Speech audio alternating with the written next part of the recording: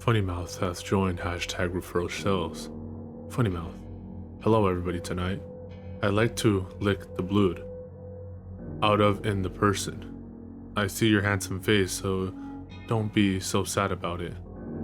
Come on, smiley face. Funnymouth has left hashtag referral sales. Ghost George. Holy fuck, what the fuck? Lemon Lime School. Did that just happen?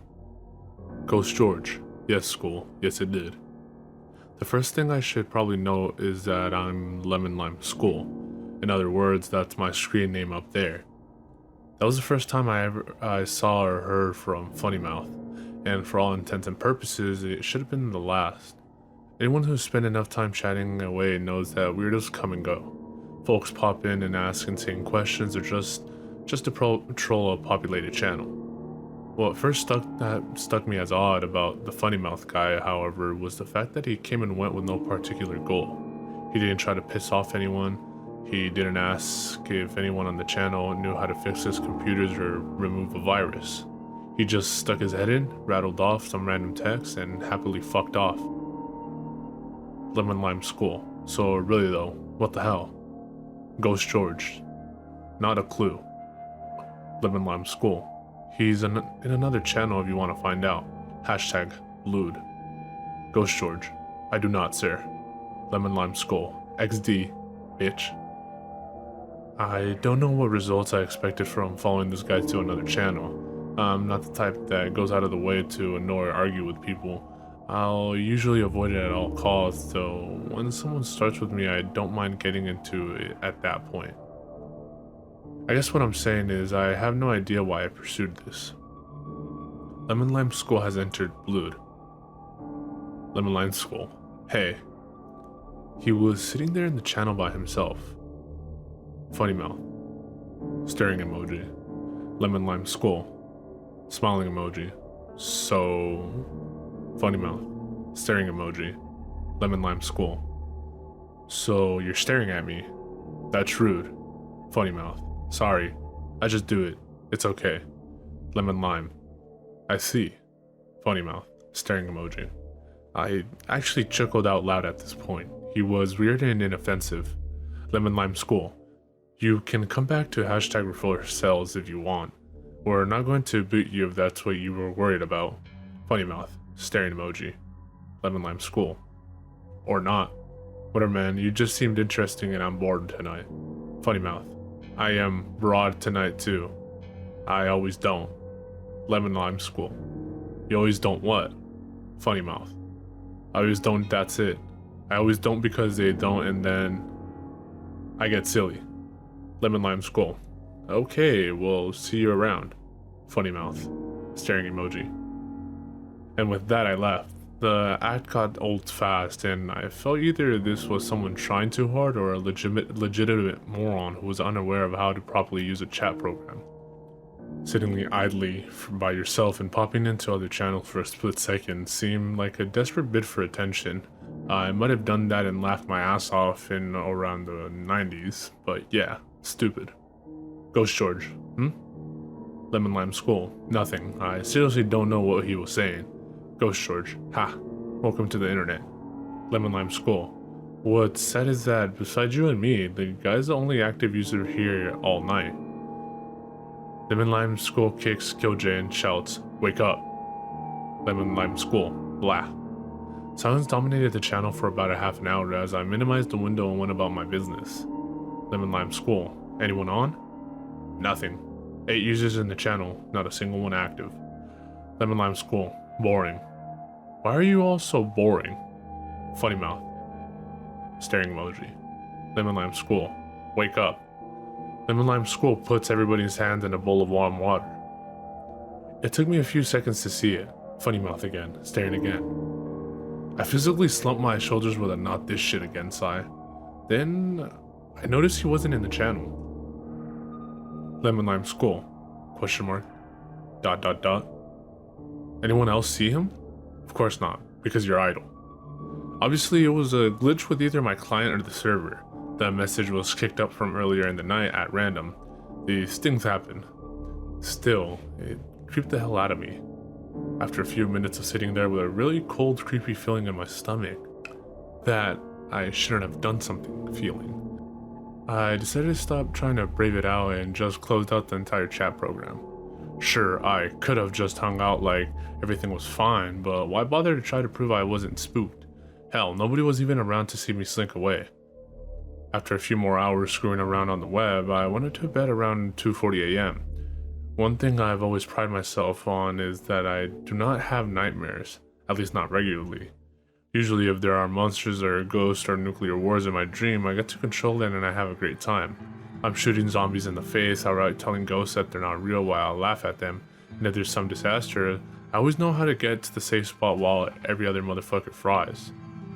I've had maybe 4 actual nightmares in the past 10 years, and yes, I'm completely serious. The first nightmare of my adult life was in 2005. I had just broken off a relationship with someone who had been with someone else for over a year behind my back. That night, when I finally did get to sleep, I dreamt she was strapped down to a medical table while some sort of unseen and inexplicable creature sucked her brain out through an organic machine. The brain screamed, ceaselessly. The second nightmare had me visiting a medical facility where they were experimenting with new methods of saving lives. There was a fantastic tour of this high-tech facility, lots of wonders of modern science, people in lab coats, etc. Then I was led to a room where 3 car crash victims had been saved by their techniques. This included a slowly rocking young girl whose face had been completely distended and hung around her chest, and a woman who was nothing but a cluster of twitching severed limbs, all held together by a drawn-out kite-like span of flesh. The third came soon after the second. I was being accosted by 2 people, one who wanted to insult me to no end, and the other who kept trying to pinch and tweak me in absurdly ineffective ways. Thinking I could control this dream like the others, I set the 2 men against each other, thinking it would be a sort of poetic justice. Instead, the pincher became increasingly violent until he was pulling at the other's cheeks, grabbing his tongue with a fist and furiously pulling at it until it came out. Then he pulled out the fellow's eyelids until they distended in some sort of grotesque prolapse. I suppose what I'm getting at is that even when I did have nightmares, I was never the actual target of any sort of horror. It's always been a kind of empathetic horror related to someone else getting brutalized. This night, however, was different. As soon as I fell asleep, I started dreaming. Basically, it was a recurring dream I have where I'm in the woods, just checking out animals and birds and generally just acting chill. I lie in the grass and look up at the sky. It's always a dream I welcome because even if I've had a shit day, I'll wake up happy and ready to start over. This time, the script changed. I laid in the grass, but while I was staring at the sky, I felt something odd. It was a cold, squirming feeling on my neck. In the dream, I reached to my neck and pulled away a long, writhing earthworm. Earthworms disgust me. If I see one in the yard, I specifically get a shovel and heap dirt over it simply so I don't accidentally see it again. Disgusted, but more or less content, I flung the worm aside and continued my dream. Then, that feeling again. Clammy, wet, wiggling against the side of my neck. I pulled another worm away. Again, it happened. The third time, the feeling of confusion and dread became so overwhelming that I immediately snapped myself out of the dream. That's what usually happens when shit gets real in my dreams. Game over. I figured it out though, at least I thought I had. In the waking world, I felt my neck and discovered a slick, slimy film on my skin. Logic dictated that I must have been drooling on my sleep. Nothing to be proud of, but not exactly terrifying either. My dreaming mind must have translated that icky feeling into an appropriate creature in the forest dream. Perhaps more unsettling though was the fact that the bed around me seemed to have indentations, 4 to be exact. It was almost as if someone on hands and knees had been hovering over me as I slept. There was any number of reasons that could have happened, but from then on that night, I slept very lightly. Any little thing like the sound of a ceiling fan would wake me straight away. I had no real interest in going back to the woods that night. When morning came around, I got ready to take off, to get out of the house and shake the cobwebs out. I only planned to check my email real quick to make sure I didn't have any pending transactions or questions I had to answer. Surprise from funnymouth@blood.com, Saturday, November 17th, 2012 at 2:42 a.m. to Charles Watts. I had a good time to talk to you. It can be fun again. You'll see what. I don't like stop it. As you probably recall, I hadn't given this asshat my email address. However, logical answer is someone else on the channel must have. He obviously came back to refer sales, asked someone who I was, and that douchebag completely betrayed me, knowing I don't give out my personal contact info. Although, the email was dated 2:40. That was pretty much the moment I went to bed, when everyone on the channel was still idle. Even though I well and truly knew I was taking some sort of bait, I responded from Charles Watts, Saturday, November 17th, 2012 at 9:29 a.m. to funnymouth@blood.com. Yeah bro, not exactly sure I want you emailing me. It was clear and to the point. There was no mistaking the message I was sending, and though it was snippy, I wasn't goading him into replying by starting a flame war. But of course, from funnymouth@blood.com, Saturday, November 17th, 2012 at 9:30 a.m. to Charles Watts. Come on, don't be so sad about it. I know you can like it, we will have fun a lot of the time. It's okay even. And with that, I blocked the address. Really, I should have done that in the first place, but I still had some sick sort of interest in exactly where this was going. Maybe if I put my foot down, he would admit he was just screwing around and call me a humorless wet blanket. When I saw it was just the same old bullshit, that gave me the green light to go ahead and shut the guy out. For what it's worth, you can relax at this point. The blocking stuck. There was no follow-up message circumventing the ban. After a few minutes, I assured myself that was all over and I went about my day. It wasn't until I got home at dusk that the cold, squirming feeling in my stomach started all over again, and I had no idea why. Well, that's not entirely true. I had some idea. I checked my email. Nothing from Funny Mouth. However, there was an email from George G, Saturday, November 17th, 2012 at 2:03 p.m. to Charles Watts. Hey, refersales.com is fucked up. I can't get shit to load. When you're online, please take a look ASAP. Peace and carrots, George, Blood. Lol skeletons added by Lol skeletons. I let out a string of curses. Downtime meant lost sales, and I'd been out all day with no way for a hordehead to contact me. If I'd been a little bit less strict with my personal info, he could have just called me. I loaded the site and waited for some sort of error screen. Instead, it began to reroute to another page, blood.com, from Charles Watts, Saturday, November 17th, 2012 at 6:15 p.m. to George G. Yeah, I see it. It's redirecting to a website with a giant pixelated face with a messed up tongue. I think this has to be that Funny Mouse piece of shit. Do you give him my email with the domain in it? CW. From George G. Saturday, November 17th, 2012 at 6:23 p.m. to Charles Watts. It's a 404 page, not a redirect. I want what you're smoking. All I get on blood.com is a coming soon notice.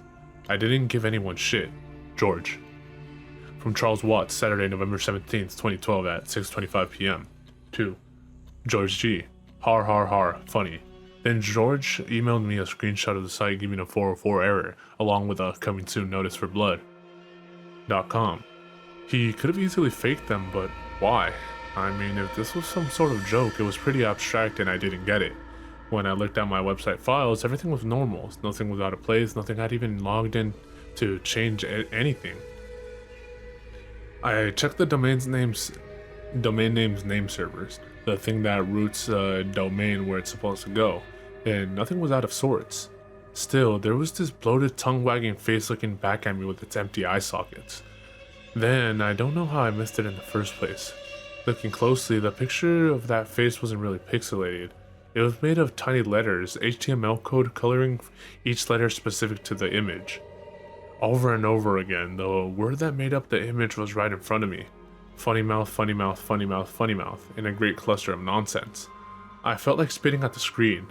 I unblocked his email address and set about writing an incredibly profane and threatening letter. I didn't really care if I got the site back at this point. I just wanted to get everything off my chest so I could feel like I was in control of the situation again. Before I could finish the letter, I just got this weird, creepy feeling again. That, no, it couldn't be. Feeling where you know you're being absurd, but at the same time you know you're right. I stopped hacking out of my death threats and checked the inbox. From funnymouth at blood.com, Saturday, November 17th, 2012 at 7. To Charles Watts, I see your handsome face. From Funnymouth at 7 p.m. Hello, buddy. From Funnymouth at 7:01 p.m. Come on. From Funnymouth at 7:01 p.m. Hello. Hello, hello, hello. I do want not to not. I don't think about it, please, though. I see your handsome face. Not only was that feeling correct, the feeling that he had already emailed me since the minute I unblocked him, but it seemed he had steadily been emailing me non-stop since I blocked him. 10 more letters arrived just within the time span it took me to reply. From Charles Watts, Saturday, November 17th, 2012 at 7 p.m. To Funnymouth at Blood. Fucking stop. I was getting a stress headache. My heart was pounding not from fear but rage. This was probably the most absurdly infuriating person on the internet, and that's saying a lot. Thankfully, the string of letters did indeed stop. I tried to calm myself down, breathing deeply, but it didn't seem to take. I was still incredibly pissed. Slowly and methodically, I sent him another note. From Charles Watts, Saturday, November 17th at 7:21 p.m. To Funnymouth, hi. I don't understand what you are saying. I do not understand what you want. I think there may be a language barrier. Is your first language English? I think you have done something to my website and I would like you to undo it. If you are mad at me, I didn't intend this to happen. You may have misunderstood what I said or what I meant. Please change my website back and let's both go our separate ways. Thank you, CW. I waited. I thought about how I had conquered my anger and that this measured response was really the best way to go about it. This fellow would understand what I meant. He'd realize the mistake he made. I calmed down. Everything was going to be okay. Then, from funnymouth at blood.com, Saturday, November 17th, 2012 at 7:23 p.m. To Charles Watts, staring emoji. I hit the roof. I hit the goddamn roof and went clear through it. I smacked my monitor with my palm, knocking it clear off the desk. That pissed me off even more, as I drove my fist into the keyboard repeatedly until the keys flew free. I screamed out in a mixture of frustration with myself and rage over this situation and stormed out of the room, knocking down anything and everything I could get my hands on. For as long as I could manage the energy, I laid waste to my own shit. I would've started a fire and burned the fucking place down if I had a lighter on hand. That night, I stared at the ceiling for what felt like an eternity before sleep came. Waiting for sleep, I knew I was going to have a nightmare. I just knew it. That was how my luck was going. Imagine how surprised I was even in sleep when, instead of some horrific setting, I was someplace safe. The woods. I laid in the grass again. I felt the relaxation. I knew even my subconscious knew that everything would be okay. No matter what setbacks life threw at me, the world would go on. Nothing would be permanent. Everything was in transition. Nobody could really get to me. I felt the squirming against my neck. Nope, no dice. Nothing could spoil this right now. I ignored the worm, it would go away. I felt the squirming move to my mouth. Now I couldn't will myself awake. Every other time I'd been able to decide to wake up, but it seemed like that opportunity had now passed. Then, it wasn't a worm, it was a finger. Then another. Then more until 4 slimy squirming digits were locked around my teeth, clutching my lower jaw. It didn't hurt when it happened. It was just sort of like a pop. More pressure than pain. It was quick, and before I even knew what was going on, it was over. I then managed to force myself awake. I sat up and got to my feet in complete darkness. Feeling my way around the walls, I made my way into the bathroom. There, I finally flicked the light switch. I stood before the mirror, rubbing my eyes as the harsh light blinded me. I stared into the mirror for minutes on end with no reaction, no feeling, no thoughts. Then I smiled. I smiled as best as I could. Now that my jaw was completely broken, hanging loose around my neck, my tongue lolled out listlessly like a paralyzed gooey slug. My teeth weren't rooted in anything but threads of flesh. I could pull them out by hand with about the same discomfort as a needle prick. I laughed, the halting sound coming out like the gurgle of a backed up sewer drain. What a handsome face. What a funny mouth. A funny mouth. A funny mouth, funny mouth, funny mouth. Lemon Lime School has joined #refer sales. Lemon Lime School, I see your handsome face. Don't be so sad about it. Smile face. Ghost George. Hey, where the fuck were you? Hello? Charles? ... Lemon Lime School. Staring emoji. Lemon Lime School has left. Refer sales.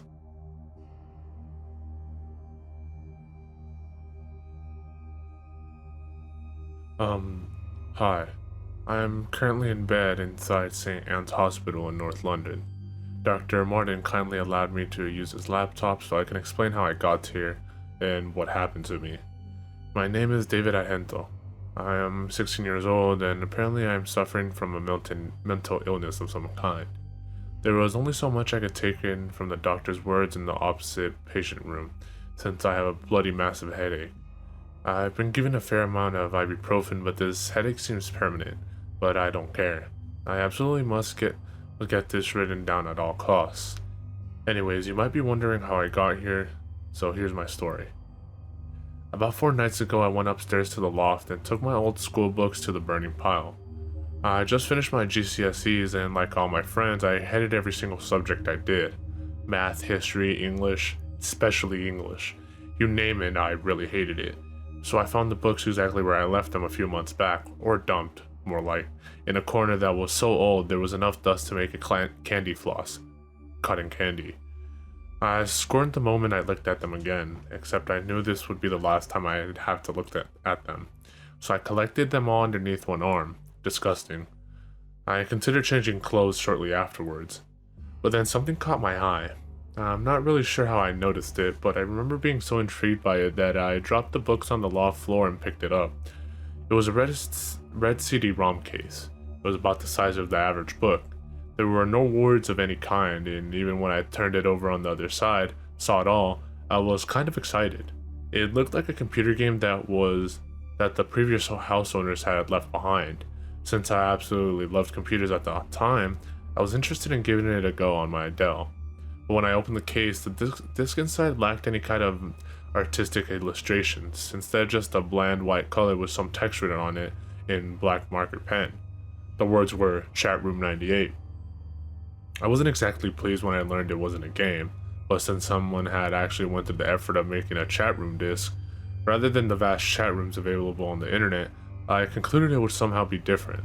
That I got right. Having kicked the worthless books down the attic ladder, I inserted the disc inside my old laptop. After a brief moment, a red box with no text in it appeared. I wasn't sure what to make of it at first, but it seemed to linger there for half a minute. Then the screen went black for a brief moment and flashed. The words, "Welcome to Chat Room 98, appeared at the top center of the screen. Chat Room 98? What was the significance of that number? Then what appeared to be a white text box opened up in the center. I didn't know what to type, so I randomly put, "Hello." I didn't expect any kind of response, but then I got one. A person by the name of Darwin Clark replied, "Good afternoon." There was no possible way that this person was real. It seemed like I was the only possessor of this chat room disc.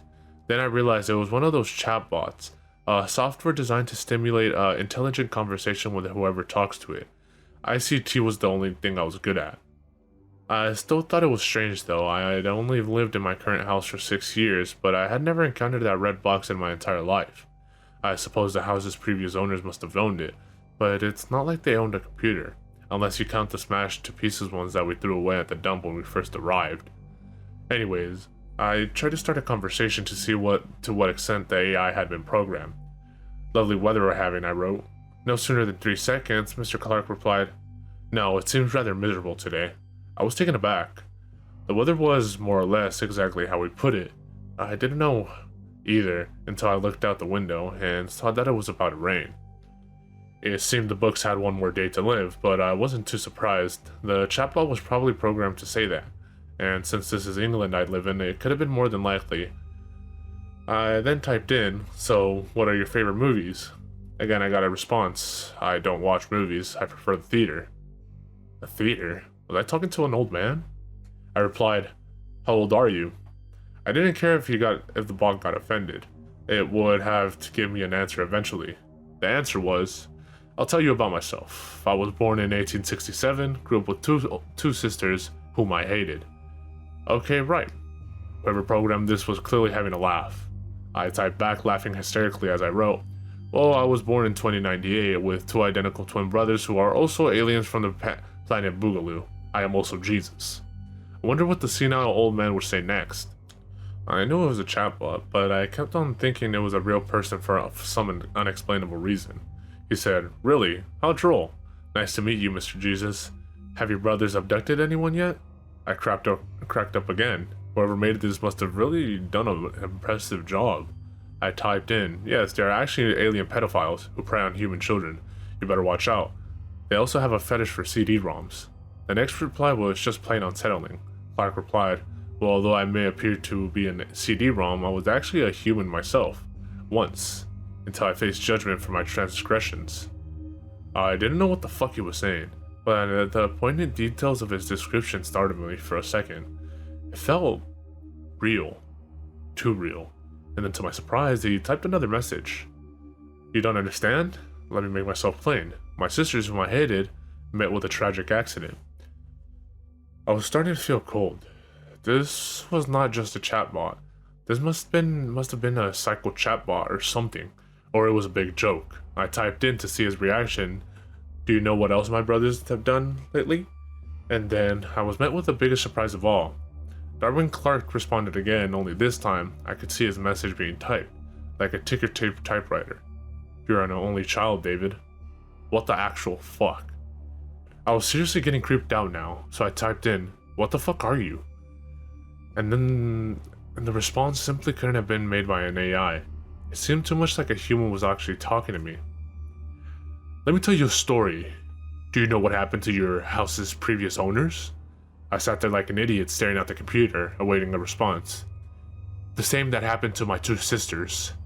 Remember, I despised both of them." That was it. I moved the cursor to the top right corner to click the cross button, and it did this nightmare. I was relieved. I had only been talking to it for 5 minutes, but it seemed like 2 hours. But when I tried to shut down the PC, the unthinkable happened. The computer became unresponsive. It went all glitched and fucked up. Worse still, the chat room opened by itself. I got another message. And by this time, I was sure to be hallucinating by now. "You have not heard everything yet." I scrambled at the keyboard. I was losing my mind. "Are you fucking with my computer? Stop. This is seriously not funny." Finally, I think this is where it happened. Darwin Clark typed it in again. This time in a much slower ticker tape typewriting fashion than last time. I could hear nothing than my own heartbeat.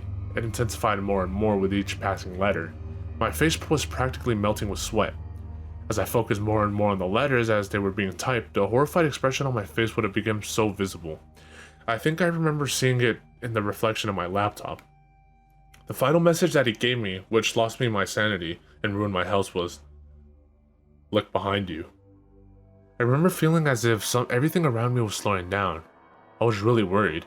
Part of me knew that there would be something behind me, and a smaller part tried to assure me that there was nothing there. I shut my eyes and clenched my teeth violently together and then shot my head back like a bullet. Nothing. Absolutely nothing. I spat out a weak laughter and nodded my head in relief, and I felt like everything was safe again. Until I looked back to my computer monitor, and I must have seen it in the moment I swiveled my chair, but it caught me anyway. There was a face. A fucking face of a man. A fucking pale white man who was grinning at me on my laptop screen. His hair was blonde and he seemed to be in his mid-20s, but his facial expression was the exact opposite of friendly. His eyes were crimson red. I only saw it for a nanosecond of a nanosecond, but that was all I could take. After that, apparently I screamed violently and then fell unconscious for 4 hours. That's what Dr. Martin told me. He's the guy looking after me at the moment. He really doesn't know what I've been through. So here I am now, sitting in bed at 4:30 a.m., typing this story to the world. Even as I type, I still worry that the face will appear once again and scare the shit out of me. I seem to be suffering from a trauma. My eyes have grown dark purple circles around them because I literally have not slept at all since this incident. I tried sleeping, but that face stops me from sleeping. Now that I have written this story, I urge everybody to watch out. If you see a red CD-ROM case, throw it away. Do not open it, and do not use it. I am now going to jump out a 3rd-story window. I can't take this anymore. I'm fucking scared. I want to die now. If anyone tries to resuscitate me, then fuck you too. And do not, I repeat, do not go looking for Darwin Clark. He may not be real, but he can drive you insane. Yeah, I've read this message. Do not look for Darwin Clark. If you find him, you will lose your mind.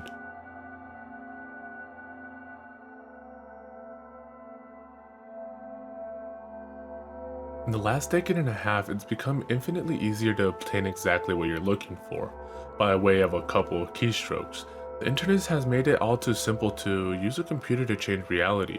An abundance of information is merely a search engine away, to the point where it's hard to imagine life as any different. Yet a generation ago, when the words streaming and torrent were meaningless save for conversations about water, people met face to face to conduct software swap parties, trading games and applications on sharp level 5.25-inch floppies. Of course, most of the times the meets were a way for frugal and community-minded members to trade popular games like King's Quest and Maniac Mansion amongst themselves. However, a few early programming talents designed their own computer games to share amongst their circle of acquaintances, who in turn would pass it on until, if fun and well designed enough, an independently developed game had its place in the collection of aficionados across the country. Think of it as the 80s equivalent of a viral video. Pale Luna, on the other hand, was never circulated outside of the San Francisco Bay Area. All known copies have been long disposed of. All computers that have ever run the game now detritus buried under layers of filth and polyester. This fact is attributed to a number of rather abstruse design choices made by its programmer. Pale Luna was a text adventure in the vein of Zork and the Lurking Horror, at a time when said genre was swiftly going out of fashion. Upon booting up the program, the player was presented with a screen almost completely blank except for the text. You are in a dark room. Moonlight shines through the window. There is gold in the corner, along with a shovel and a rope. There is a door to the east. Command? So began the game that one writer for a long out-of-print fan site decried as enigmatic, nonsensical, and completely unplayable, as the only commands that the game would accept were pick up gold, pick up shovel, pick up rope, open door, and go east. The player was soon presented with the following: reap your reward, Pale Luna smiles at you. You are in a forest. There are paths to the north, west, and east. Command. What quickly infuriated the few who played the game was the confusing and buggy nature of the second screen onward. Only one of the directional decisions would be the correct one. For example, on this occasion, a command to go in the direction other than north would lead to the system freezing, requiring the operator to hard reboot the entire computer. Further, any subsequent screens seem to merely repeat the above text, with the difference being only the directions available. Worse still, the standard text adventure commands appeared to be useless. The only accepted non-movement related prompts were use gold, which caused the game to display this message, not here. Use shovel, which brought up, not now, and use rope, which prompted the text, you've already used this. Most who played the game progressed a couple of screens into it before becoming fed up by having to constantly reboot and tossing the disc in disgust, writing off the experience as a shoddily programmed farce. However, there's one thing about the world of computer that remains true. No matter the era, some people who use them have way too much time on their hands. A young man by the name of Michael Nevins decided to see if there was more to Pale Luna than what met the eye. 5 hours and 33 screens worth of trial and error and unplugged computer cord later, he finally managed to make the game display a different text. The text in this new area read, Pale Luna smiles wide. There are no paths. Pale Luna smiles wide. The ground is soft. Pale Luna smiles wide. Here? Command? It was another hour still before Nevin stumbled upon the proper combination of phrases to make the game progress any further. Dig hole, drop gold, then fill hole. This caused the screen to display, congratulations, 40.24248, negative 121.4434. Upon which the game ceased to accept commands, requiring the user to reboot one last time. After some deliberation, Nevins came to the conclusion that the number referred to lines of latitude and longitude. The coordinates lead to a point in the sprawling forest that dominated the nearby Alaskan volcanic park. As he possessed much more free time than sense, Nevins vowed to see Pale Luna through to its ending.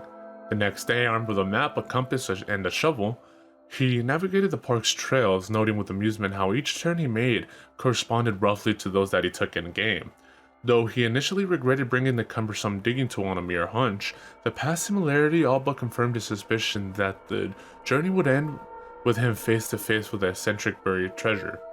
Out of breath after a tricky struggle to the coordinates, he was pleasantly surprised by a literal stumble upon a patch of uneven dirt.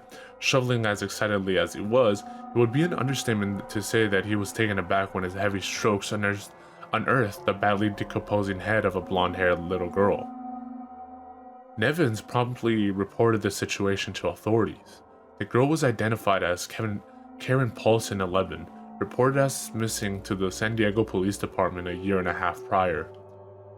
Efforts were made to track down the programmer of Pale Luna, but the nearly anonymous legal gray area in which the software swapping community operated inescapably led to many dead ends. Collectors have been known to offer upwards of 6 figures for an authentic copy of the game. The rest of Karen's body was never found.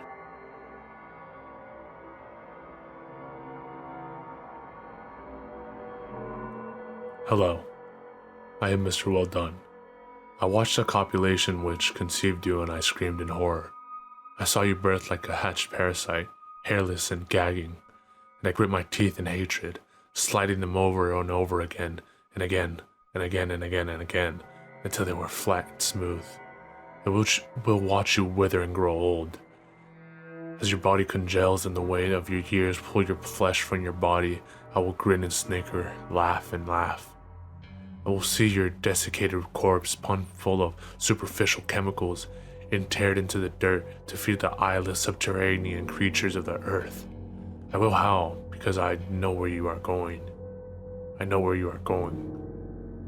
I know the secrets of this earth, as I knew the secrets of the one before it. I will bring about the end, and you cannot stop me. You read these tales and you do not know that with each one you read, with each one you create and recreate, with each one you retell, with each one you claim ownership of, you beckon the end. For there will be some among you who try to verify these tales. You will seek them out. Those that do so with passion will find that many of them are falsehoods, but some will be harrowing at the very least. Others will leave you scarred for the rest of your fleeting days, and others still will leave you stripped of your flesh. And that flesh will be used to build more and more and more tales, twisted and stretched to cry out to more curious individuals. I will smile, my teeth clenching together tightly, tightly, tightly, until one cracks with a satisfying pop. My eyes unblinking, watching everything fall into peace, wide and empty, weeping and shriveling with delicious, protracted agony. I am so excited, so very excited. Even as you read this, some among you are emboldened. The sick part of you which lusts for the end whisper into your mind, making you want to see the horror, the pain, the blood, and the death. You want to see it. You want to see what lies hidden in the dark, beyond sight, smell, taste, hearing, and touch. Come and see. I will show you such wonderful things. Hello. It is not what you cannot see in the dark that you fear. It seems the masses have comforted themselves with the trite statement, people fear the unknown. Humanity finds a strange comfort in this statement. If people did indeed fear the unknown, this statement would be akin to locking eyes and spirit with that soul-rending horror which lurks unseen in the back of every human's mind. No, it is not what you cannot see in the dark that you fear. It is what you will see if you gaze long and hard into it. You will see that thing you know you will see. You will attempt to assuage that string of fear in your mind by numbly assuring yourself that it is simply a figment of the rampant faculties of the subconscious. It is not. Yes, we fear the dark for a reason. The reason is not what you think it is.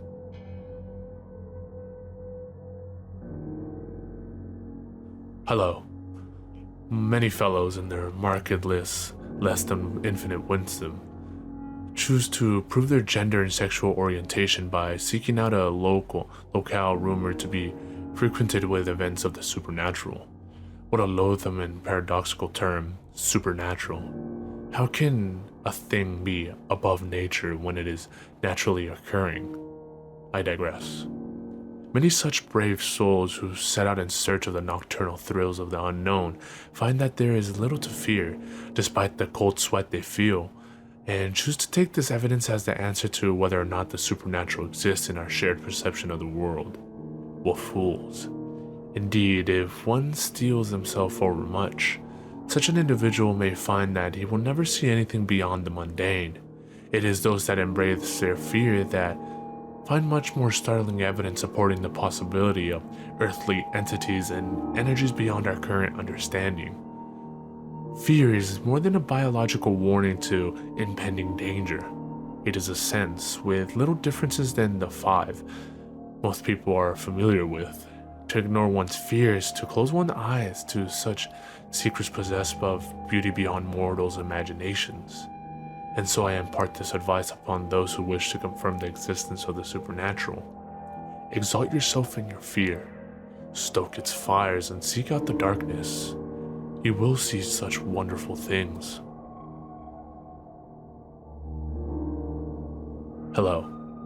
Of all the most wonderful things to be seen in this world, the best of them lay in the periphery of the worldly, the superficial, the mundane, the worthless, the duplicitous, wretched, horrid, loathsome hatred, despicable, sickening, vapid reality which humanity clings to. Pardon me. But in the corners of the eye lay unknown gems amidst the refuse.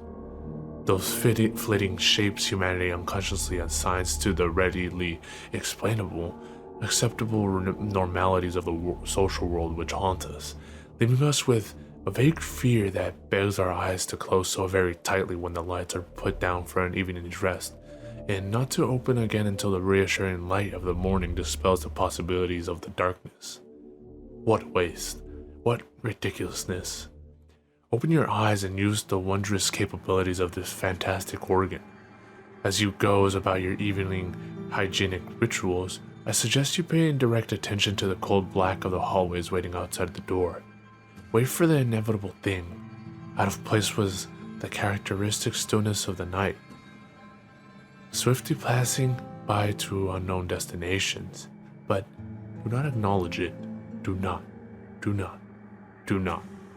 Some things are best only seen and not interacted with in other ways. For in seeing that which believes itself unseen, awareness comes with the most severe consequences. Oh yes, so severe. Do behave. Look, but do not touch, or speak, or taste. Only then, perhaps, you will hear.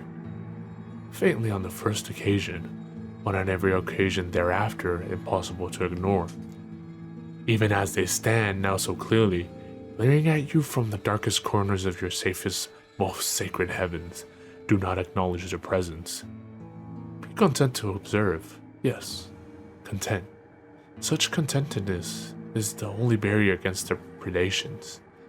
If you can do this, if one can stand the temptations of the darkness and control one's primordial self, perhaps then you will be prepared for more, much more.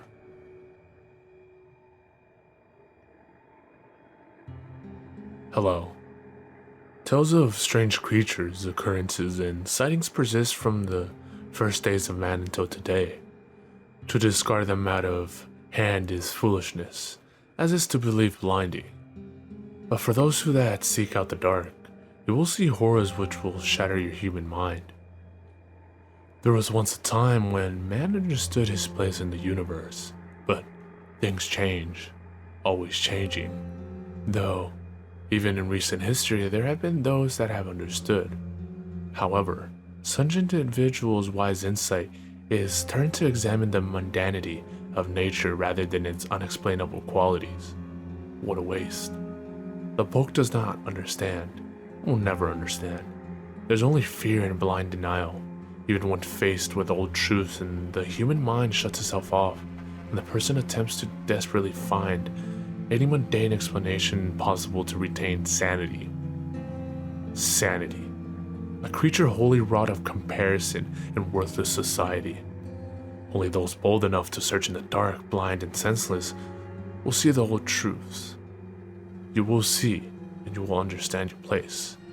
You will experience feelings so powerful and varied that you will be unable to assign words to describe the experience, and then it will all end.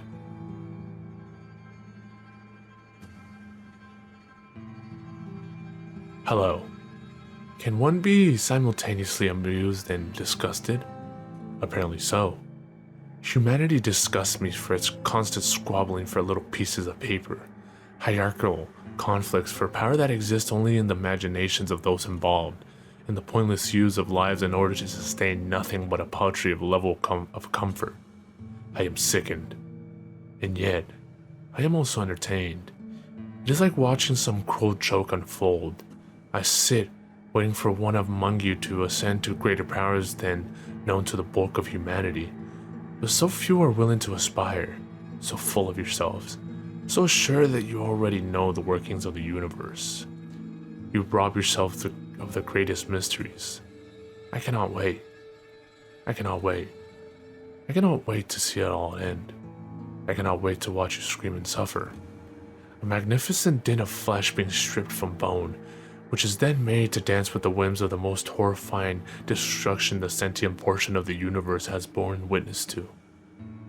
It will be a wonderful taste of vengeance for having been subjected to your monotony. Yet, I still yearn for even one among you to attend the eyes with which to see all of the cosmos. But I also yearn to pluck your organs from their positions of safe functioning simply to relish the expression of pain and terror on your faces. I wonder if I shall ever be so divided. I wonder what I shall do when such divisions cease. I cannot wait.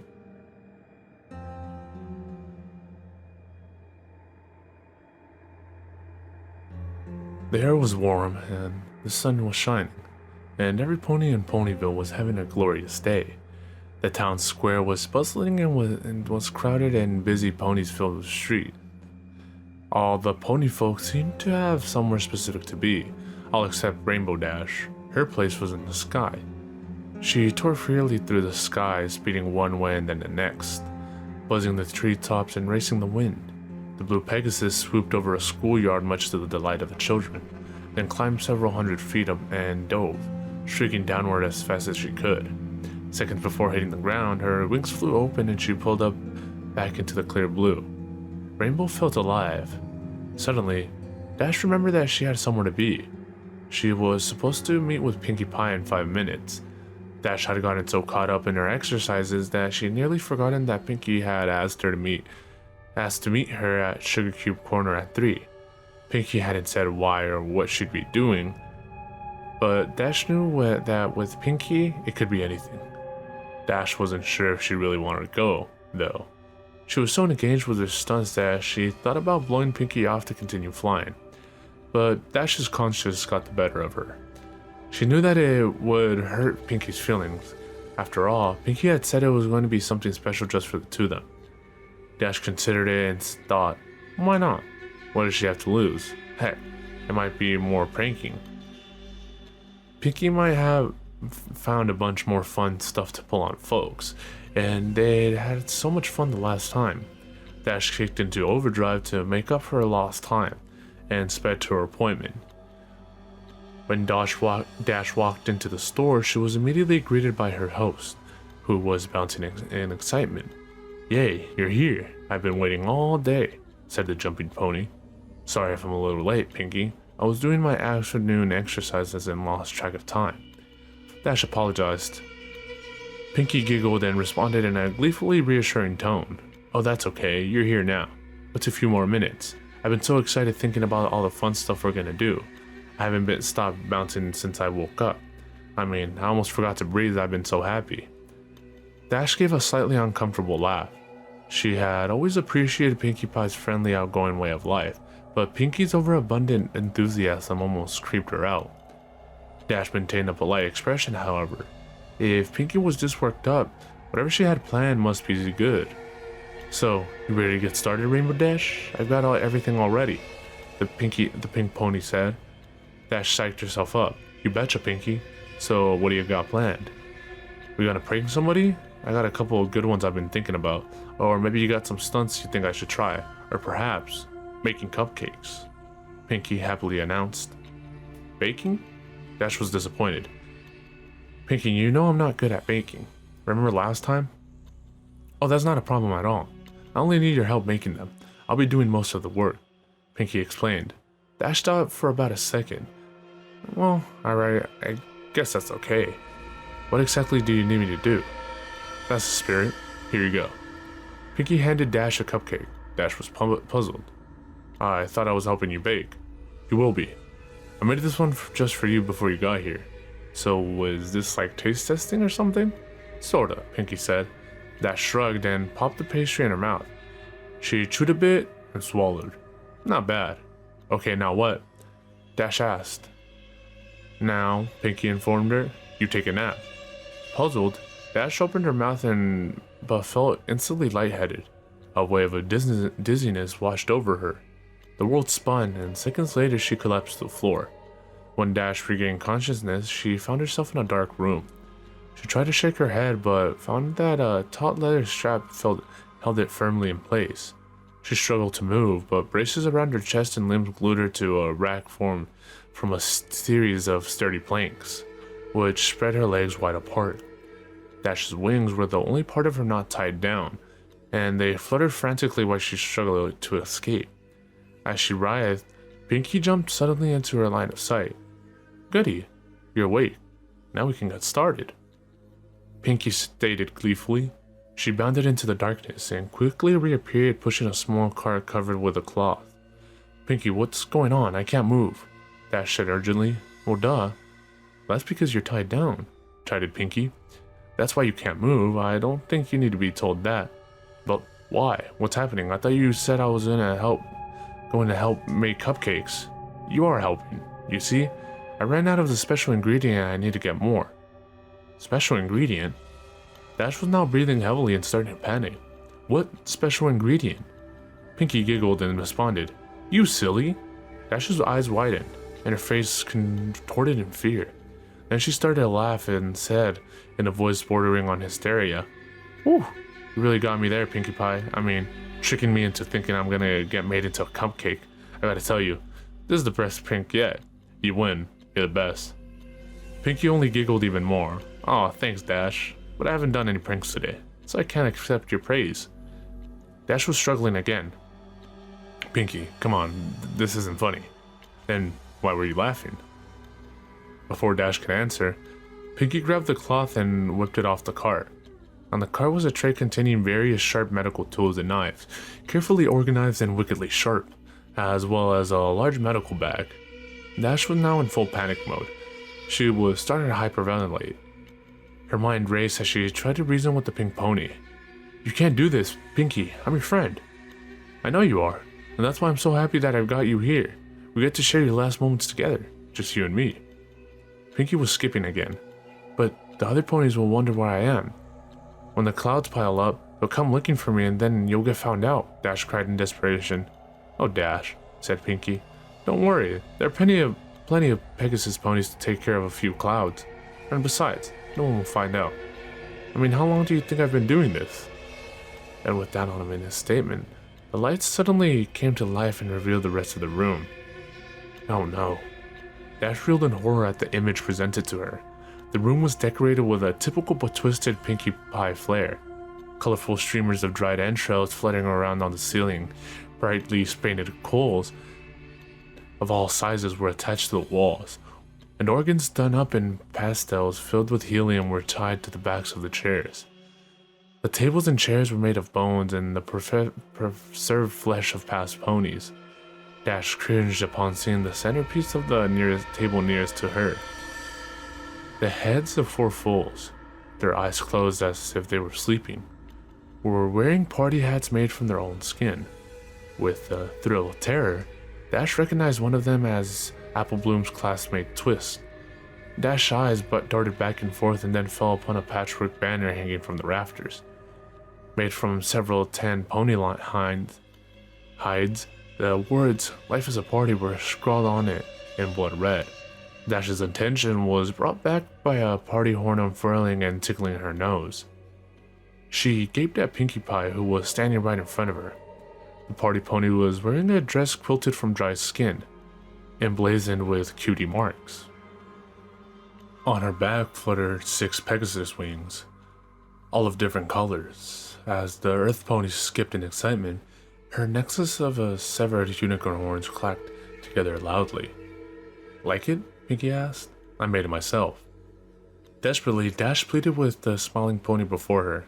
"Pinkie, please, I'm sorry if I did anything to you. I didn't mean it. Please let me go. I promise I won't tell anybody." "Oh, Dash, you didn't do anything.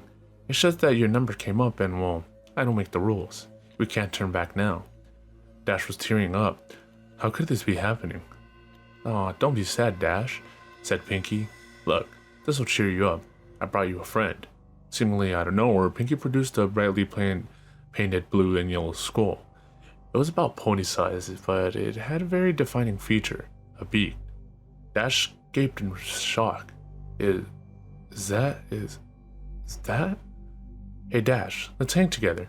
These ponies are lame-os. Dweebs. Pinkie mimicked. "I caught her right before she left town.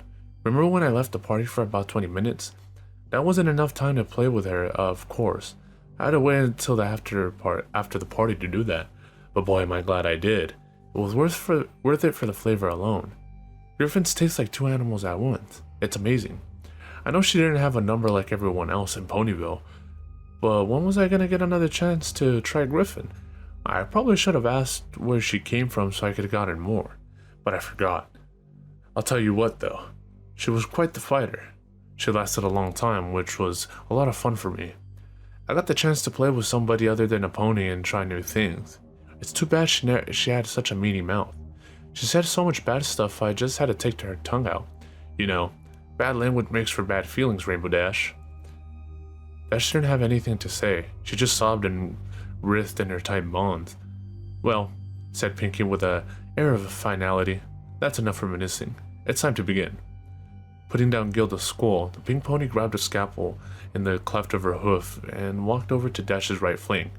Without any flair, Pinkie placed the blade an inch above Dash's cutie mark and began a circular cut around it. Dash shouted in pain and tried desperately to pull away, but the braces held her still. Finishing the incision, Pinkie grabbed a curved skinning knife from the tray. Screwing up her face in concentration, she worked it under Dash's skin and sliced the hide away from the muscle. Dash ground her teeth as she tearfully watched her flesh peel off. Pinkie then moved to the other side and repeated the process on Dash's left flank. Once she had finished, Pinkie held up both cutie marks in front of her friend and started waving them like pom-poms. Dash just whimpered. Her thighs burned like nothing she had ever felt before. Placing the ragged patches of skin down, Pinkie selected a large butcher knife and walked behind the blue Pegasus. "Hope you don't mind. I think I'm gonna wing it now," Pinkie laughed. She grabbed Dash's left wing in her mouth and played with it for a few seconds, inking it back so the sharp pain reignited the fire in Dash's flanks. Then stretching the wing out, Pinkie brought the blade down hard at the base. Instantly, Dash screamed and thrashed her appendage. The movement threw off Pinkie's aim. She tried to hit the mark again but missed, and carved a huge slice into Dash's back. "Dash, you gotta stay still or I keep missing," she scolded Pinkie as her friend howled. Pinkie took another whack and hit her target. She swung again and again. Blood sprayed into the air, but Pinkie realized she wasn't getting anywhere. The blade just wasn't going to go through the bone. I guess I forgot to sharpen it. I'll try something else," she stated matter-of-factly as she tossed the knife over her shoulder, embedding the blade into the table. Through the haze of pain and tears, Dash heard the sound of a metal box opening and closing. "Got it. Say, Dash, why do they call it a hacksaw? It doesn't hack. Hacking is what I was doing with the knife. This is a saw. I don't get it." Pinkie placed the tool over the mangled flesh of the last attempt. Standing on her hind legs, she worked the saw back and forth with her hooves. It sliced effortlessly through the bone and skin. The feeling of the jagged teeth grinding into her made Dash want to vomit. She watched numbly as her wing flew over her head and landed with a fluff on a table. Pinky moved to the next wing and started sawing. Dash didn't struggle this time. She had given up trying to fight and focused on choking back the screams of agony. Abruptly, the sawing paused. Pinky was only halfway done, the wing hanging off by a sliver. "Hey Dash," Pinky piped up. "Think fast." Suddenly, Pinky yanked the wing as hard as she could. The bone snapped, but the blue pony's skin held, then tore away. The pull ripped away a long strip of flesh all the way down Dash's back to her rump. Her body seized at the unexpected trauma. As her pelvis tensed up, Dash felt a warm release between her legs, and a loud, unending melody of pain filled the room. Unable to catch her breath, she blacked out. Dash awoke with a gasp. The stench of her urine filled her mucus-caked nostrils. As her vision swam into focus, she saw a very pouty Pinkie Pie removing a large adrenaline needle from her chest. Stomping her hooves, the frustrated Pinkie lashed out at her helpless victim. "Didn't anybody teach you any manners? It's very rude to fall asleep when someone invites you over to spend time with them. How would you like it if I came over to your house and went to sleep?" "Oh, I'm sorry, Dash. You're so worn I think I'll take a nap." "You think I always like doing this by myself? I told you how excited I got when I found out you were next. I was excited to have a friend be here with me while I worked. But no, you've got to be inconsiderate. You know, I thought you were tough. I thought you could handle anything. I've had fools stand up better than you." "Do I have to baby you? Huh? Is that how you want me to remember you as? A baby?" As Pinkie stopped to catch her breath, Dash blinked and sobbed softly. Her back was in agony, her sides were on fire, and there was an intense pain in one of her legs. As she blinked again, she saw Pinkie pop something red into her mouth and begin to chew. Noticing Dash's stare, Pinkie quickly gulped the morsel down. "What?" Pinkie asked. "Oh, this." She held up another piece. "Well, while you were asleep, I got a little impatient and helped myself to a small sample. I got it from your leg. You're not bad. Want to try some?" Without waiting for a response, Pinkie shoved the strip of meat into the revolted Pegasus pony mouth. Dash gagged and immediately spit it out. Pinkie frowned and picked up the chunk of flesh. "If you didn't want it, you could have said no." She contemplated the discarded snotty morsel, then gulped it up. "It's not like you haven't had my cupcakes before." Swallowing, Pinkie turned her attention to a small can on the tray. She removed the lid, revealing that it was filled with red-hot coals. Lying on top of the coals were several large nails. As the adrenaline filled their veins, Dash began to panic again. Picking up the can, Pinkie walked over to Dash's left, holding some tongs with her mouth. Pinkie carefully picked up a nail and positioned it at the seam between her victim's front left leg and hoof. She then grabbed a hammer and took careful aim. "No, Pinkie!" Dash screamed. "No, no!" The hammer came down and the nail punctured Dash's skin. The white-hot burning was too much. Dash screamed as she pulled and thrashed at the braces, causing her raw skin to rub and tear. Pinkie tried to line up another nail, but couldn't find her aim, and let out a frustrated grunt. When Pinkie brought the hammer back to take a wild swing, Dash burst out crying and begging, "Please stop, please, please stop." Pinkie rolled her eyes. Putting down the hammer and tongs, she walked back in front of her friend and stared pensively at the broken Pegasus. Gilda didn't even cry this much when she had a live parasprite stuffed down her throat. Pinkie thought for a minute about what to do next, then had this sudden spark of inspiration. Rotating a wheel on the rack, Pinkie laid Dash on her back, then moved to Dash's hind legs, bringing the can with her. Picking up her tools, Pinkie drove a searing hot spike of metal directly into the bottom of Dash's hoof. As Dash yelled in pain, Pinkie moved around and drove a second nail into the other hoof. Next, Pinkie went back to her cart and located an enormous battery and controller, which she dragged over to where she was working. She tied copper wires between the terminals and the nails driven into Dash's hooves, then gave Dash a wink and flipped a switch. Electricity rocketed through Dash's body. The blue pony reacted immediately. Her body seethed, and her muscles snapped taut. Dash's hip thrust skyward and her eyes rolled back, and she let out a deep throat-shedding cry. Pinkie giggled and danced in place, then reached down and turned up the juice. Dash convulsed uncontrollably, and her bladder emptied once more. After about 5 minutes, Pinky shut off the power. Wisps of steam rose from the singed fur around Dash's hooves, and the area reeked of cooked flesh and burnt enamel. Pinky rotated Dash upright and then tried to snap the drooling, delirious pony back to attention. Dash! Dash! Rainbow Dash, wake up! Dash moaned and managed to give a modicum of weak acknowledgement. Pinky studied her handiwork, then reached into the medicine bag and produced a large syringe. Alright, time for the last round. Dash focused blearily on the needle, which Pinky took as a question as to what it was. This is a little something to take the pain away, Pinky informed Dash as she walked around to her victim's ruined back. Dash flinched as Pinky jabbed the needle into the lower part of the blue pony's spine. Moving in front of her friend again, Pinky leaned down and elaborated. In a few minutes, you won't be able to feel anything below your ribcage. Then you'll be able to stay awake and watch the harvest. Dash started to cry again. Pinky? She choked out. Yeah? I want to go home, Dash sobbed. Yeah, I can see you wanting to do that, replied the party pony. Sometimes I just want to give up. Just say, I'm done with this mess and go to bed. But you know what? You can't shrug off your responsibilities. You have to pull yourself up and meet challenges head on. That's the only way you're gonna get ahead in life. Dash hung her head and cried. Minutes passed as the drug took effect. Eventually, Dash was completely numb from her chest to her flanks. At this point, Pinky approached with a scalpel.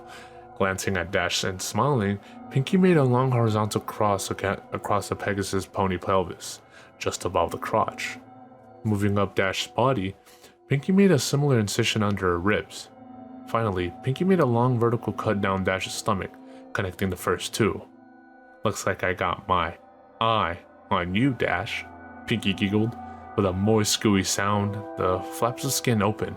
The sight of her own organs and the lack of feeling caused Dash's breathing to intensify. Pinky carefully sliced open Dash's abdominal sac and grabbed her large intestines. As she separated the organ from the rest of her digestive tract and pulled it out of the new cavity, Pinky grew jovial, laughing as she gutted her friend. Pinky began to make jokes. Dash, growing weaker with this new source of blood loss, tried desperately to shut out the macabre comedy act. Look at me, I'm Rarity, Pinky laughed, slinging the intestinal tube around her neck and spraying blood in all directions. Isn't my new scarf so pretty? Reaching back inside, she sliced the smaller intestine off from the bowels, squeezing out the excrement. Jesus Christ. Pinky filed the slimy organ through her teeth and dragged it back and forth. Dentists say you gotta floss every day, Dash. Dash was barely aware of what was going on anymore. The shock was causing her to fade. Disappointed, Pinky dived back into the blue pony's guts, ramping up her routine. Aw, don't go yet, Dash. Pinky started pulling out the rest of Dash's organs, pausing with each removal. I know I can be a real pancreas, but you know I'm just kidding with you. You really gotta learn to liver it up. Boy, these jokes are getting bladder. Guess you gotta develop a stomach for them. Pinky placed the discarded party parts into a bucket, keeping the last one for a bit longer.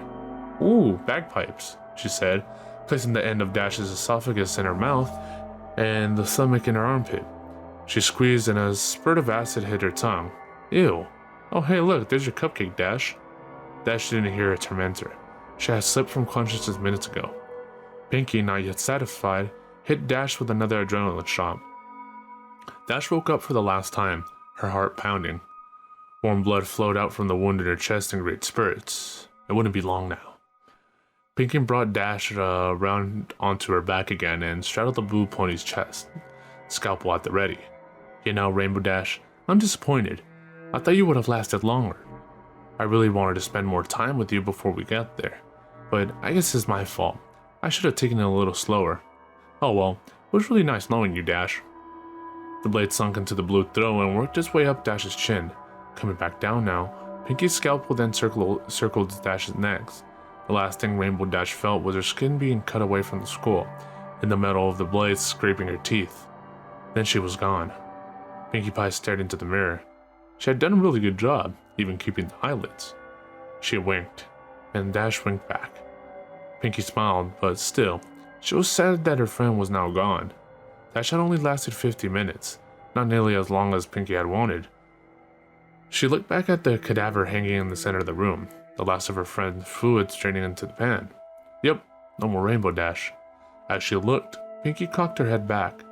She began to take notice of the fact there wasn't really much damage to the corpse. In fact, the pink pony mused, I think. An idea exploded in her head. She was good at sewing and she had all the pieces. All she had to do was put them back together. Yeah, she just had to get some stuffing and bingo. She'd have Rainbow Dash forever.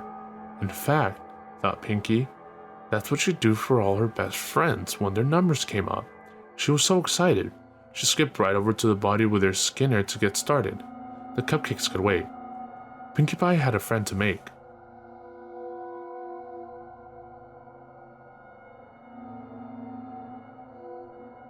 You see, I am a simple college student living alone in an apartment. I was very enthusiastic about the release of Pokemon Heart Gold Soul Silver here in the States. I have purposely locked myself out of all media and the internet side for school purposes. That means no 4chan, no V, no Bulbapedia, etc. As I was busy with the school year and being poor at the time, I wasn't able to buy Soul Silver on its launch day.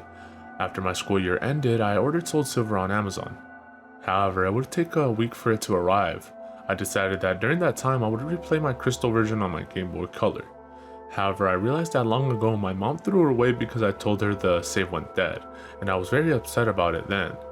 She also threw away my silver version, so all I have is my Game Boy Color. As such, I set out to GameStop and bought a used silver version, as it's the only Pokemon game left that they have for the Game Boy Color. $10, fairly cheap.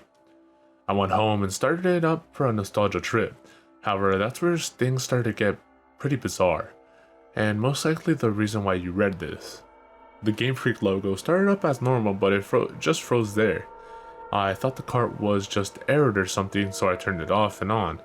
The same thing happened. I tried pressing A and B and started over and over, all of the buttons. Eventually, the logo vanished and there was a black screen for about 5 seconds. Suddenly, rather than going to the usual menu screen, I was already in the game in a previous saved file, which was odd as I was expecting all of these carts to have been wiped by the poor battery. Either way, I wasn't complaining, as I would have chosen the continue option to see what the previous guy did anyways. First off, I checked his trainer information. His name was just ... He didn't have very much originality. I checked his profile and apparently he had 999.99 hours put into the game, with all 16 badges, 999.99 Pokédollars, and all 251 Pokemon on the Pokédex. Seeing as he apparently had Mew and Celebi logged also, I am guessing he either used a Game Genie or was a really hardcore Pokemon player back then. I checked his Pokemon to see what badass team he has. To my surprise, he had 5 unknowns and 6 Pokemon named Hurry. I'm thinking that this must be some cruel joke by the person who last played this game, but I decided to check the profiles of these Pokemon anyways. As expected, there were different letters of unknown on level 5. I was a bit shaky with my unknown alphabet at the time, but I identified the word spelled out to be leaf. As for the 6th Pokemon, it turned out to be a Cyndaquil. Mind you, this is before there were individualized Pokemon icons. The Cyndaquil looked normal, but it was level 5 with only 1 HP left with only 2 attacks, Leer and Flash. I don't know why they named him Hurry, but at the time I just disregarded it. The most eerie thing was that despite my volume being at max, none of the Pokemon had said their usual cries, just pure silence. Having enough of the team, I closed it. I was parked at what appeared to be a room inside Bellsprout Tower. However, for some reason there were no NPCs around. Even more eerie was that the pillar in the middle didn't move at all, as if it's just leaning on its side. There was no music at all and there was no exit or ladder, at least I thought there wasn't. I walked around for a few minutes but can't seem to find a way out. This was certainly not a room I've seen in the Bellsprout Tower 2 before. I tried checking my items for an escape rope, but the bag was completely empty. There wasn't any wild Pokemon either. Finally, I managed to find a ladder, which turned out to be behind the pillar. The screen turned black and the music finally started playing. I had a sudden chill as I recognized that melody I heard to be the theme you hear when you listen to the radio at the Alf Ruins where the unknown are at. I immediately realized that it wasn't a loading transition, but rather I was in a dark room and would need flash. Before I took care of that though, I immediately checked my Pokegear to change the radio to something more pleasant, but it turns out that there was no radio card, or even a phone nor time cards. There was only a map card in which Gold, from earlier, and I will call him Gold from now on, was just walking in mist of black. I recall that Cyndaquil has flash, so I turned off my Pokegear and made Cyndaquil use flash. I didn't see any message saying Hurry has used flash or anything like that. The room just became lit just like that, and I soon regretted it. The room was a chilling blood red with a linear gray path heading south. The ladder I used to go up and down was not there at all. I had no choice but to head south. The screen got darker every 20 steps I made until I finally made it to the end, which appears to be a sign.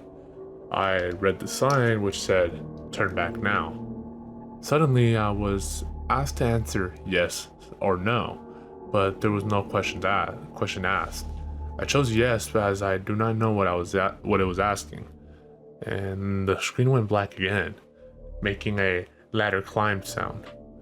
The unknown radio music stopped, and in a few seconds was replaced with the not as creepy Pokeflute radio music. I was in another dark room, but I held my breath and used flash again. Suddenly it said that Hurry has fainted, which was odd since I recall that there was no status conditions like poison on him, and I clearly wasn't in a battle.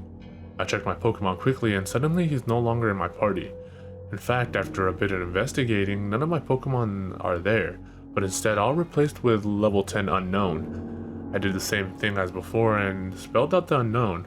My then team of unknown spelled he died. Either way, after that creepy change, the room was lit to reveal myself in a very small room that appears to be only 4 squares big. The walls of that room were gray bricks, as if I was inside something that was hollowed out.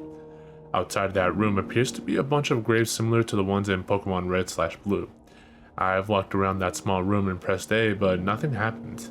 I've already concluded that this was clearly a hacked game and some sadistic fuck told it to GameStop. However, my curiosity kept me going. I checked the trainer profile of ... again, only to find out that the sprite of Gold was missing his arms. He also seems to appear less smug, but rather seems more sad and empty in a way that I do not know how to describe. For some reason, it also now said that he has 24 badges, which was clearly impossible. After a few minutes of aimless wondering, my character suddenly spun and did the escape rope spinning animation. Instead of flying up, though, my character spun downwards and slowly, as if sinking. After that screen, the music stopped. After finally landing, the overworld sprite of Gold is colored differently now. Instead of the usual red color he dons, he appears completely white now, including his skin. It's as if he came straight down from the colorless Game Boy games placed into a colored background of the Game Boy Color. I checked his profile and now, while not as white as his overworld sprite, he lost his leg and has what appeared to be a bloody tears from his eyes. It also says he now has 32 badges, which now starts to disturb me as this change of numbers seems to represent something important. I also checked my Pokemon, which this time contains 5 unknowns and a level 100 Celebi without a nickname. The unknown are this time level 15 and spelled out dying. I checked the Celebi's profile. It was a shiny Celebi, except there's only half of the sprite, 1 leg, 1 arm, 1 eye, and it only has 1 attack, Perish Song. The area I was in itself was the sprout tire with the movable pillar as before, except everything is apparently red now. I walked north for what felt like forever. Eventually, I finally encountered some generic men and women NPC. They were all lined up to the side, just facing the long slantish pillar in the middle. They were also white, and nothing happens when I try to speak to them. I kept going on north until eventually the pillar finally appears chopped off, with a transparent red in that spot. I went up to red, and without even pressing A, I was suddenly engaged and finally in a battle. The music starts again, which it sounds like the unknown radio music again, but played backwards. Gold's battle back sprite matches his front one with the bloody eyes. white skin, and lack of arms, while Red's sprite was the same as before in GSC, except transparent. The text simply said, "Wants to battle," as if he has no name, and both of us only have one Pokemon each, which is weird as I swore I had 6 with the unknowns. My shiny Celebi came out, conveniently with a half sprite for the back sprite also. The shiny noise and animation was different, as the sounds it made sound like multiple screech attacks used consecutively. Red sent out a seemingly normal male Pikachu, except he is level 255, and his sprite seems sad and has tears in his eyes. Rather than the usual fight item Pokemon Run menu, I was only given the option to use attacks. Since Celebi only has one, I chose it. Naturally, since Pikachu was level 255, he went first. Pikachu used Curse, lowering his speed and increasing his other stats. I'm not even sure if Pikachu could use Curse. Celebi used Perish Song. In 3 turns, both Pokemon got KO'd. Not like I have a choice. At this point, I didn't even go back to the fight menu, as the battle just continued without me. Also note that there were no animations at all for some reason. Pikachu used Flail, which didn't do much damage despite his level and boost as his health was maxed. Celebi used Perish Song. Nothing happens as it was already used. Pikachu used Frustration, which did a shit ton of damage, knocking Celebi down to less than 10 HP. Celebi used Pain Split, which surprised me as Celebi didn't even have that attack in the first place. Now Celebi and Pikachu have about 150 HP. Pikachu used Mean Look, not like that did anything. As expected, due to the effect of Perish Song, my Celebi fainted, except in the text, it said Celebi has died instead of the ordinary drop off screen animation. The Celebi Brack Sprite just vanished. For some reason, the Pikachu was still up even with the Perish Song and it didn't count as my loss. Pikachu used one more different attack beyond the 5 attack limit. Pikachu used Destiny Bond. Afterwards it said Pikachu has died with a slow fade out animation. Apparently I was the winner as the transparent red sprite showed up and said ... At that point I just freaked out as the transparent red sprite was suddenly beheaded, leaving nothing but his transparent body. The battle then ended at that point and faded out along with the music. I'm back in this overworld, and with another change to the gold sprite. He's now as transparent as Red's overworld sprite. I quickly checked Gold's profile, where this time the only thing that remains of him is his head with a transparent skin. The head was zoomed in a bit, showing a black void in his eyes. It now stated that he had 40 badges. I then backed out and checked my Pokemon. They were all level 20 shiny unknown, which once spelled out read, no more. I was at what I now know is next to the end. There was apparently no music playing, but for some reason I still felt like something was there that could be heard. I was back in my room in New Bark Town. Maybe finally I get to play this game properly, but who am I kidding? I knew that sadistic fuck must have done something. I walked around my room to interact with things, as I'm a bit afraid to go down the stairs to see what was awaiting there. No, I said walked, as while the background was moving, Gold was not moving his transparent limbs at all while doing so, just floating like those ghosts you see in Diamond and Pearl. As expected, the radio, computer, and TV did not work, so I had no choice but to go down the stairs. I ended up in the same lower level room of my house. Everything appears normal except Mom isn't home. After failing to interact with anything in this room, I decided to go outside. To my surprise, that door leading outside at the south didn't work, and instead I just walked straight through it to a void. I continued moving south to see what the fuck was going on. My house vanishes as I head south into the void. It was creepy as when I entered the void. The outline on Gold's transparent sprite turned to white to contrast with the pitch black.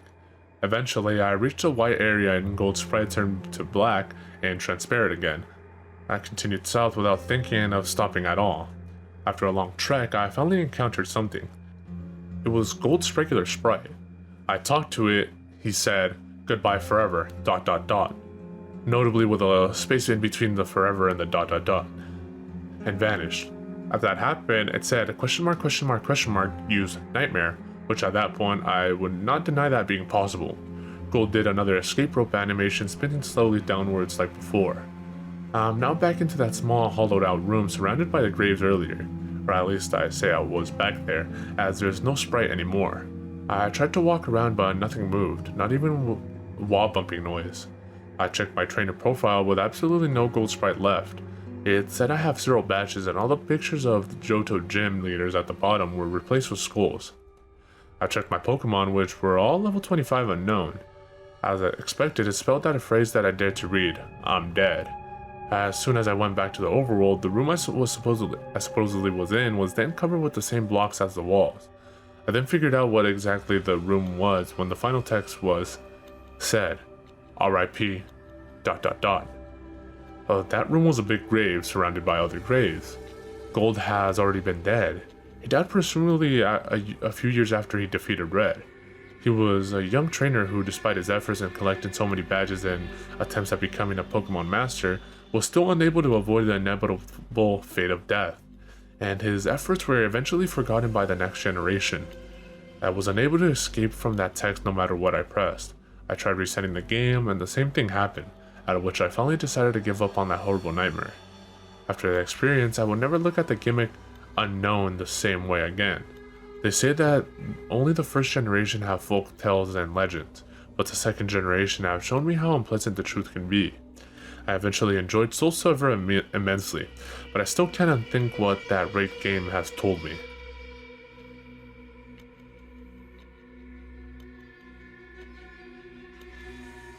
This image was taken from a split-second frame in a corrupted bootleg of the SpongeBob SquarePants episode Dumped. Other than the image, the rest of the video is composed of incomprehensible jumbles of colors, static, or just black screens. The audio seems to be a heavily distorted version of the audio from the original episode, with loud, droning buzzes occasionally interrupting it. The bootleg tape itself was found in December 2004 by a group of 5 teenagers from the city rummaging around in a trash can within an abandoned mental institution. Of these 5 individuals, 2 have committed suicide, 1 has gone missing, 1 refuses to comment on the tape, and the last hastily agreed to give paranormal investigators a tape shortly after being interviewed about the suicide and disappearances of the other 3 persons. The current whereabouts of the tape are unknown, and many who stare at this image for a long enough period of time claim to see SpongeBob blink.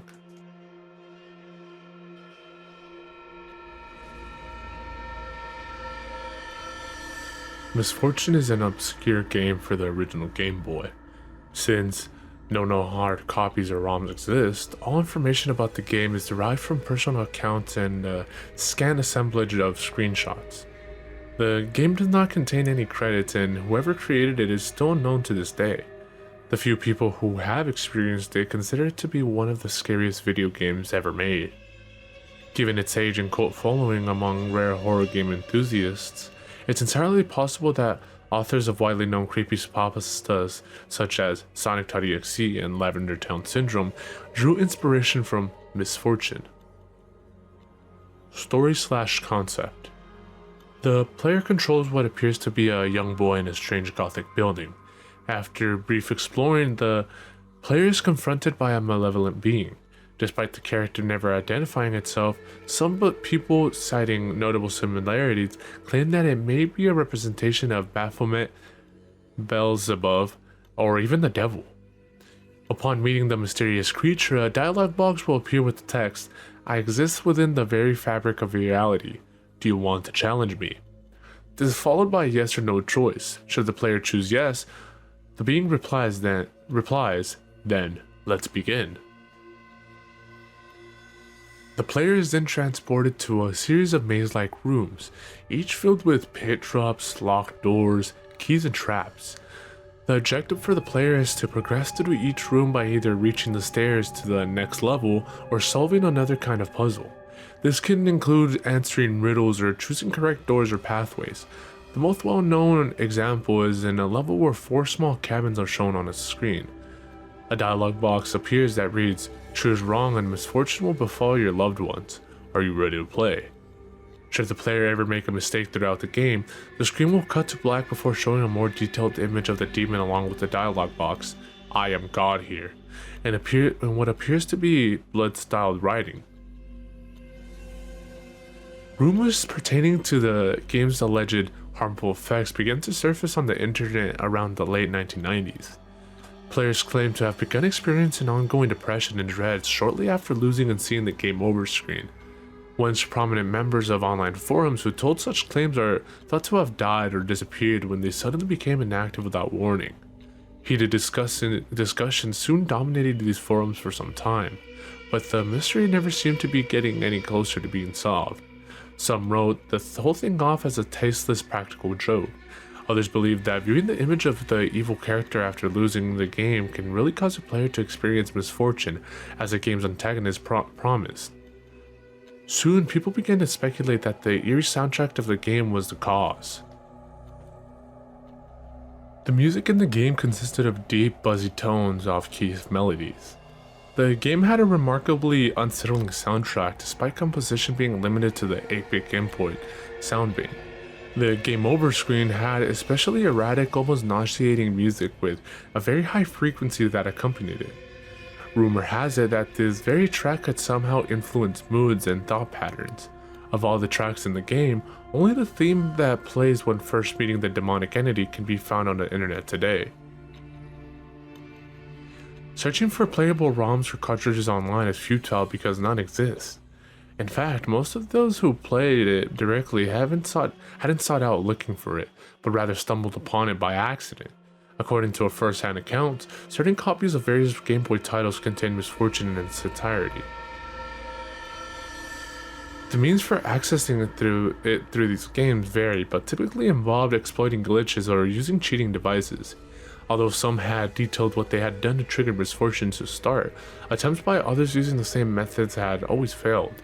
Another common observation was that many of the sprites in Misfortune had been copied from its host game. Misfortune is known to be integrated in the following: Legend of Zelda Link's Awakening, Pokemon Red, Spud's Adventure, Pucci Carat, Atelier Marie, Japanese. For this section, I'm going to be speaking to you a lot less impartially and a lot more personally. It's important you read this part. Now, was the game really cursed? Does a specter really bide within and snare the innocent in its deadly game? Who knows? What I do know is that the game definitely exists. I also know what it can do. I've never played it before, you see, but I knew someone who did. A good friend of mine, actually. We were closer than brothers, and we told each other everything. He was the most enthusiastic, outgoing guy I ever met, and like me, he was really into video games. Sure enough, one day he told me that he found a spooky new side game hidden in Pokemon. He showed it to me, and even back then it gave me an odd feeling. Though to be fair, I was always easily scared. Soon after, he started talking less and less.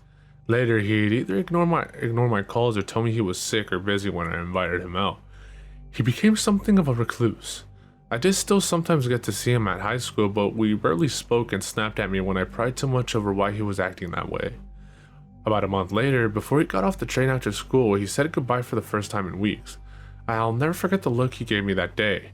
He was the macho nothing gets to me type of guy, and he always masked his emotion really well. But now he had a face filled with grief, like he was about to cry. He made me promise him one thing before he left, that I'd never play that game. That was the last time we spoke. The next morning, they found his scratched and bloody corpse hanging from his disassembled weight machine. The police conducted that he managed to lift 220 pounds of weights over his head with the cord still attached, looped it around his neck, then released it over the other side of the machine, causing his strangulation as the weight on the other side yanked him upwards. The most horrible detail was that he was found with his hands clutching the inside of his makeshift noose, as if he were trying to tug it loose. That was it. Case closed. Personally, I don't believe that's what happened. If you're a collector or perhaps just heard of the legend and want to experience the game for yourself, you should reconsider. Even if you deny the existence of demons and curses, the misfortune that will befall you is very real. You have been warned.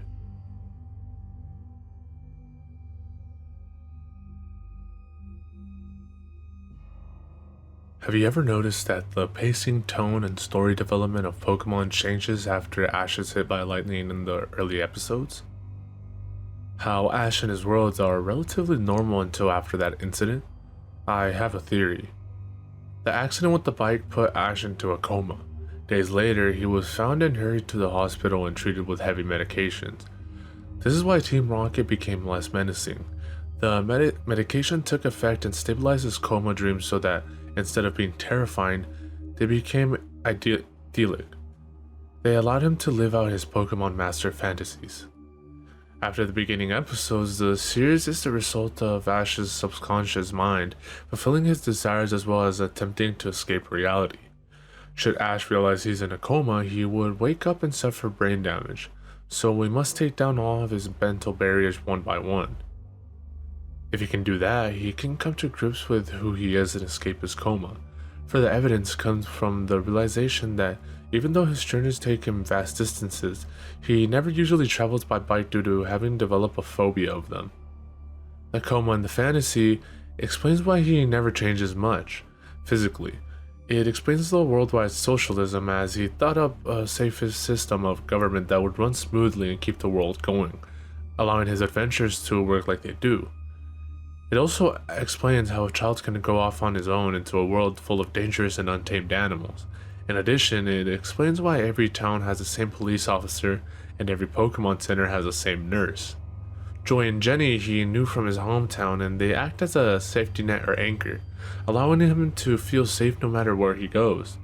They represent stability. The professors represent Ash's ideals, which is why Gary became a professor. The fantasy also explains why every time he enters a new region that virtually no one has heard of, despite his conquest. How else could Paul, the rival of Sinnoh area, not know of someone who placed in at least the top 16 of all three leagues and destroyed the Orange League and Battle Frontier? Moving on to the characters closer to him, Ash's traveling partners are aspects of himself he can enjoy but cannot associate with themselves. Brock is Ash's repressed sexuality. Ash fell into a coma a virgin and, as such, needed an outlet for his growing sexual frustrations. However, since he can never experience sex, Brock must never succeed.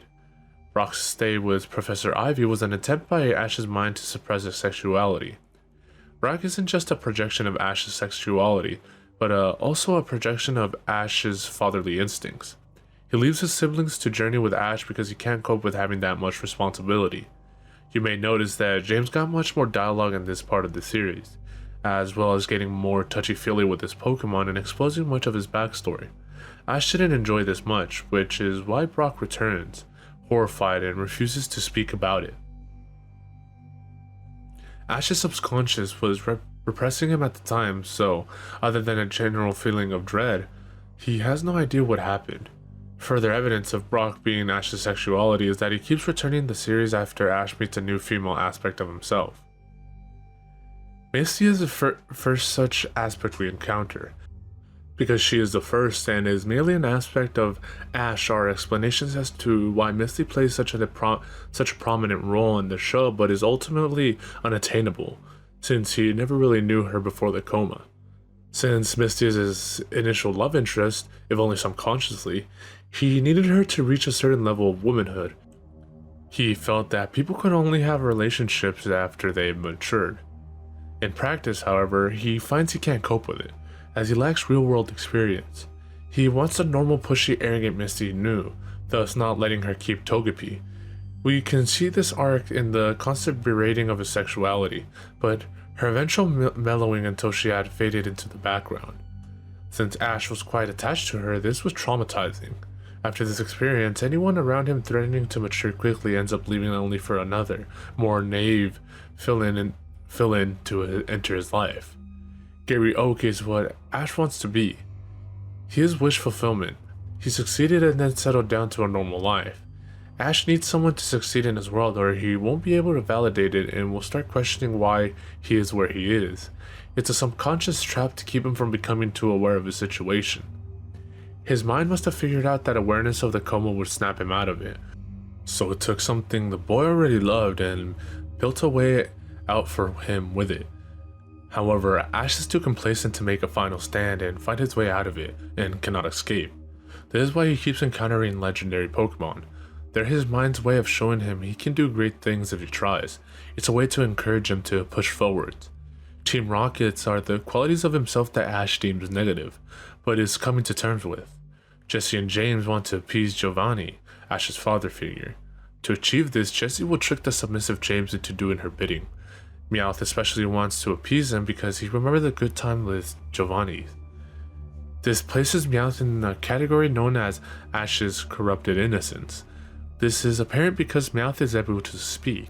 In fact, the whole reason Meowth can speak is so Ash can eventually accept the aspects of Team Rockets have as parts of himself.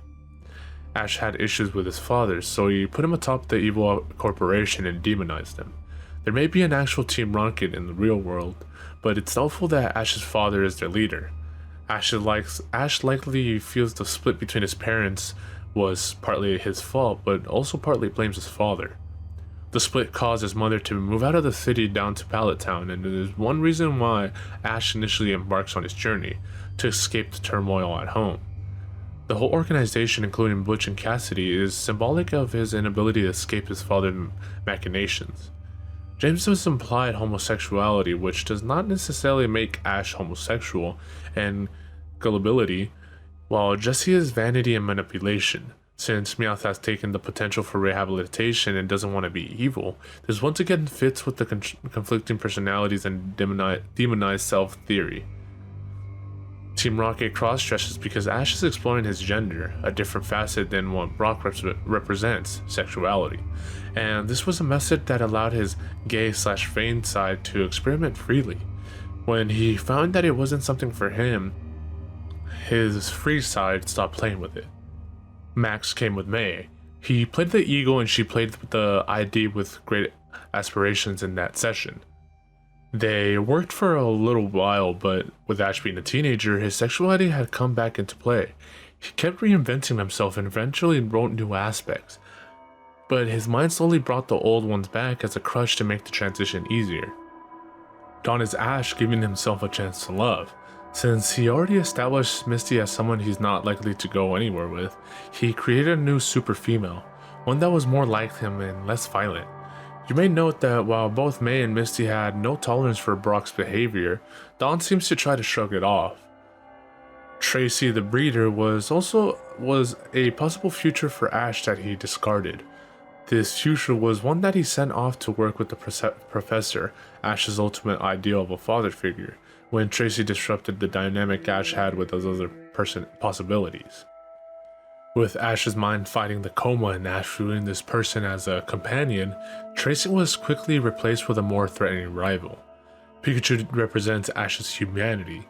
This explains the episodes where they get separated and Ash desperately wants to find him, even to the point of working with Team Rocket, aspects of himself he would never normally associate with, but for some reason cannot. Team Rocket wants to steal Pikachu and hand him over to Giovanni. Jesse and James always oppose Ash because he is terrified of the thought of his humanity lying in the hands of his father. However, this is the same reason he will work those aspects of himself in order to save his humanity. Ash couldn't evolve Pikachu because that would mean challenging his concept of who he was, which was something he wasn't comfortable with while still working through his original issues. The narrator is Ash's higher mind, recapping and explaining the progress he's made and the tribulations he will face, allowing insight into help to best awaken him. Team Rocket's methods gradually become more and more ludicrous because Ash is only a child dreaming these things up. That is why Team Rocket's disguises are always believed. He knows it's them, at least on a subconscious level, but chooses to ignore it so he can better himself. In a sense, the Ash who wants to escape is sabotaging the Ash who wants to stay, lost in his mind, so that there can be more conflict and hopefully an eventual escape. The escape is a consequence of coming to terms with who he is. As mentioned previously, Team Rocket are a method to Ash to deal with the grounds he's uncomfortable with tackling on his own. You may recall that early in the show, there were animals and references to animals. For example, the fish in the aquarium of the Cerulean City Gym, or that the Pokédex lists Pikachu as rat-like. These animals don't matter to Ash's psyche, so they don't come into play much. If Ash loved puppies, everything would be about different breeds of dogs and a dogfighting circuit. But as the series goes on, you see fewer realistic animals and more Pokemon. This could be a sign of Ash's mind deteriorating. As he's in the coma, he's losing concepts of some animals and machinery and replacing them with Pokemon. It could explain things like electric Pokemon working as power generators. These are signs that his memory of the old world is slipping more and more as time goes by. The Pokemon realm will be idealized continuously the longer he has no stimulus from the real world. Ash may or may not be mentally deteriorating, but he is becoming more accustomed to his fake world's rules. The wild Pokemon are his rationalization for the functioning of his created fantasy. It's the "a wizard did it" syndrome. If he doesn't know how it works, his mind says, Pokemon. The Pokemon in Ash's team, however, serve the purpose of displaying his issues and aspects of himself. For example, Charmander represents his sex drive, not his sexuality like Brock. At first it's a cute, easy thing to control, but eventually becomes a raging inferno of disobedience since Ash has no real understanding of his sexuality, thus has no way to vent or keep it in check. Bulbasaur was his unwillingness to change, reflected in when it declines to evolve and almost decided to stay behind unless he battled it.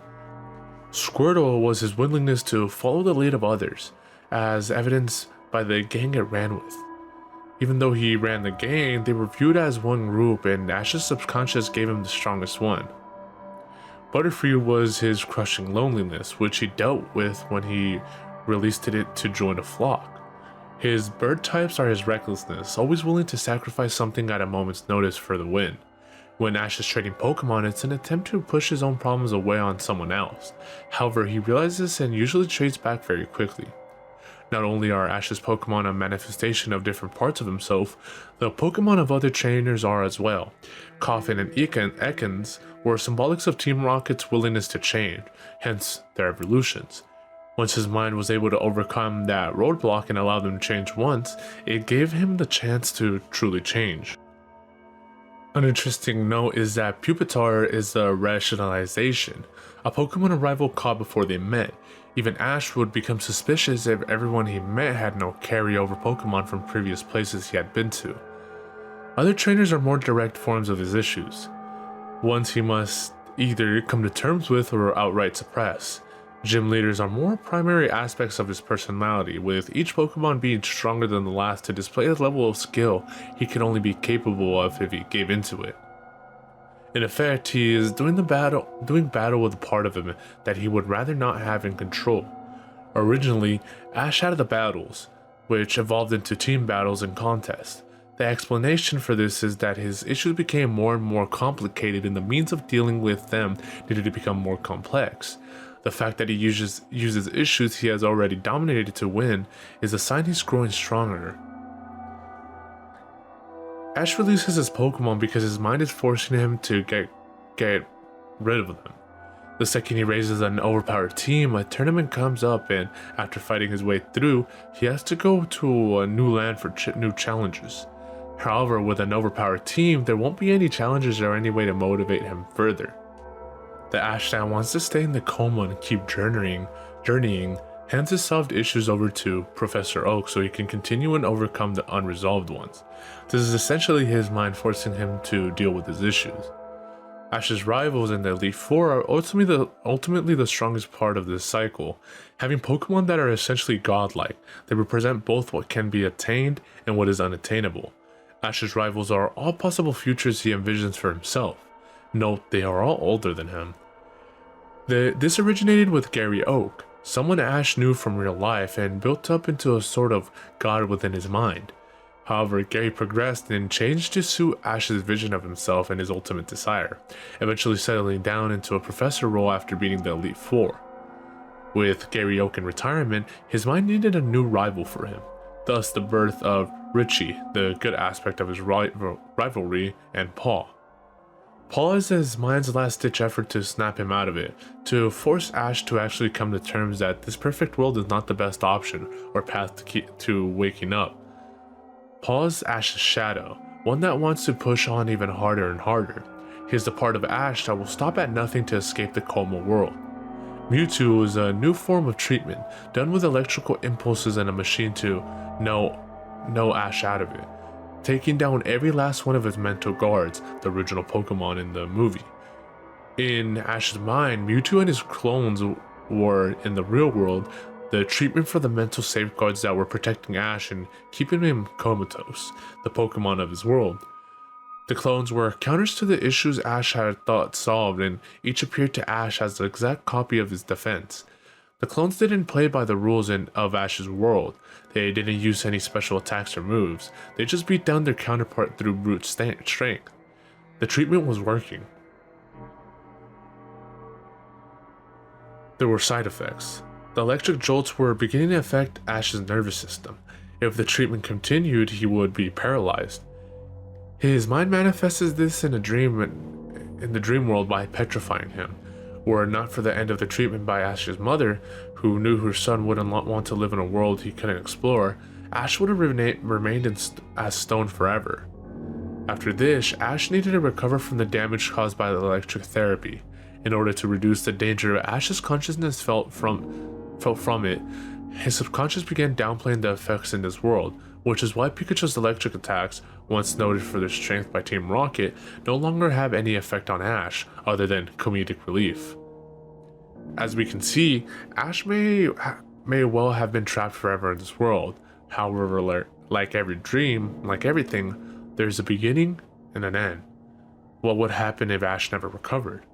And in his hospital room, we see Delia, obviously distraught. She's talking to a doctor with a grim look on his face. The man is saying their insurance is up and the boy has no change in brain activity in years. The shock of taking him off life support has a very small chance of awakening him. She tearfully agrees. Back in Ash's world, he finally has defeated the Elite Four, and one by one, the people around him disappear. Eventually, everything is black. Pikachu comes dashing towards him, glowing brighter and brighter in the darkness. Eventually, he reaches Ash and the two embrace one last time. In the hospital room, his life signs fading, Ash mutters his final words. I want to be the very best. He will die never having known his dream, except as naught but a dream. When he came back to reality, he knew it all for the lie it was, knew it as his imagination. Knowing that all his efforts, ambitions, and friends were nothing, he will let it go. As he utters his final words, he barely opens his eyes and sees the silhouette of his mother, her face hidden by her hands wiping away tears. They make eye contact and one final realization fills him before he loses all his strength. He sees that his mother was holding out hope that he recover all that time.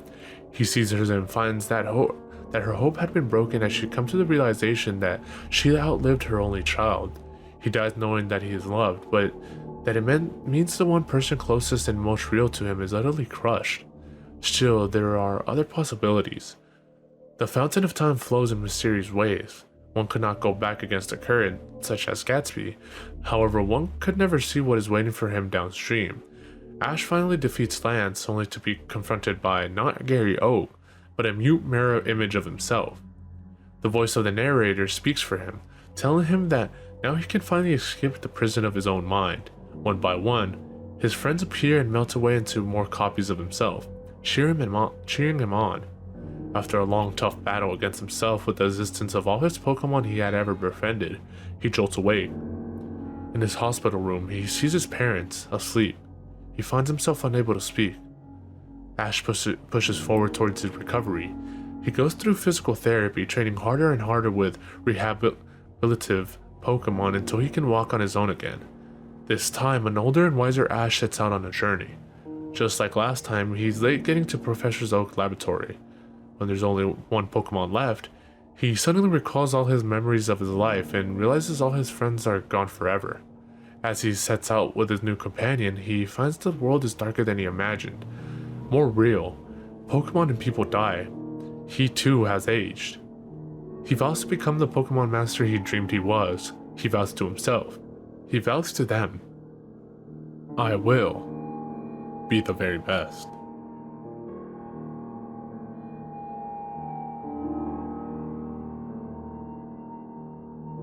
When I was 17, my best friend Mike kept a YouTube channel for Let's Play.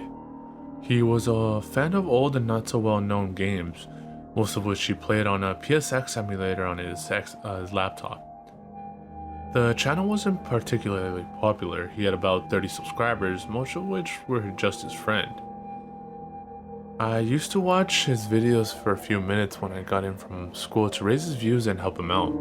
He was as entertaining as any game commentator, I guess, but some channels just don't lift off.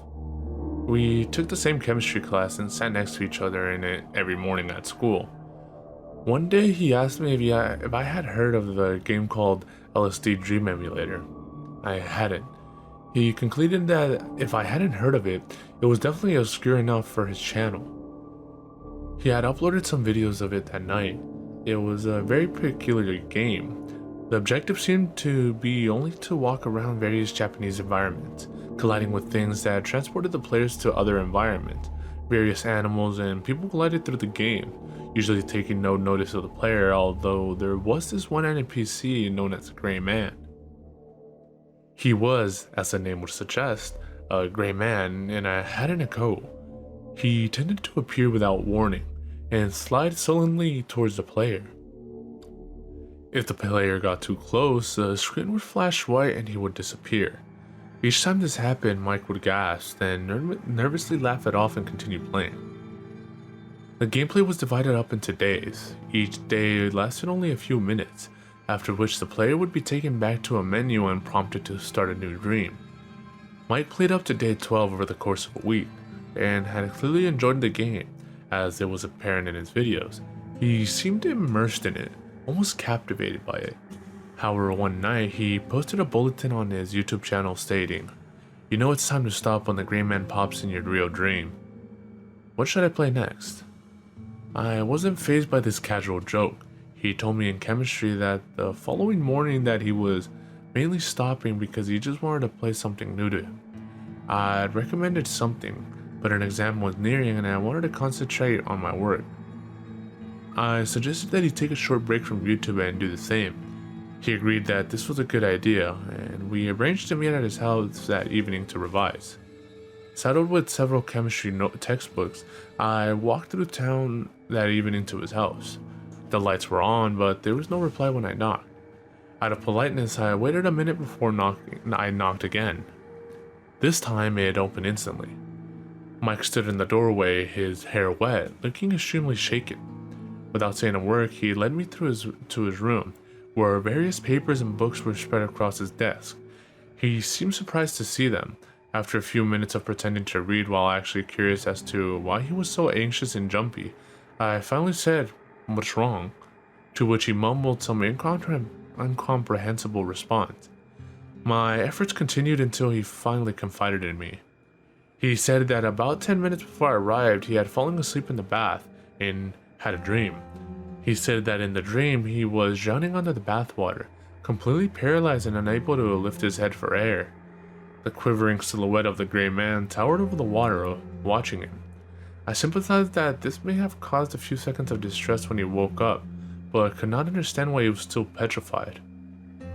I tried to comfort him, but he sensed that I didn't understand, grabbed my shoulders and screamed at me.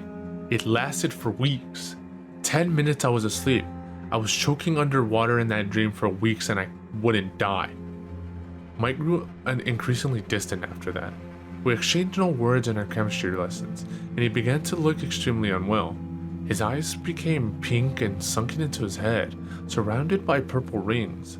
Over a week, his neat writing deteriorated into a careless scrawl, until he stopped writing completely and instead spent the duration of the lessons with his head buried in his hands.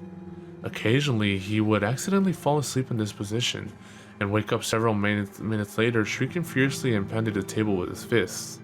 After 2 instances of this, he was removed from the lessons and taken to be educated in private, but after his refusal to sleep made him too tired to be angry, he returned to normal lessons and sat through them, completely motionless.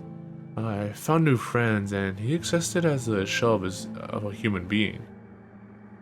It was around this time that a new brand of graffiti began to appear frequently throughout the town on walls and such, resembling a Japanese word or phrase, Baiyuren Tsugai.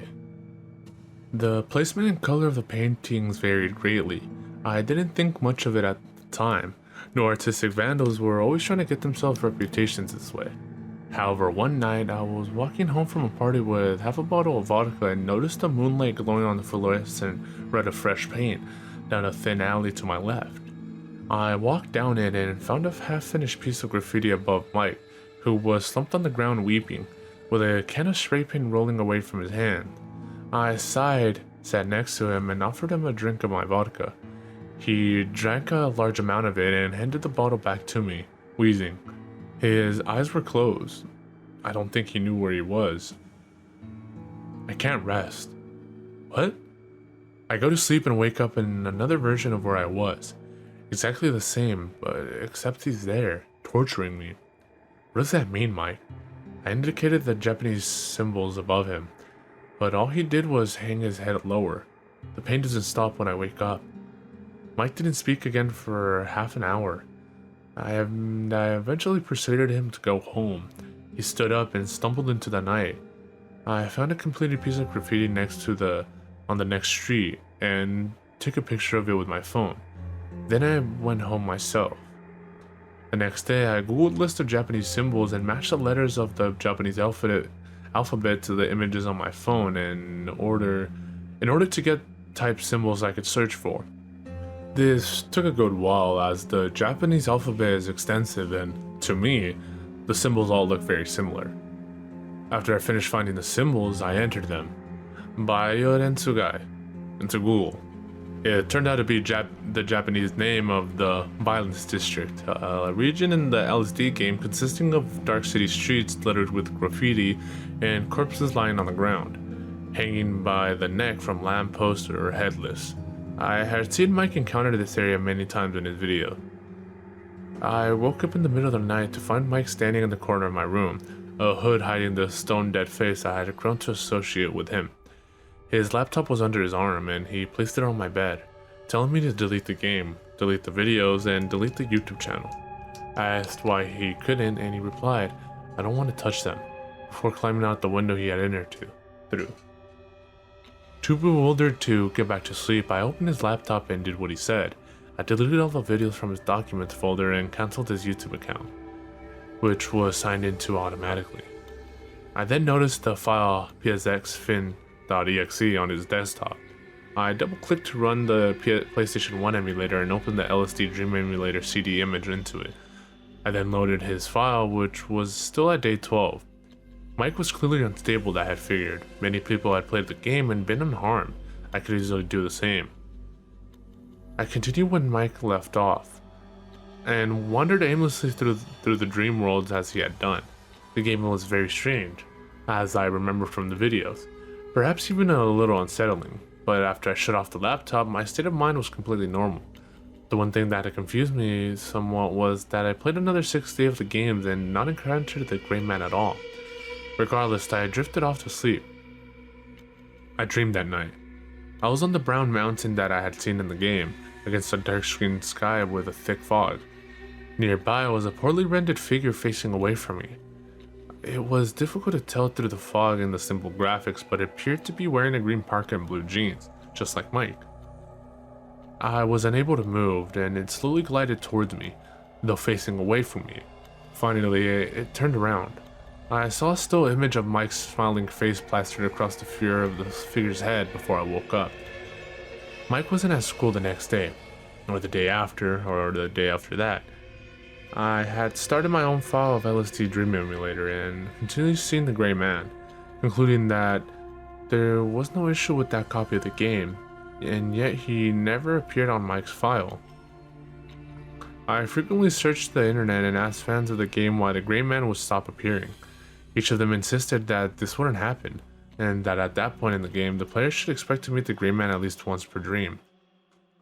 The police knocked on my door that weekend, asking if I knew anything about Mike's whereabouts. or if I knew what had been troubling him.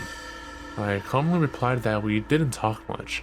Putting the whole situation out of mind, I started thinking about my future and concentrating on getting a good chemistry grade. A couple of weeks later, they found him in the woods a few miles out of town. Forensics concluded that he had been bludgeoned himself to death with a rock very soon after the day he went missing. I dream about him sometimes.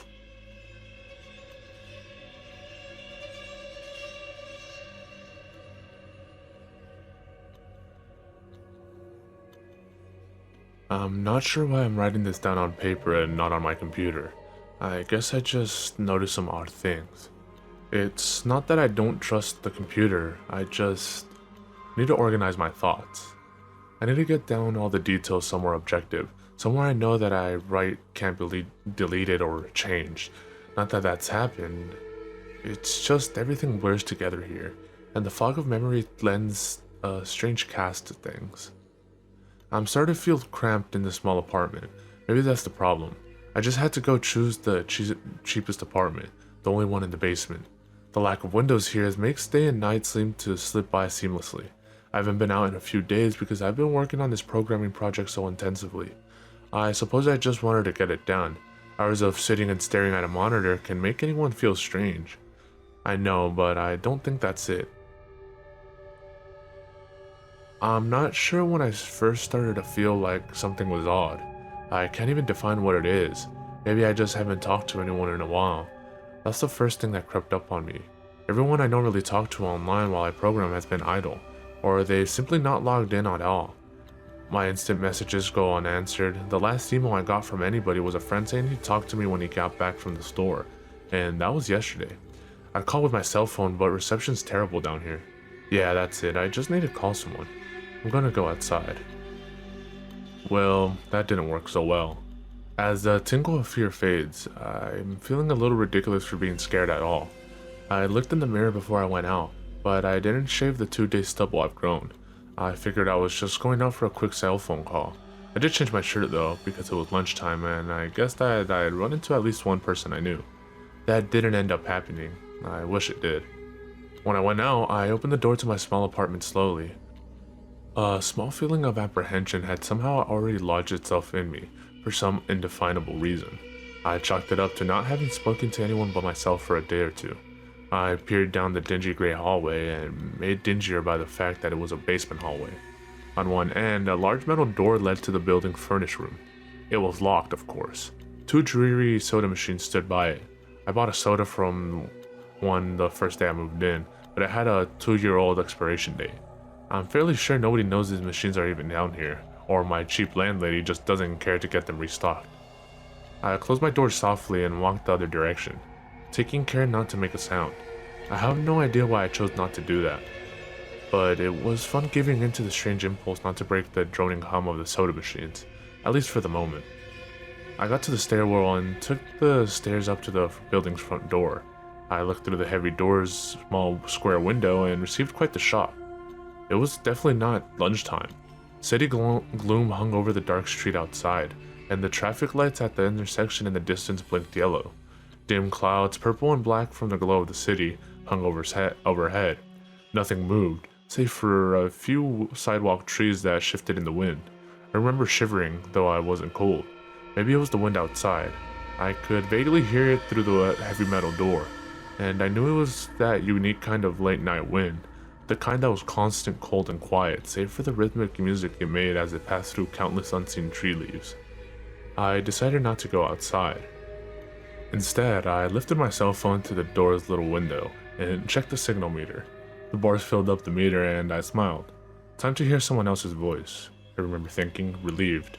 It was such a strange thing, to be afraid of nothing. I shook my head, laughing at myself silently. I hit speed dial for my best friend, Amy's number, and held the phone up to my ear. It rang once, but then it stopped. Nothing happened. I listened to silence for a good 20 seconds, then hung up. I frowned and looked at the signal meter again, still full. I went to dial her number again, but my phone rang in my hand, startling me. I put it up to my ear. Hello? I asked, immediately fighting down a small shock at hearing the first spoken voice in days, even if it was my own. I'd gotten used to the droning hum of the building's inner workings. my computer, and the soda machines in the hallway. There was no response at my greeting at first, but then finally a voice came. "Hey," said a clear male voice, obviously of college age like me. "Who's this?" "John," I replied, confused. "Oh, sorry, wrong number," he replied, then hung up. I lowered the phone slowly and leaned against the thick brick wall of the stairwell. That was strange. I looked at my received call list, but the number was unfamiliar. Before I could think on it further, the phone rang loudly, shocking me yet again. This time, I looked at the caller before I answered. It was another unfamiliar number. This time, I held the phone up to my ear but said nothing. I heard nothing but the general background noise of a phone, then a familiar voice broke my tension. "John?" was a single word in Amy's voice. I breathed a sigh of relief. "Hey, it's you," I replied. "Who else would it be?" she responded. "Oh, the number. I'm at a party on 7th Street, and my phone died just as you called me. This is someone else's phone, obviously." "Oh, okay," I said. "Where are you?" she asked. My eyes glanced over the drab whitewashed cylinder block walls and the heavy metal door with its small window. "At my building," I sighed, just feeling cooped up. I didn't realize it was so late. "You should come here," she said, laughing. "Nah, I don't feel like looking for some strange place by myself in the middle of the night," I said, looking out the window at the silently windy street that secretly scared me just a tiny bit. "I think I'm just going to keep working or go to bed." "Nonsense," she replied. "I can come get you. Your building is close to 7th Street, right?" "How drunk are you?" I asked lightheartedly. "You know where I live." "Oh, of course," she said abruptly. "I guess I can't get there by walking, huh?" "You could if you wanted to waste half an hour," I told her. "Right," she said. "Okay, have to go. Good luck with your work."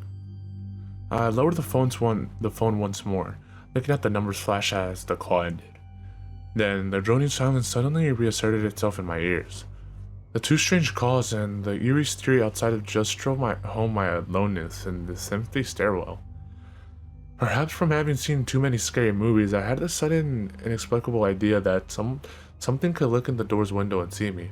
Some sort of horrible entity that hovered at the edge of aloneness, just waiting to creep up on unsuspecting people that strayed too far from other human beings. I knew the feel was irrational, but nobody else was around, so I jumped down the stairs, ran down the hallway into my room, and closed my door as swiftly as I could, while still staying silent.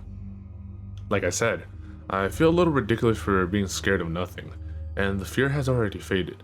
Writing this down helps a lot, and makes me realize that nothing is wrong. It filters out half-formed thoughts and fears and leaves only cold hard facts.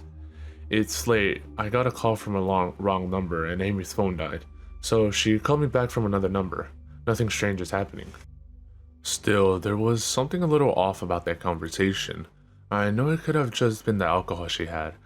Or was it even her that it seemed off to me? Or was it? Yes, that was it. I didn't realize this until this moment. Writing these things down, I knew writing things down would help. She said she was at a party, but I only heard silence in the background. Of course, that doesn't mean anything in particular, as she could have just gone outside to make the call. No, that couldn't be it either. I didn't hear the wind. I need to see if the wind is still blowing.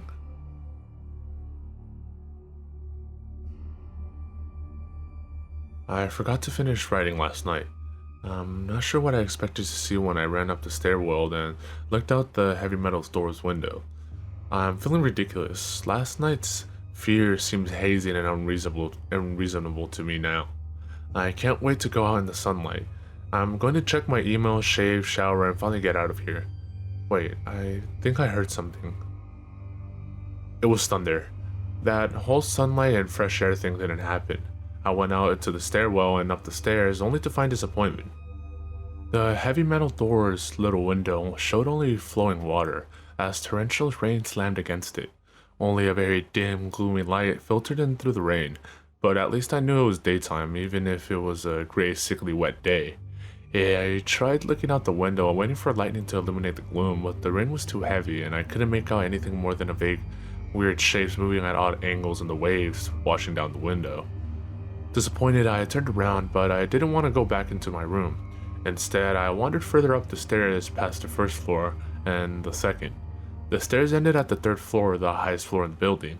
I looked through the glass that ran up the outer wall of the stairwell, but it was that warped, thick kind that scatters the light. Not that there was much to see through the rain to begin with. I opened the stairwell door and wandered down the hallway. The 10 or so thick wooden doors painted blue a long time ago were all closed. I listened as I walked, but it was the middle of the day, so I wasn't surprised when I heard nothing but the rain outside. As I stood there in the dim hallway listening to the rain, I had the strange fleeting impression that the doors were standing like silent granite monoliths erected by some ancient forgotten civilization for some unfathomable guardian purpose. Lightning flashed, and I could have sworn that just for a moment, the old grainy blue wood looked just like rough stone. I laughed at myself for letting my imagination get the best of me. But then it occurred to me that the dim gloom and lightning must mean that there was a window somewhere in the hallway. A vague memory surfaced, and I suddenly recalled that the third floor had an alcove and an inset window halfway down the floor's hallway. Excited to look out into the rain and possibly see another human being, I quickly walked over to the alcove, finding the large thin glass window. Rain washed down it, as with the front door's window, but I could open this one. I reached a hand out to slide it open, but hesitated. I had the strangest feeling that if I opened that window, I would see something absolutely horrifying on the other side. Everything's been so odd lately, so I came up with a plan. I came back here to get what I needed. I don't seriously think anything will come of it, but I'm bored. It's draining and I'm going stir crazy. I came back to get my webcam. The cord isn't long enough to reach the third floor by any means, so instead I'm going to hide it between the two soda machines in the dark end of my basement hallway, run the wire along the wall under my door, and put black duct tape over the wire to blend it in with the black plastic strip that runs along the base of the hallway's walls. I know this is silly, but I don't have anything better to do. Well, nothing happened. I propped open the hallway to stairway door and steeled myself, and then flung the heavy front door wide open and ran like hell down the stairs to my room and slammed the door. I watched the webcam on my computer intently, seeing the hallway outside my door and most of the stairwells. I'm watching it right now and I don't see anything. I just wish the camera's position was different so that I could see out the front door. Hey, somebody's online. I got out an older, less functional webcam that I had in my closet to video chat with my friend online. I couldn't really explain to him why I wanted to video chat, but it felt good to see another person's face. He couldn't talk very long, but we didn't talk about anything meaningful, but I feel much better. My strange fear has almost passed. I would feel completely better, but there was something odd about our conversation. I know that I've said this that everything has seemed odd, but still, he was very vague in his responses. I can't recall one specific thing that he says. No particular name or place or event, but he did ask for my email address to keep in touch. Wait, I just got an email. I'm about to go out. I just got an email from Amy that asked me to meet her for dinner at the place we usually go to. I do love pizza, and I've just been eating random food in my poorly stocked fridge for days, so I can't wait. Again, I feel ridiculous about the odd couple of days I've been having. I should destroy this journal when I get back. Oh, another email. Oh god. I almost left the email and opened the door. I almost opened the door, but I read the email first. It was from a friend I hadn't heard from in a long time. It was sent to a huge number of emails that must have just been every person he had saved in his address list. It had no subject, and it said simply, "Seen with your own eyes. Don't trust them, they." What the hell is that supposed to mean? The words shock me, and I keep going over and over them. Is it a desperate email sent just as something happened? The words are obviously cut off without finishing, or any other day I would have dismissed this as spam from a computer virus or something. But the words, "seen with your own eyes." I can't help but read over this journal, think back on the last few days, and realize that I have not seen another person with my own eyes, or talked to another person face to face. The webcam conversation with my friend was so strange, so vague, so eerie. Now that I think about it, was it eerie, or is the fear clouding my memory? My mind toys with the progression of events I've written here, pointing out that I have not been presented with one single fact that I did not specifically give out unsuspectingly. The random wrong number that got my name and the subsequent strange return call from Amy. The friend that asked for my email address. I messaged him first when I saw him online, and then I got my first email a few minutes after that conversation. Oh my god, that phone call with Amy. I said over the phone, I said that I was within a half an hour's walk off 7th Street. They know I'm near there. What if they're trying to find me? Where's everyone else? Why haven't I seen or heard anyone else in days? No, this is crazy. This is absolutely crazy. I need to calm down. This madness needs to end. I don't know what to think. I ran about my apartment furiously, holding my cell phone up to every corner to see if it got signal through the heavy walls. Finally, in the tiny bathroom near one ceiling corner, I got a single bar. Holding my phone there, I sent a text message to every number on my list, not wanting to betray anything about my unfounded fears. I simply seen, "You seen anyone face to face lately?"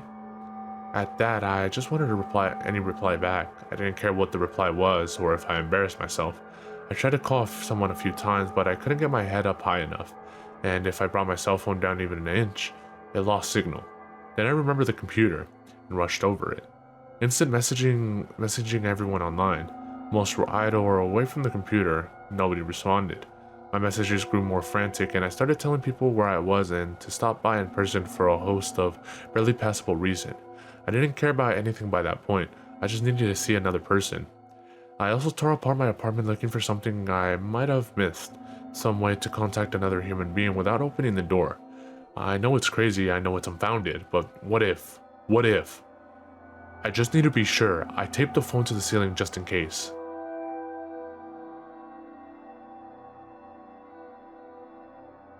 The phone rang. Exhausted from last night's rampage, I must have fallen asleep. I woke up to the phone ringing and ran into the bathroom, stood on the toilet and flipped open the phone taped to the ceiling. It was Amy, and I feel so much better.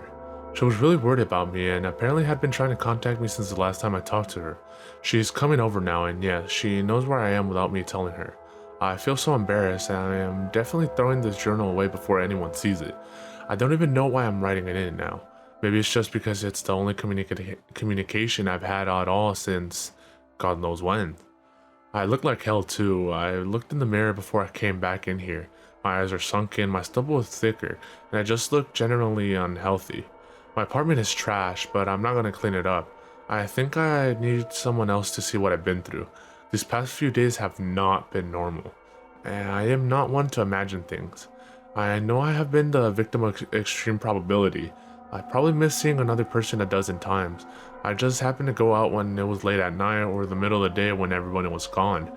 Everything's perfectly fine, I know this now. Plus, I found something in the closet last night that helped me tremendously. A television. I set it up just before I wrote this and it's on in the background. Television has always been an escape for me, and it reminds me that there's a world beyond these dingy brick walls. I'm glad Amy's the only one that responded to me after last night's frantic pestering of everyone I could contact. She's been my best friend for years. She doesn't know it, but I count the day that I met her among one of the few moments of true happiness in my life. I remember that warm summer day fondly. It seems a different reality from this dark, rainy, lonely place. I feel like I spent days sitting in that playground, much too old to play, just talking with her and hanging out, doing nothing at all. I still feel like I can go back to that moment sometimes, and it reminds me that this damn place is not all that there is. Finally, a knock at the door. I thought it was odd that I couldn't see her through the camera I hid between the two soda machines. I figured that it was bad positioning, like when I couldn't see out the front door. I should have known. After the knock, I yelled through the door jokingly that I had a camera between the soda machines because I was embarrassed myself that I had taken this paranoia so far. After I did that, I saw her image walk over to the camera and look down at it. She smiled and waved. "Hey," she said to the camera brightly, giving it a wry look. "I know it's weird."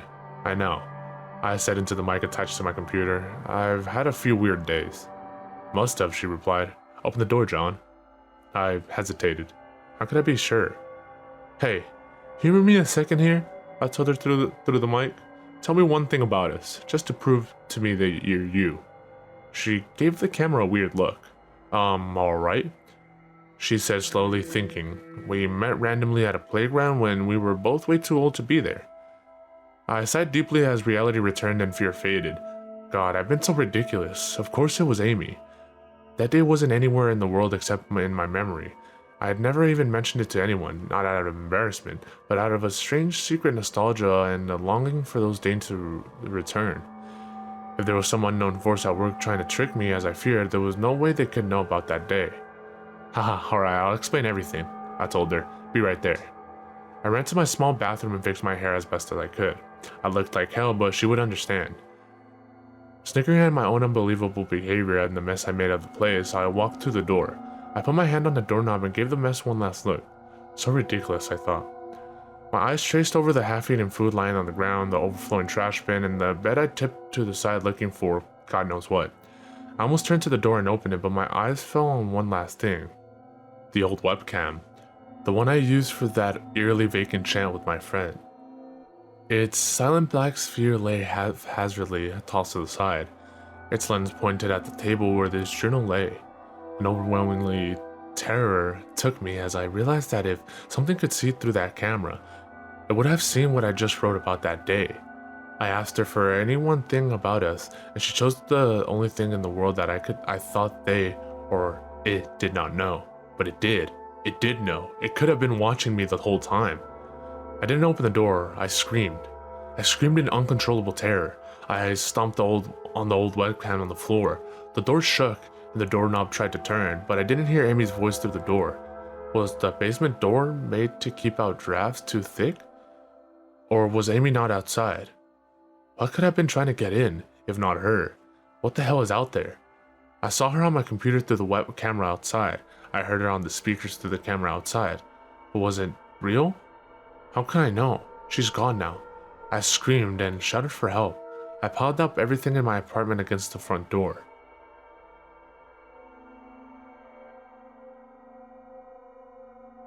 At least I think it's Friday.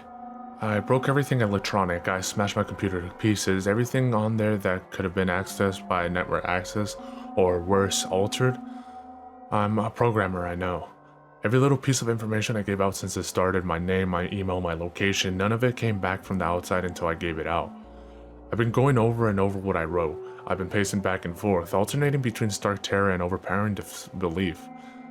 Sometimes I'm absolutely certain some phantom entity is dead set on the simple goal of getting me to go outside. Back to the beginning, with the phone call from Amy, she was effectively asking me to open the door and go outside. I keep running through it all in my head. One point of view says I've acted like a madman, and all of this is the extreme convergence of probability.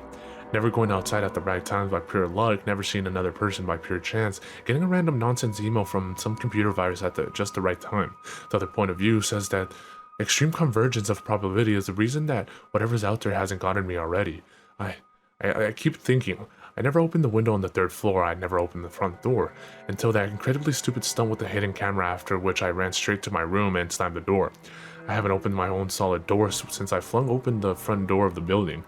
Whatever's out there, if anything's out there, they never made an appearance in the building before I opened the front door. Maybe the reason it wasn't in the building already was that it was elsewhere getting everyone else, and then it waited until I betrayed my existence by trying to call Amy. A call which didn't work until it called me and asked my name. Terror literally overwhelms me every time I try to fit the pieces of this nightmare together. That email, short, cut off. Was it from someone trying to get word out? Some friendly voice desperately trying to warn me before it came? Seen with my own eyes, don't trust them. Exactly what I've been so suspicious of. It could have been masterful control of all things electronic, practicing its insidious deception to trick me into coming outside. Why can't it get in? It knocked on the door. It must have some solid presence. The door. The image of those doors in the upper hallways as guardian monoliths flashes back in my mind every time I trace this path of thoughts. If there is some phantom entity trying to get me to go outside, maybe it can't get through the doors. I keep thinking back over all the books I've read or movies I've seen, trying to generate some explanation for this. Doors have always been such a tense foci of human imagination, always seen as wards or portals of special importance, or perhaps the door is just too thick. I know that I couldn't bash through any of the doors in this building, let alone the heavy basement ones. Aside from that, the real question is, why does it even want me? If it just wanted to kill me, it could do that in any number of ways, including just waiting until I starve to death. But what if it doesn't want to kill me? What if it has some far more horrific fate in store for me? God, what can I do to escape this nightmare? Hold on. A knock on the door. I told the people on the other side of the door I need a minute to think and I'll come out. I'm really just writing this down so I can figure out what to do. At least this time I hear their voices, my paranoia. And yes, I recognize I'm being paranoid. Has me thinking of all sort of ways that their voices could be faked electronically. There could be nothing but speakers outside simulating human voices. Did it really take them 3 days to come to talk to me? Amy is supposedly out there along with 2 policemen and a psychiatrist. Maybe it took them 3 days to think of what to say to me. The psychiatrist's claim could be pretty convincing if I decided to think this has all been a crazy misunderstanding and not some entity trying to trick me into opening that door. The psychiatrist had an older voice, authoritarian but still caring. I liked it. I'm desperate just to see someone with my own eyes. He said I have something called cyberpsychosis and I'm just one of a nationwide epidemic of thousands of people having breakdowns triggered by a suggestive email that got through somehow. I swear he said got through somehow. I think he means spread throughout the country inexplicably, but I'm incredibly suspicious that the entity slipped up and revealed something. He said I am a part of a wave of emergent behavior, that a lot of people are having the same problem with the same fears, even though we never communicated.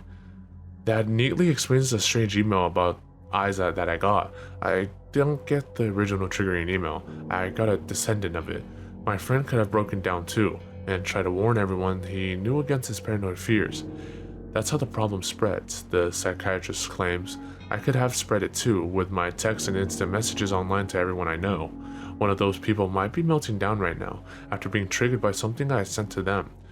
Something they might interpret in any way that they want. Something like a text saying, "Seen anyone face to face lately?" The psychiatrist told me that he didn't want to lose another one, that people like me are intelligent, that's our downfall. We draw connections so well that we draw them even when they shouldn't be there. He said it's easy to get caught up in paranoia in our fast-paced world, a constantly changing place where more and more of our interaction is simulated. I have to give him one thing. It's a great explanation. It nearly explains everything. It perfectly explains everything. In fact, I have every reason to shake off this nightmarish fear that something or consciousness or being out there wants me to open the door so it can capture me for some horrible fate or worse than death. It would be foolish after hearing that explanation to stay in here until I starve to death just to spite the entity that might have gotten everyone else. It would be foolish to think that after hearing that explanation, I might be one of the last people left alive on an empty world, hiding in my secure basement room, spiting some unthinkable deceptive entity just by refusing to be captured. It's a perfect explanation for every single strange thing I have seen or heard, and I have every reason in the world to let all of my fears go and open the door. That's exactly what I'm not going to. How can I be sure? How can I know what's real and what's deception? All of these damn things with their wires and their signals that originate from some unseen origin, they're not real, I can't be sure. Signals through a camera, faked video, deceptive phone calls, emails, even the television lying broken on the floor. How can I possibly know it's real? It's just signal waves, lights. The door. It's bashing on the door, it's trying to get in. What insane mechanical contrivance could it be using to simulate the sound of men attacking the heavy wood so well? At least I'll finally see it with my own eyes. There's nothing left in here for it to deceive me with. I ripped everything apart. I ripped apart everything else. It can't deceive my eyes, can it? Seen with your own eyes. You don't trust them. Wait, was that desperate message telling me to trust my eyes? Or warning me about my eyes too? Oh god, what's the difference between a camera and my eyes? They both turn light into electrical signals. They're the same, I can't be deceived. I have to be sure. I have to be sure.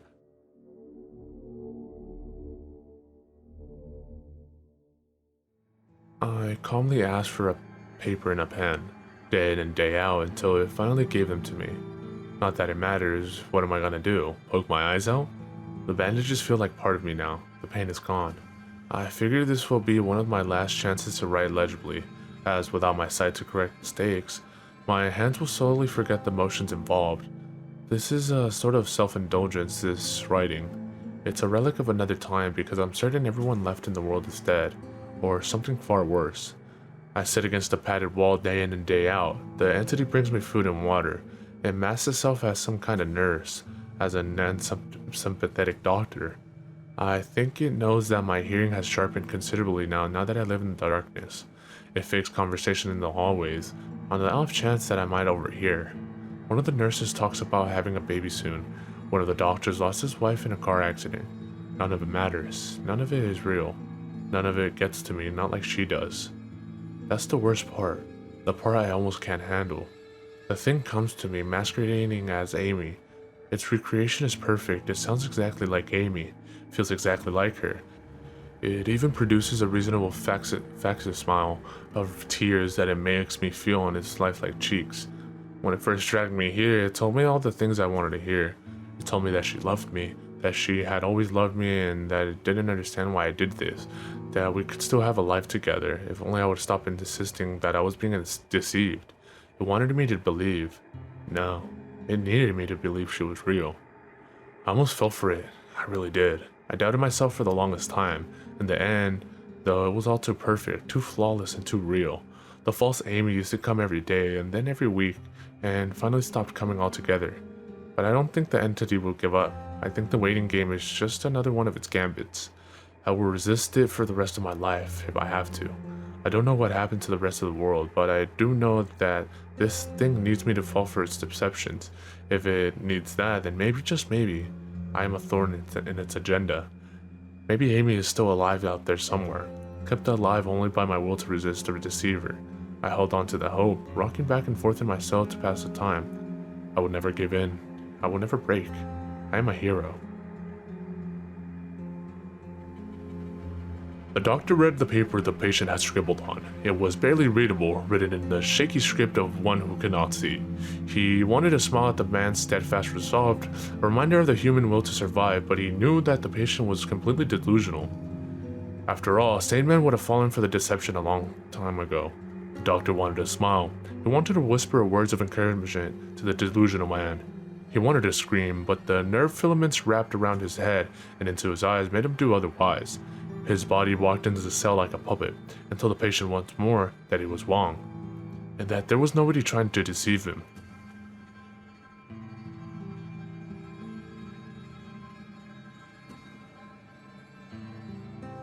This isn't one of those haunted game stories.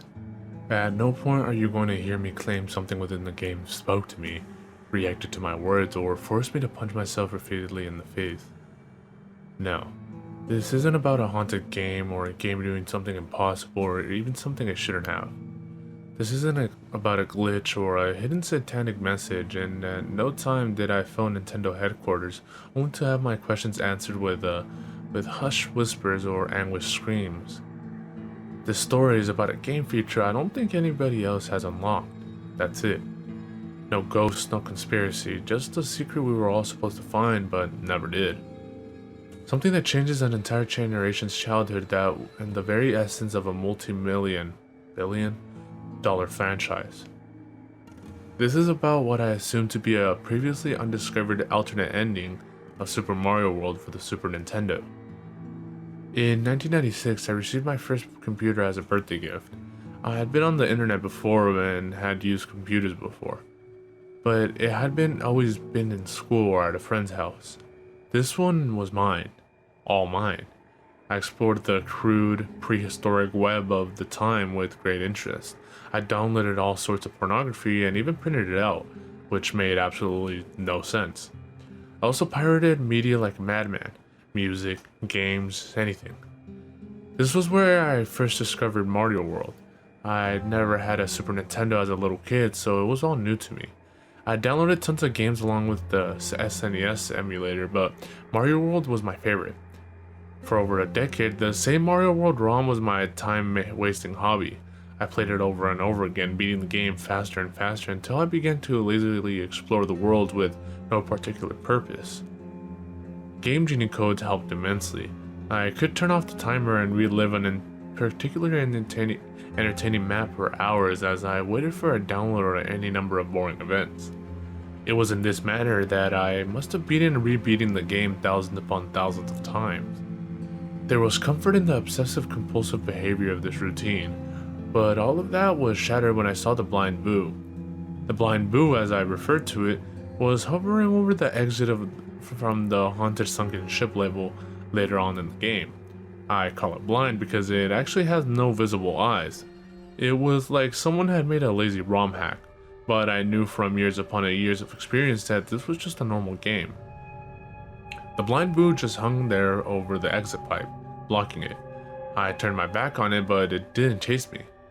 How could it? It didn't even see me. Then I noticed something else out of sorts. There was a key and keyhole misplaced above the exit. Keys and keyholes are, as such, are ways of ending a level in an alternate manner and discovering a secret area. Still, this didn't belong there and I knew it. For a moment, I considered the fact that I had broken a ROM file from overuse. After taking a screenshot specifically to show you all you Mario Bros fans out there, I picked up the key and opened the door, figuring the game would seize up and I'd have to restart. Instead, it opened a new path on the map selection screen. A whirlpool next to Bowser's already creepy head cave thing. I pressed the right arrow and moved on to the whirling drain. Oh god, no. This didn't really strike me as odd, because if you're familiar with the Mario World games, there's an area called Star Road that you may note has similar names. Just stuff like tubular and awesome and all manner of dumb words and phrases. Most of the areas were called Vanilla Forest 1 and Donut Mountain 3 and all that, but these were maps with odd names like that. What did concern me though was Mario's expression. Surprise? Shock? Fear? I entered the map. Oddly enough, the whirlpool in the middle of the lake began with the standard castle entry animation. Mario walked up to a castle door, looked in, then went in. I could tell it was underwater though because of the bubbles that periodically emerged from the sprite's mouth and floated to the top of the screen. Inside the castle, it started to look more and more like I was in fact experiencing a glitch. There was no room to jump, no room to do anything but run left and right. I must have gone for 10 to 20 minutes just holding the B button and running along at full speed. After a while, I ran into one or two blind boos in the darkness above, then 3 or 4, and the screen was full of them. They just kind of hung there, doing nothing. They wouldn't chase me if I turned my back, as with the previous blind boo. If I made any noise, like Mario's jump sound, they would all just kind of shudder a bit, like they heard the sound of Mario's movements but couldn't do anything about it. Then something made me stop and turn the other way. Now I knew beyond the shadow of doubt that this map was designed specifically to screw with the player. Not because the giant bleeding bill was hemorrhaging profusely from its face, but because it was inescapable. There was literally no way to avoid being killed by it, as you can clearly see above. That is, unless you're like me and have the Game Genie cheats on hand. I switched on the code for permanent invincibility. I left the bleeding bill chase me for a while when I was invincible, just to get a good look at the thing. I stopped and killed it with my invulnerable touch, only when I saw the message that hadn't been there when I passed before. I hate you. That kinda creeped me out. But on the other hand, it was kinda interesting because I meant this was definitely a map that was supposed to exist. There's some sort of plot element here, something undiscovered. What did it mean? Who hated me? King Koopa seemed like the obvious answer, or maybe just a ghost. When you're in a haunted castle that you found by way of a haunted ship, a bloody looking hate message isn't so unbelievable. I saw it again as I approached some giant boss. I was thankful that the blind boos ended at this point, because the more I watched them shudder, the uneasier I felt. Almost empathetic towards them. The thankfulness ended when I turned my back on the giant boos and this happened. Giant boos with faces that I hadn't seen before. They always looked mad at being awakened, angry that you were invading their haunted houses across the Mario World island. This was different. They looked gleeful, demented. I could see right down their throats, which seemed odd given the lack of detail their mouths usually displayed. And yes, of course, I'm going to address the message you saw in the picture. Why don't you die? I don't know why. Am I supposed to? Who's asking? I let the giant boos touch me and they died like the bleeding bills, of which I had encountered too. Despite any attempt to scare the player, I knew that being invincible meant invincible no matter what they threw at me. After a while of running down this strange claustrophobic corridor with no more eventful happenings, I came to a room with an exit pipe. Taking the pipe downward, I came out the other end and dropped into a room filled with water. The water made sense, this being a sunken castle beneath a whirlpool and all. I was rewarded for my troubles with a question mark block that released a mushroom for me. I could have easily done this with a cheat code, but the thought had escaped me as I faced all these new and strange sights. The first creature I encountered in the underwater portion of the castle were thwomps. Unless you've been living under a rock since the mid-80s, you know thwomps are stone-like square creatures that hang from the ceiling and fall whenever you come near. They try to crush you, essentially. Well, these thwomps lined up in a tight row, dropped repeatedly and randomly with no real trigger or any sense of logic. They would just wait or drop whenever they seemed to feel like it. It also looked like these thwomps had been very successful thwomps. More cartoony blood. This was getting pretty unusual for the Mario Bros franchise, which I hadn't recalled seeing blood in at all. Now, I'd seen it used 3 times, the bloody bills, the messages, and these perpetually smashing, grinding thwomps who were working their victims into a pulp forever. In the hampering effects of the water, I walked slowly under these things, making sure every single one touched me and died. There was almost 30 of them in a row. The sight of them mindlessly crushing over and over again just made me hate them with an unsettling intensity. What's weird is that the blood caused Mario to slide as if he were on an ice level. After walking through that gauntlet of depravity, I swam into a more open area that was filled with spikes on the floor and ceiling. It was difficult to swim in this manner without touching the spikes, but since I was still invincible, I didn't think much of it. I avoided them more for fun than out of any sense I'd be damaged. It stopped being fun really fast though. Now I knew some of what was going on. The bloody mess the thwomps were unendingly splattering, it was other Marios. Past Marios that had tried to traverse this level and failed. I had to admit this was an excellent touch, even if it was a bit ghoulish. Whoever had designed the map actually broke the fourth wall and showed you the bloated, motionless abortions of the player's own careless treatments of Mario's tiny life. The bodies only floated straight up and down a tiny bit, as if to show the effects of a light current. It was genius, and I couldn't believe I might be the first and only person to ever see this. I toyed with the idea of taking more than the one screenshot I just presented to you, basically so all of you reading this could enjoy the secret map as much as I had, especially this weird little touch, but without swimming, without kicking or moving in any way, the dead Mario started to come at me like torpedoes. Their faces remained blank and blue and dead, but they moved with astounding speed. They angled and positioned and worked all sorts of unique trajectories that left me almost nowhere to move. They continued coming at me and swarming and backing up to try it again, and I just couldn't bring myself to let them touch me. I moved with more speed and skill than I ever exerted, frantically trying to keep Mario free of the drowning victims that seemed dead set on rocketing straight into him. When I finally reached the purple exit pipe you see above, there had to be 10 of those things right behind me, pitching, turning, and chasing me. I entered the pipe as fast as I could, thankful that it worked properly and had Mario out of that situation in a heartbeat. The corridor that followed was empty, thankfully. It was just a blue underwater hallway of sorts with nothing to avoid or kill. It was boring and predictable like the game had been all these years, which brought back a sense of safety. At the end of the hallway, I came to the standard pair of doors you'd enter to face the final boss. Beside the doorway, a mushroom power-up. I didn't touch that shit. Going through the door was as you'd expect. The typical change of map views occurred, and Mario was standing on the ubiquitous bridge over boiling lava. Or had it been blood all along? When Mario walked out onto the bridge, however, there was no boss creature. Instead, Mario immediately looked to the side and froze. I couldn't control him anymore, he just stood there. Keep looking until you see it. I didn't even see it at first, so I don't expect you to notice it right away. If you still haven't spotted the thing, look in the third window from the left. For your information, that's not usually there. Mario seemed to regain his composure and looked back and forth slowly, surveying the room. There was still no boss, and I still couldn't control him, so I stopped trying and just watched. This went on and on, for what seemed like forever. Nothing happened. And then a familiar face walked in from the right, dressed in green, tall and angry. It was Luigi. Mario recoiled in horror.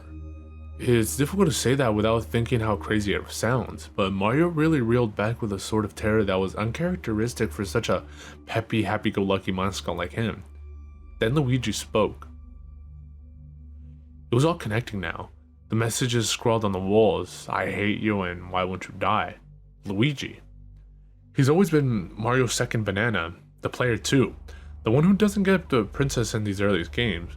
No matter how identical he is to Mario in skill set and ability and tenaciousness and bravery, at the end of the day, the game is Super Mario Brothers, and he's just the brother. How he must have hated Mario. Who among us wouldn't? Think about it. No matter what happens, Mario always comes back. No matter how many corpses he leaves littering on the battlefield, he's always there once more to leap and cheer and get all the adoration. And Koopa hadn't worked alone. I didn't know what that meant at first, if anything, but again, you just have to think it through. How exactly does King Koopa consistently succeed in kidnapping the princess? From day one, from the original Mario Brothers onwards, it had always been an inside job. Still unable to control a character, I watched Mario simply cower in fear as Luigi leapt high into the air, as high as he could in Mario 2, the bastard child of the franchise. He jumped on the pathetic, weeping Mario again and again and again. I was powerless to stop it. When he was done, he seemed to look at Mario's limp body with this overwhelming rage. Then the bridge started to disappear. Soon, Mario would be dead. As I looked on, I had an irrational thought. Would it be permanent? Within an instant, as Luigi turned to seemingly strike a victory pose like he had beaten the level, Mario awkwardly got to his feet and took him by surprise. Fear and sadness and confusion had given way to anger, and Mario overpowered his brother with little effort. To this day, I'm still haunted by the final result of his wrathful reprisal. There was the map's title. None of this was a glitch, none of it was a mistake. It wasn't a developer getting back at Nintendo, and it wasn't a ghost haunting the Nintendo cart. It was a planned, purposeful part of the Mario Bros. Mythos. If you beat the same level X number of times, a secret part of the world opened, and you learned that from Mario Brothers through Mario Land, Luigi had been secretly working against you and was in fact facilitating the repeated abduction and abuse of the princess. But why? Money? Power? No, it was all there. Because he couldn't take not being the one in the spotlight, not being Mario himself. After Luigi died, well, and truly died, Mario just sat on the edge of the bridge and wept. I was forced to watch this for minutes on end before the screen faded black. I played the rest of the game through to see if anything changed. Nothing else odd happened, as one would expect, and this whole ordeal was just supposed to be part of the actual full story. I couldn't access the whirlpool again. I had seen the events once, and that was all I was apparently allowed. It was back to the game as usual. The same exact game I had played since the 90s and would probably continue to play for the rest of my days. Well, it was the same except for the final image.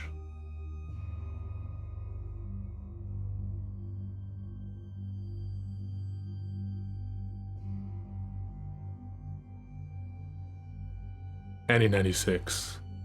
You asleep? McDavie. No. Guess you're not either. Cat. This is the wind. Sounds like cats fighting.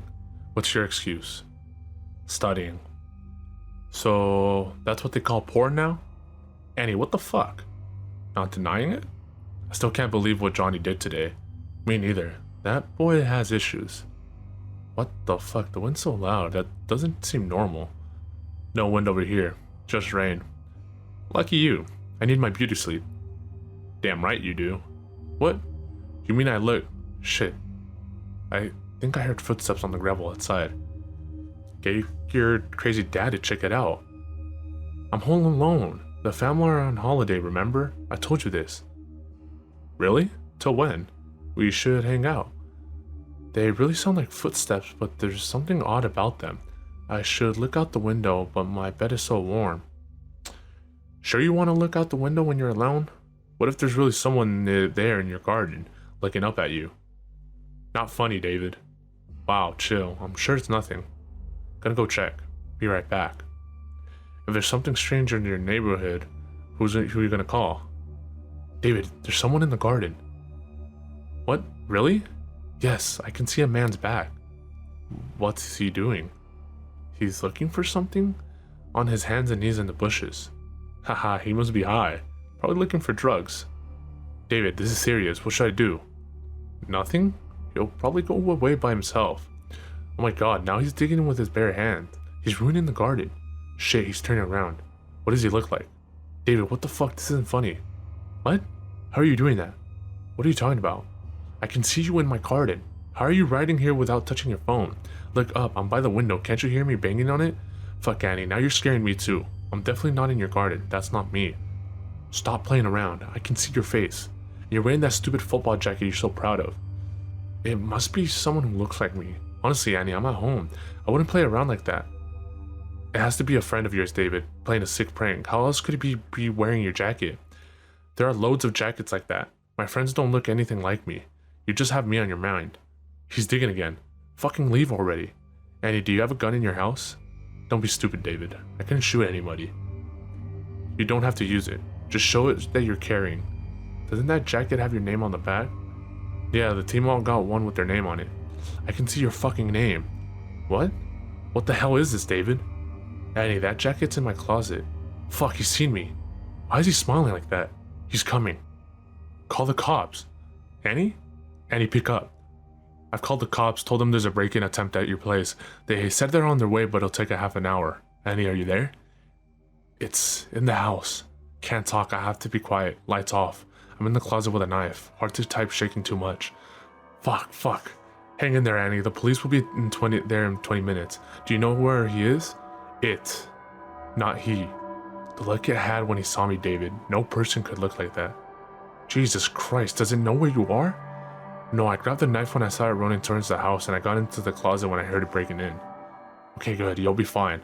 A druggie doesn't have the brains to find someone hiding in the closet. The police will be there soon. Oh god, it's calling out to me. It doesn't sound like you, David.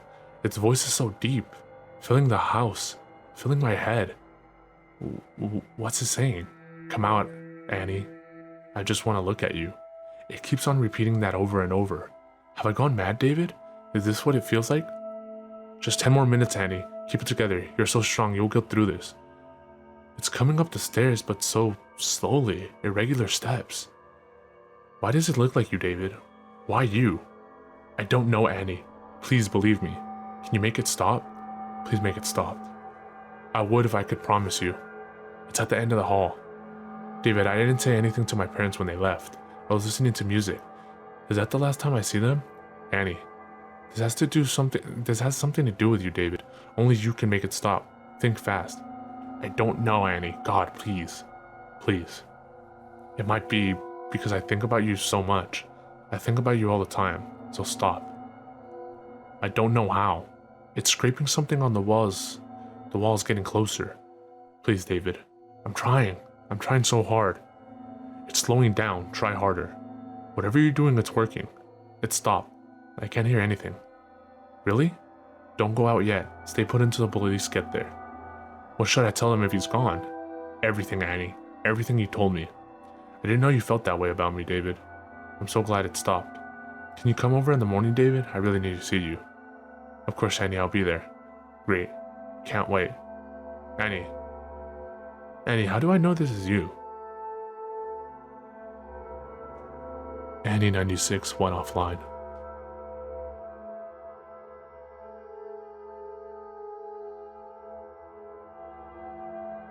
I huffed and puffed under my breath as I stared into God's mouth. I felt like the big bad wolf, ready to interrupt the three innocent little pigs as they hurriedly fortified their makeshift homes. I grinned at this thought and then turned my head to look for Margaret. She was a couple of feet down the hill from the entrance of the cave, holding a walking stick close to her petite breast. Hurry up, I called down to her. I turned back to the cave, still grinning. An old rotted sign outside read, God's Mouth Cave. Keep out. What a tired cliche. Margaret finally made it to the entrance and stood behind me. Almost doubled over and out of breath, I looked down and smiled. Check it out, I laughed. God's mouth. Wonder where Jesus' anus is. I chuckled to myself. Margaret was less amused. "Give me the damn water bottle," she said, exasperated. The open bottle met her lips, and for a moment I felt peaceful in a way, watching her drink the water. Actually, I take that back. The peaceful comment, I mean it. It was more of a feeling that was sort of hard to put my finger on or give a name, but I could settle for a nice content. Content seemed to be one of those words that manifests itself when natural human words seem to fail. Again, an utter cliche, but it felt good to feel a strange mixed up sort of happy for once. I sighed and turned my flashlight on. I pointed into the cave. Black. God's mouth. This seemed like the antithesis of a Holy Spirit. I turned again to Margaret. "You ready?" I asked. She was finally standing straight up. She nodded. I clapped a friendly hand to her back and we walked into God's mouth.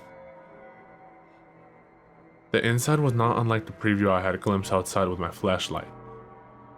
Dark, dismal, and endlessly black. It seemed to stretch endlessly no matter how I positioned my flashlight. The rocky terrain was damp and imposing. The last natural light slowly disappeared behind Margaret and I, as we made our way deeper and deeper. I found it strange how soft and compelling the world around me now appeared, despite the stalactites and stalagmites, and other various rock formations being so jagged. It seemed that even amongst the pointed teeth of God I could lay down and rest here forever. It was comfortable. Apparently, Margaret didn't agree. She shivered uncomfortably under my arm.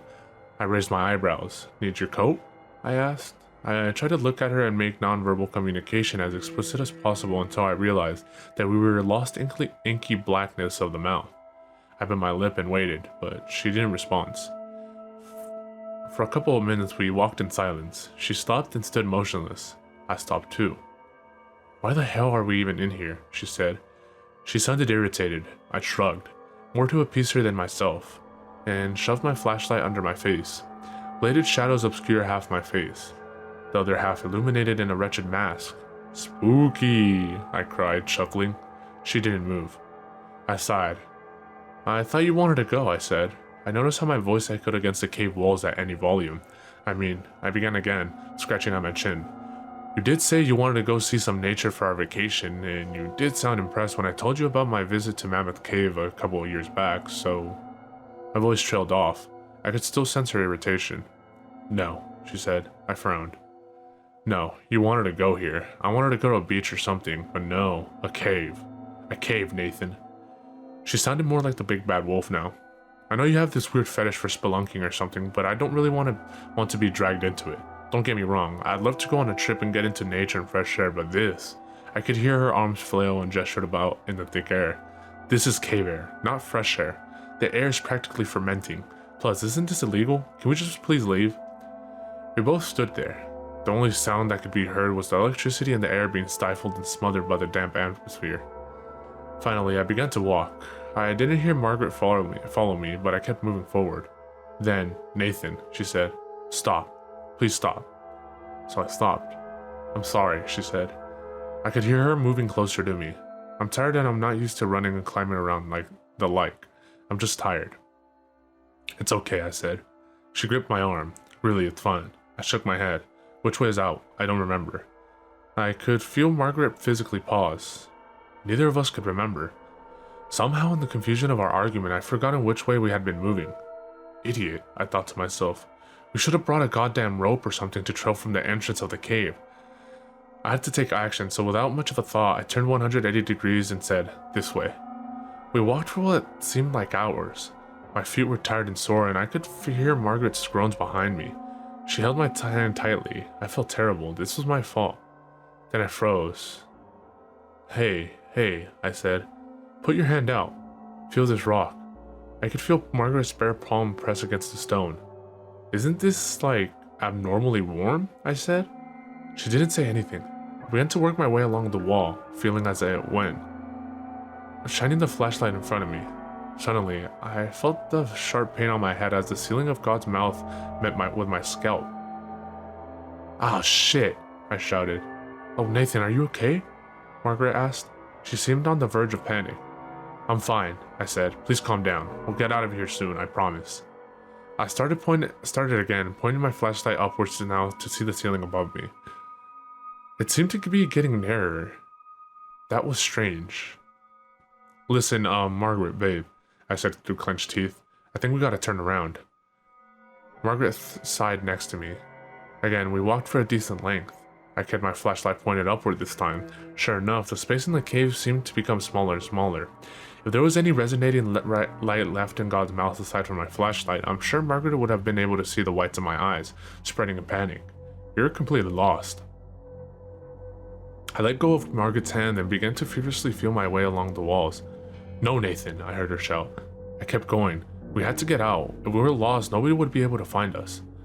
I kept feeling along the wall until I abruptly hit a corner. Fuck, I said out loud. Margaret, this seems to be like a dead end. I spun around on my heel. Margaret? No answer. Shit. I began to repeat my process again, almost running as I felt the wall run past my fingertips.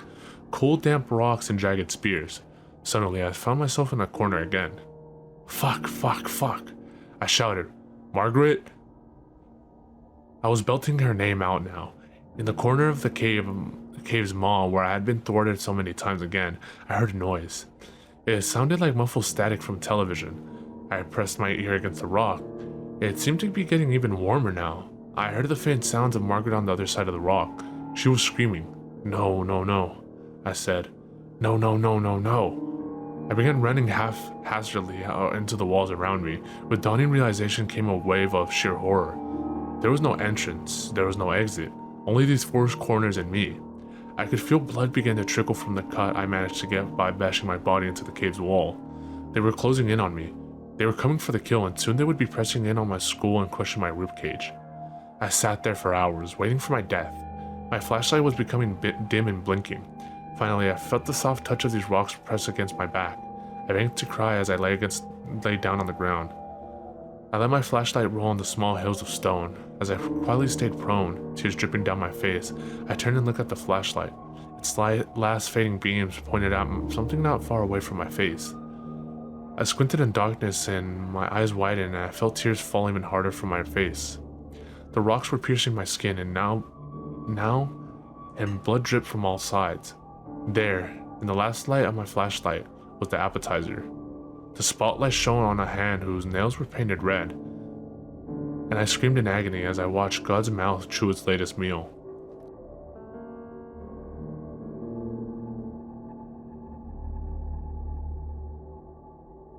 For her birthday, I took my girl Katie to Arizona so we could stay with some friends of hers and spend a week partying and getting crazy and stuff before heading back to school for the year. We drove up in my dad's car. It's a really old Ford make, and it's pretty beat up. The road there was bumpy and long. Our relationship seemed at its strongest on the road. We were really in love. That was the first time that I realized that I had truly never been in love before. We were about halfway there when we realized we were going to run out of gas long before the nearest petrol pump. Katie's head was out of the window, sunglasses on, and the blistering heat outside. Nothing but the wild desert landscape to be seen in all directions. We became frantic. We hadn't seen another car on the road in almost an hour. What if we broke down here in the middle of the desert? No food or water, with no one out there to find us. I sped up slightly, driven by these fears. It was then that we came across a gas station, smack bang in the middle of nowhere and dry, empty, nowhere. It was an old worn down servo. Long yellow grass blew in the breeze beneath it. Outside were the two rusted gas pumps. At first we didn't know if it was occupied, it seemed so lifeless, but as we pulled up and saw the petrol stains in the dirt, we were convinced otherwise. Katie started refilling the car and I went inside to pay, and grabbed something to eat on the road. When I first opened the door, it jammed. This perturbed me, so I looked at the sign to check, and wasn't reassured that the store was open. According to the torn up sign that hung in between the dull yellow curtains at the door window, I pushed harder and harder with effort, and got into the shaft. Inside it was totally abandoned, left to ruin. Complete aisles lay on the ground, the fridges were smashed and glass coated on the floor. Despite the brightness outside, the interior of the gas station was dark and bitterly cold. Then there came from behind me this quiet weeping, like a child's. I felt my heart race. It was coming from the back room. I stepped over the smashed glass and twisted metal remnants on the floor over where the patches of grass had grown through. I ran my hand along the wall and felt the crisscross of ivy beneath my fingers. It was overgrown. There came the crying again. Now I was facing the back room door. It was directly in front of me. I pushed the door open and it creaked with rust in its joints. Inside there lay several wooden steps into the basement. It was pitch black and the smell was horrific. The drip drop of water alerted me to the fact that the basement was flooded and the water was up to my knees. Again, there came the crying and a small splash in the far corner of the basement. "Hello?" I called out. "Is anyone there?" I started approaching the corner. The smell was horrible and cold water eventually got to me. The sobbing was getting louder in the corner. I swore I saw something move amongst the shadows. "Hello?" I called again. "What's wrong?" I finally reached the corner. Still dark, I had to bend down to avoid the pipes, which leaked down my back and trickled down my spine. The figure in front of me was very small and black, hunched over, sobbing quietly, head in its hands. "Why are you down here?" I whispered. Then it stopped moving completely. It was totally still. All noise seemed to cease, but for the quiet dripping of a broken pipe somewhere behind me. I outstretched my arm to touch its tiny shoulder, but it then began to slowly turn in my direction, to look me eye to eye. As its face swiveled around to look into mine, I remember screaming and swinging my head up in recoil, cracking it on the pipes above. The face was white as a sheet, pale like a hideous movie mask. The eyes and mouth were completely dark black holes, huge and widening even as I looked at them. They were so huge they almost consumed its entire face. As I desperately tried to escape, it splashed towards me at a rapid speed, uncurling its long thin fingers. It was wailing now, staring into me with its huge black eyes, and as I scrabbled up the stairs with great difficulty, as I felt my legs begin to give way beneath me, it sprinted out of the water and up the stairs towards me. I slammed the door, flipped the lock, and tore out of the store into the old Ford. Katie began to laugh when she saw me, jeans wet, trembling with sweat soaking my chest, but I grabbed her and screamed at her to drive. For about a half an hour, I could barely tell her what happened in the store. She listened and gave me a sheer look of horror. When I finally gave in and told her everything, she pulled the car to the side of the road and began to cry herself. I asked her what was wrong. She said, "I saw something while you were gone. When you were in the store, I was just putting the pump back when I saw this little girl, a man, her father I guess. The father stared at me with blank eyes and a hanging jaw, but the girl, oh god, the girl. She was staring straight at me, grinning with this huge smile that just stretched so far across her face. I couldn't see any hair on her and her skin was so dark. Not dark like a colored girl, but dark like a shadow, and her smile just shone through the window.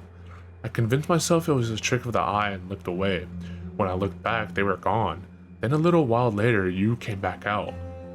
It was dusk by now, and we had nowhere to stay. We had not traveled nearly as much as we hoped to that day, and the nearest motel meant going back past the gas station. So we drove up the roadside from where we were into a clearing a little ways up, where people camp sometimes. We had obviously come the night after a big party. There was broken glass everywhere. When we arrived, however, it was empty. After a while, I tried to reassure her that we were okay. I calmed her down, put my arms around her, and we started to kiss. I moved to get closer when she suddenly screamed like hell itself. "It's her! It's her!" she screeched, fumbling to start up the engine. I turned in time to witness a small black face, grinning literally ear to ear with only darkness inside. It was crawling into the car through my open window, with its limbs splayed out like an insect. It had too many limbs, way too many long arms, the fingers feeling my face like antennae. We sped off, back down onto the road. Back on the road, nothing seemed right. There were no stars. That's what I noticed at first. I was too shaken to think much of it, but there were no clouds that could be blotting them out. There was just a vast night sky devoid of all light. Then a few minutes after we had been driving forward, still sweating and breathing heavy, we passed the gas station. My heart skipped a beat. The gas station was at least half an hour away, in the opposite direction. All the lights were on, and I saw the door sliding open. As we shot past it, Katie was in such hysterics she found it hard to keep driving. We stopped the car in the middle of the desolate road. I decided we should switch seats, so that I could drive. She shuffled across from her seat to mine, and I opened the door to get out. As soon as I was outside, the foul stench of the basement overwhelmed me. I gagged and vomited down the side of the car. It was then I noticed a runner, a pale white thing sprinting towards us through the fog. Its limbs practically a blur. I could make out no face. How long had it been following us, running after us in the night? I got into the driver's seat as quickly as possible. We drove off again, not talking. Katie whimpered and I silently prayed. Then we passed the gas station again. The door was open now. There were two figures standing at the door, waiting. As we forced ourselves on, we both became aware of a soft, barely audible weeping in the back seats. Neither of us dared turn around. "Ignore it," I whispered. My trembling hands gripped the steering wheel. Katie was curled in the fetal position, holding her head in her hands. The wailing increased, becoming extremely loud, ear-piercing, and horrific. Finally, I ordered myself to end it and looked behind me. For a split second, I thought it was a girl in a white dress looking back up at me, but she was gone as soon as she had appeared. I checked the seats carefully. There was nothing. In my tiredness and fear, I had completely lost track of the road. I drove on, and all through the night, Katie whimpered. I touched her once, but she screamed. I never tried again after that. The noises from the back seat started up again. We passed the gas station twice more. The people at the door were closer and clearer every time. The finest slither of red light had begun to settle on the horizon. It was still dark as hell, but at least I was able to see the road ahead of me now. Katie had been silent, face concealed under their hands, for some times. I decided to check the time, so I turned on the radio. At first, there was only static instead of time, or anything at all. The digital clock simply appeared black. I fiddled with the dial, trying to change the station. In between the static, I found only one audible channel. It had a high-pitched buzz in the background. A man was muttering names and numbers under his breath. 29, Lucy. 30, Adam. 31, Katie. I switched back to static. I knew which name was next. When we got to Katie's friend's house, it was morning. It was overcast and everywhere had the smell of rain on it. Her friends weren't home. Katie's friends lived out way in the country, with no one else around in a mile. The grass was climbing the walls outside. How long have they been out? As soon as we were inside, Katie started whimpering again. I realized that while she had been silent, she was biting on her lip. Blood was trickling down her chin, and the skin around her mouth was torn and chewed through. She grabbed the newspaper and some masking tape off the table and began blocking out the windows. After the night's events, I don't know whether I would be insane to join her or stop her. I simply watched. She covered the windows, jammed the door, and turned the lights off. For some times, it could have been minutes or hours. We sat silent in the dark. I offered to turn the television on. Katie said nothing, sitting blank and comatose. I turned the television on anyways. A grainy black and white image flickered to life before us. A white face with empty eyes and an impossibly huge smile flashed up. The smile growing wider and wider the longer we stared into it. There came the sound of weeping. From the television or in the house, I couldn't tell. We turned off the TV. It's been 3 whole days now. I haven't seen Katie at all today. She spends her time in the closet crying. I once tore the door open and screamed at her. She screamed back, her face contorting into something grotesque and inhuman. I slammed it in her face. The phone rings often, a voice, my mother's I believe, whispering under its breath. I can only catch snippets of what it says. Come back. You're always welcome to come back. Sometimes in the background I hear quiet chuckling. I hang up without saying a thing, usually. The bathroom is shining white. I hear the shower running and will walk in to find nothing at all. Then when I'm in the bathroom, I will hear the television flick back on. It always goes to the face. In the background there are muttering voices now. I've called the police twice. All I get is the whispering woman's voice. I called Katie's friends too, just as fruitlessly. There are knocks at the door a lot now. Through the newspaper on the other side of the window, I see their hands slam against the glass and slide down. They do this for hours on end at sometimes. They press their eyes up to the glass through the holes in the newspaper. At night, we hear screaming from the guest room. I boarded it up. Sometimes I find tiny pieces of glass on the ground. A leak sprang up about a day ago in my room downstairs. Black spots of mold had appeared on the walls. There is a smell throughout the house, seeping in from my room, the odor of decay. I pray hopelessly, and I swear to God, I wish, that I had never gotten out of that car.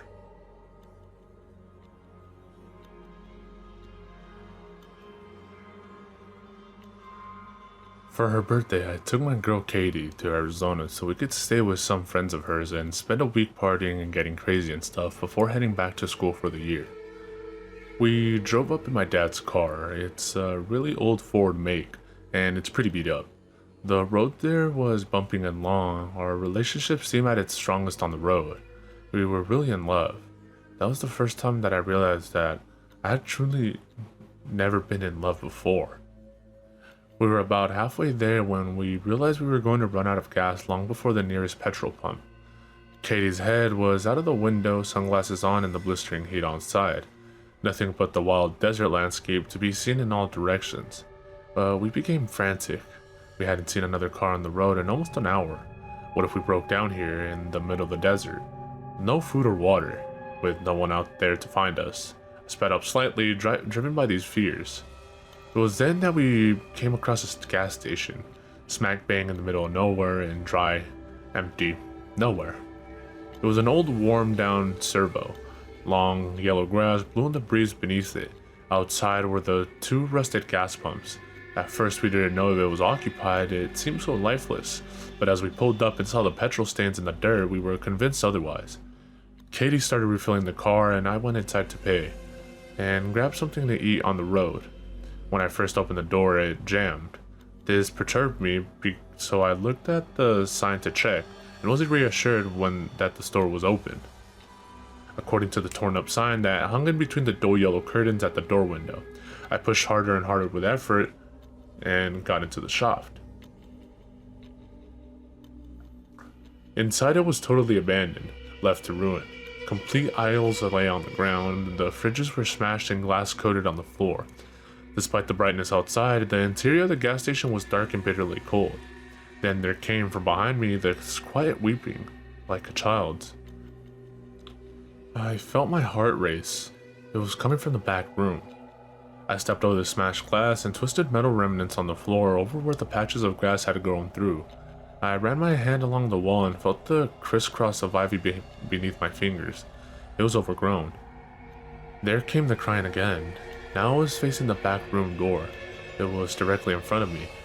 I pushed the door open and it creaked with rust in its joints. Inside there lay several wooden steps into the basement. It was pitch black and the smell was horrific. The drip drop of water alerted me to the fact that the basement was flooded and the water was up to my knees. Again, there came the crying and a small splash in the far corner of the basement. "Hello?" I called out. "Is anyone there?" I started approaching the corner. The smell was horrible and cold water eventually got to me. The sobbing was getting louder in the corner. I swore I saw something move amongst the shadows. "Hello?" I called again. "What's wrong?" I finally reached the corner. Still dark, I had to bend down to avoid the pipes, which leaped down my back and trickled down my spine. The figure in front of me was very small and black, hunched over, sobbing quietly, head in its hands. "Why are you down here?" I whispered. Then it stopped moving completely. It was totally still. All noise seemed to cease, but for the quiet dripping of a broken pipe somewhere behind me. I outstretched my arm to touch its tiny shoulder, but it then began to slowly turn in my direction, to look me eye to eye. As its face swiveled around to look into mine, I remember screaming, and swinging my head up in recoil, cracking it on the pipes above. The face was white as a sheet, pale like a hideous moving mask. The eyes and mouth were completely dark black holes, huge and widening even as I looked at them. They were so huge they almost consumed its entire face. As I desperately tried to escape, it splashed towards me at a rapid speed, uncurling its long thin fingers. It was wailing now, staring into me with its huge black eyes, and as I scrabbled up the stairs with great difficulty, as I felt my legs begin to give way beneath me, it sprinted out of the water and up the stairs towards me. I slammed the door, flipped the lock, and tore out of the store into the old Ford. Katie began to laugh when she saw me, jeans wet, trembling with sweat soaking my chest, but I grabbed her and screamed at her to drive. For about a half an hour, I could barely tell her what happened in the store. She listened and gave me a sheer look of horror. When I finally gave in and told her everything, she pulled the car to the side of the road and began to cry herself. I asked her what was wrong. She said, "I saw something while you were gone. When you were in the store, I was just putting the pump back when I saw this little girl, a man, her father I guess. The father stared at me with blank eyes and a hanging jaw, but the girl, oh god, the girl. She was staring straight at me, grinning with this huge smile that just stretched so far across her face. I couldn't see any hair on her, and her skin was so dark. Not dark like a colored girl, but dark like a shadow, and her smile just shone through the window. I convinced myself it was a trick of the eye and looked away. When I looked back, they were gone. Then a little while later, you came back out. It was dusk by now, and we had nowhere to stay. We had not traveled nearly as much as we hoped to that day, and the nearest motel meant going back past the gas station. So we drove up the roadside from where we were into a clearing a little ways up, where people camp sometimes. We had obviously come the night after a big party. There was broken glass everywhere. When we arrived, however, it was empty. After a while, I tried to reassure her that we were okay. I calmed her down, put my arms around her, and we started to kiss. I moved to get closer when she suddenly screamed like hell itself. "It's her! It's her!" she screeched, fumbling to start up the engine. I turned in time to witness a small black face, grinning literally ear to ear with only darkness inside. It was crawling into the car through my open window, with its limbs splayed out like an insect. It had too many limbs, way too many long arms, the fingers feeling my face like antennae. We sped off, back down onto the road. Back on the road, nothing seemed right. There were no stars. That's what I noticed at first. I was too shaken to think much of it, but there were no clouds that could be blotting them out. There was just a vast night sky devoid of all light. Then a few minutes after we had been driving forward, still sweating and breathing heavy, we passed the gas station. My heart skipped a beat. The gas station was at least half an hour away, in the opposite direction.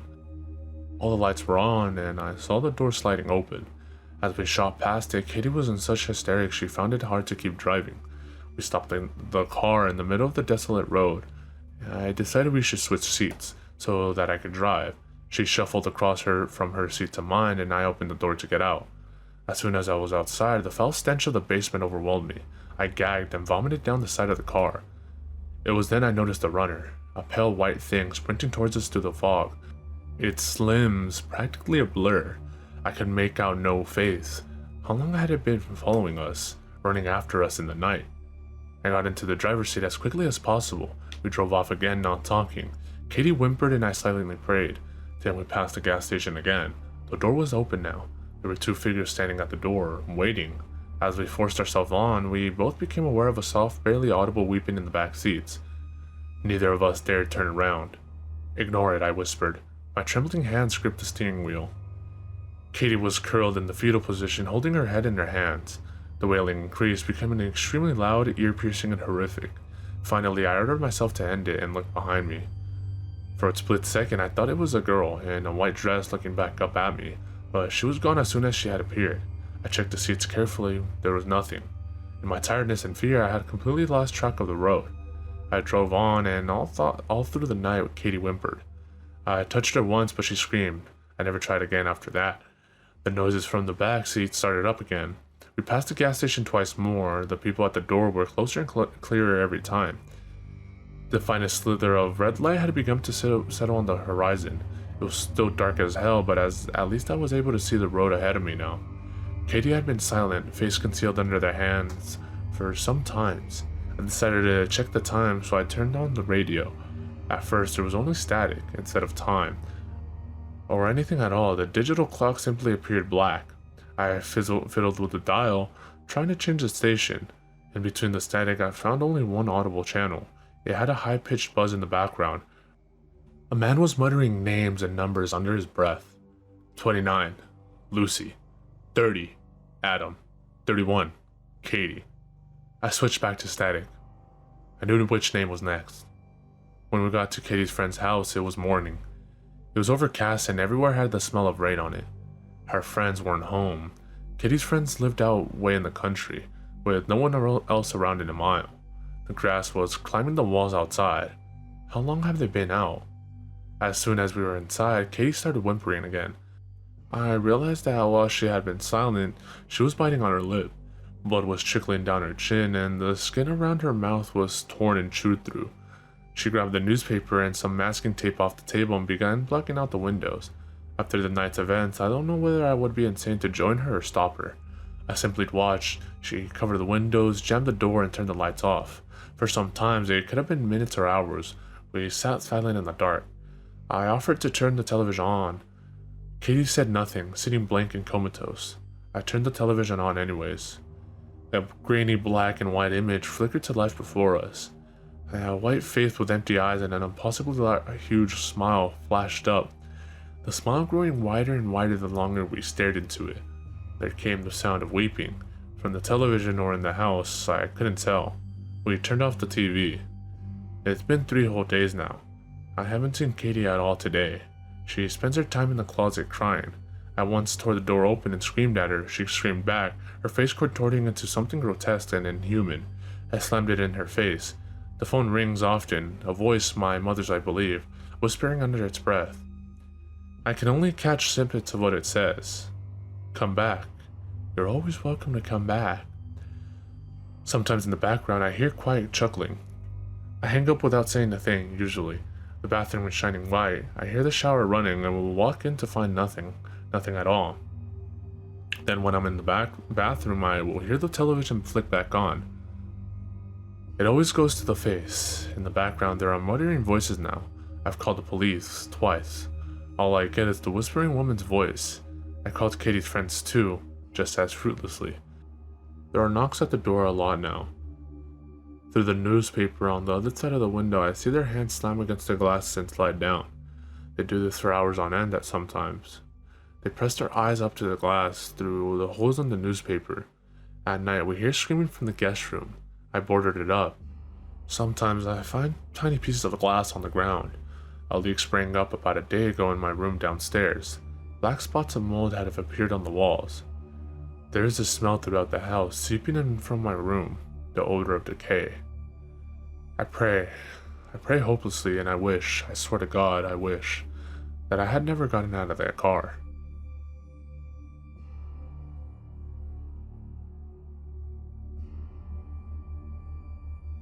There were rumors going around about some abandoned old silo that had loomed over the woods. The woods were located in the middle of a field of just dirt alongside the railroad tracks. Not like anyone cares. It's an eerie sight with just, sitting there, looming over the woods with the rust trailing down the sides. Anyways, some rumor it to be haunted by like some old farmer who hung himself in the silo and takes his revenge on anyone who enters. I say rumor is complete bullshit, especially when the one spreading the rumors tries to back up their rumor with the story of some stupid kids who were curious and went into the silo, never to come back out. Others say the silo is just a good hangout spot where people would never find them. So with both positive and negative comments, my geek band of friends and I decided to check it out. We decided to enhance the creepiness by choosing to visit the silo on a gloomy and cloudy day.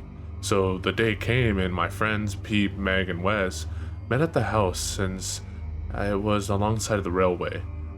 We walked along the railway talking and laughing, having ourselves a good time until we saw it. The silo was, of course, just sitting there, looming out tall over the trees. Curious, we walked towards it as our laughter along with our talking died down. The closer we got to it, the colder it felt, as if there was some sort of cold, dark aura radiating from it, sending shivers down our spines. Hell. Wes even let out a small little yelp. We packed around the circumference of the silo looking for an entrance of some sort. We ended up finding a ladder leading up into the silo. The rungs of the ladder were also handles to open hatches all along the side of the structure. All were locked except one. Though it was stuck, so we had to climb up and open the hatch, and within a few minutes we were inside the silo, standing on the hay left in there. In the center there was a large hole deep in the hay. It was dark, but we could hear a steady flow of air coming from the bottom. Oddly enough, there was a rope descending into the hole. Since I was the only one smart enough to actually be prepared for this, I took out my flashlight. Holding the flashlight in my mouth, I began to descend. I dropped to the bottom, scanning the small area. Everything seemed safe as I looked at the scattered hay, dirt, and also another peculiar hatch. I beckoned for the others to come down. As they descended, my eye had caught something covering the rope. The color of it was red. I hid my panic and showed the others the hatch I found. Pete opened it, revealing a dark hole. Now the fucked up thing about it that was it reeked of death. The others had sensed it too, and of course Wes had whimpered like a little bitch. Meg ended up gaining the courage to take my flashlight and go first into the hole. We followed her and we walked through this dark tunnel for about 10 to 15 minutes until Meg had told us we had reached another hatch, and she opened it. A bright light had filled the tunnel, and that's when we heard it. A piercing shriek followed by the sounds of something running, panting hard. In a desperate attempt to avoid the creature that had made that horrific screech, we ran. Once we were out of the tunnel, we slammed the hatch shut, attempting to lock it. The sound had stopped, and breathing a sigh of relief, all of us had observed our current surroundings. We were in a concrete block which appeared to be an old septic tank but with an opening at top, and through that opening we could see the forest above. We began to climb out, and then it happened. Again, we heard that damn sound again. Wes wasn't even out of the hole. Poor Wes. The creature slammed through the hatch and a sharp clawed hand reached out and grabbed Wes's leg tight, pulling him into the tunnel. We heard his terrified screams and it suddenly stopped. We heard the sharp snapping of bones and the tearing of flesh. The rest of us were frozen in shock. The sound of Wes being killed was revolting. Meg ended up vomiting out the sound. After that, we tried to find our way out of the thicket. We searched for a way out for at least an hour, but we concluded that the forest was enclosed in a large perimeter of barbed wire fencing. We panicked, having no idea what we should do, and also realizing that the thing comes out in the dark. Night was coming fast, and in a desperate panic, Meg climbed high into a tree hoping the thing wouldn't find her. Pete found a small hole in the ground to hide in. Bad idea. Again, we heard the shriek and I watched the thing climb out of its home. In my panic, I quickly climbed a tree and watched Pete sitting in the hole. I also, to my regret, had got a better look at the creature we were facing. It was the most grotesque thing I have ever seen. Its face was masked-like, pale white against its dark skin. The face seemed to only have two dark holes for eyes, and a large smile stretched across the face. After a few moments of observation, I had soon noticed that it was a mask made from Wes' skin face. I was scared shitless as the thing was crawling towards Pete. I sat in the tree as I watched Pete run in fear, but that was no use since the thing caught up to him instantly. It shoved both hands through Pete's chest and tore him apart with ease. Oh god. His chest opened up, revealing bloody tendrils that wrapped around Pete's head, tearing it off from his mutilated corpse, slowly pulling it into the empty cavity and sealed it shut. The skinned face of Wes had disintegrated and quickly replaced with a mask made from Pete with the same hollow eyes and screwed up smile. Then it spoke in a soft, raspy voice. I am the pocket. It proceeded to crawl back into its dwelling. From the other tree, I heard Meg crying. I beckoned for her to climb down as I climbed down myself and told her we are getting the hell out of this place alive. Hesitantly, she climbed down and I went up to the barbed wire fence and gripped the sharp wire, spreading it wide enough for someone to climb through. My hands bled, but I ignored the pain as Meg climbed through the opening. Again, the pocket shrieked, and in my panic, I hastily crawled through the opening and cut myself up bad. Bleeding, I ran with Meg and ignored the pain, running until we had reached civilization once again. 10 years had passed. Meg and I were happily married. I say were for a reason, the same reason why I'm telling you this story today. Meg is dead. She died a horrible death. So horrible. The police were called to the scene after a couple going for a walk through the woods found her mutilated, headless corpse laying at the edge of the woods. When I say the word edge, that means that it is far from the barbed wire fence. This can only mean that the pocket is free from its prison. It's free and it's coming straight for me. I know it. This is horrible. Right now, I'm looking at our marriage picture trying to calm myself down with the happy memories. It didn't help, because in the reflection of the glass, I saw a face slowly coming towards me. Meg's face. Only it was eyeless and had that damn terrifying smile. The pocket, it's here. It has come to take me. I feel its hands pierce through my chest. At this exact moment, I realize its prime motive. It killed to free people from the hell that is now exists in this world. And I earned the privilege to be freed. I smile.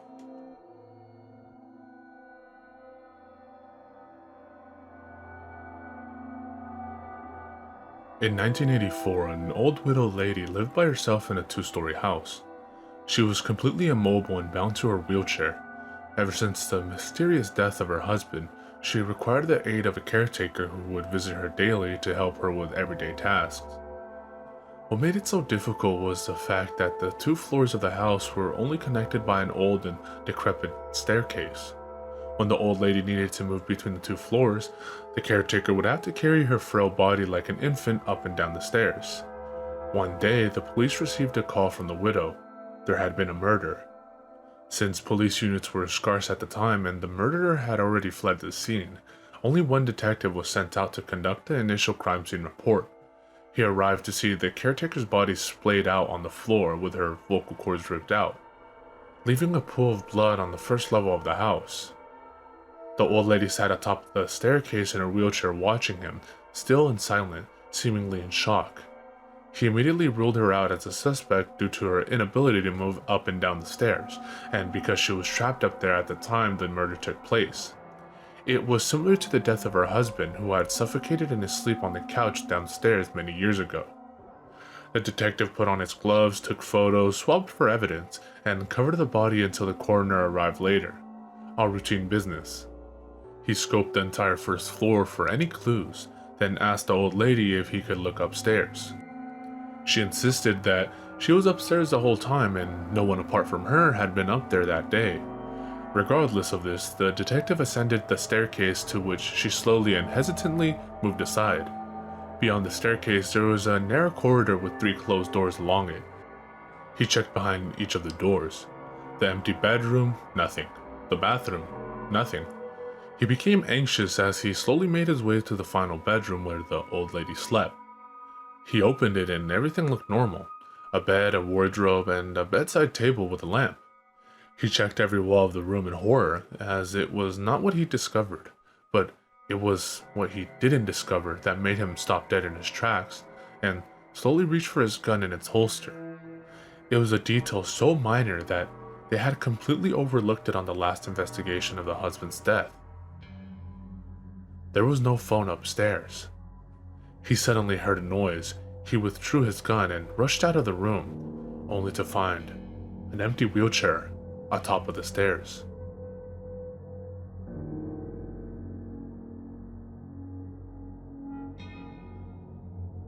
Back in the 1990s, a girl committed suicide after viewing an image posted in an old news group. The image was of a figure, which some identified as a woman, standing in the middle of a lonely road. The figure is transparent to the point that its legs are barely visible and is illuminated by an unknown light source coming from the direction of the camera.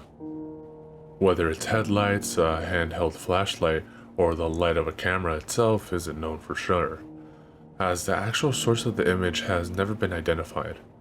No facial features can be made out, but the figure is most easily identified by its long bony appendages, which partly resembles the spider's legs.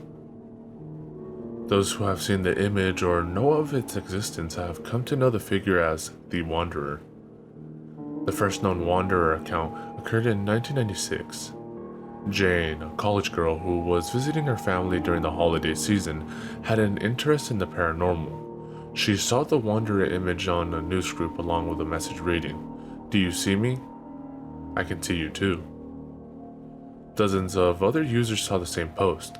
Most didn't think much of it, just that it was somehow funny. Some actually complained that they experienced headaches while they looked at the image, and similar claims have been made by others since.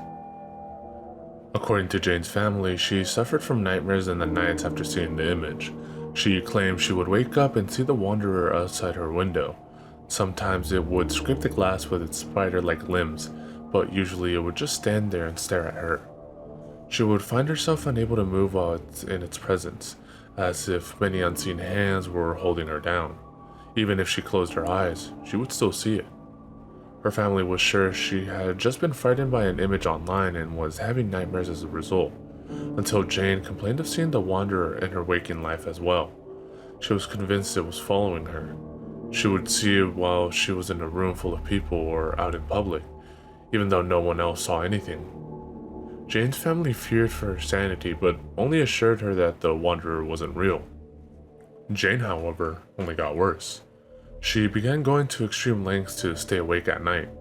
It started out with just caffeine and staying active, but quickly graduated to cutting herself and screaming all through the night. Before long, she wasn't sleeping at all. She was convinced that if she slept again, the Wanderer would take her. Her family knew they couldn't just wait and hope for the best. Jane needed help, but when Jane's mother knocked on her daughter's bedroom door, she received no answer. She carefully opened the door, not wanting to disturb or startle Jane, but she still heard nothing. Jane wasn't in her bed. She wasn't sitting at her computer. She didn't appear to be in her room at all, until her mom checked the closet. There, Jane was found curled in the corner, blood reddened at the front of her body, having drained from the long slit across her throat. She was clutching a bloodstained note which read, "It can't have me now." Jane's case is not isolated. Through the rest of the 90s, dozens of others went missing or committed suicide after viewing the image of the Wanderer.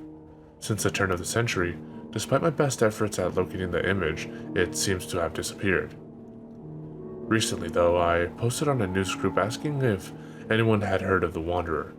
I've done this many times before, and usually there's one or two people who have heard of the story, but no one has seen the image. This time was different. Shortly after posting, I received an email in my inbox. The subject of the email was, "I can see you." The body only read, "Do you see me? I can see you too." There was an image attached with the message.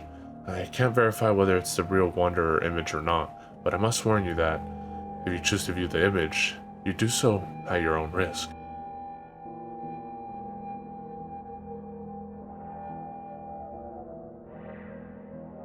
There was once a guy living in our neighborhood named Jimmy. He got picked on a lot for being a confident and funny guy.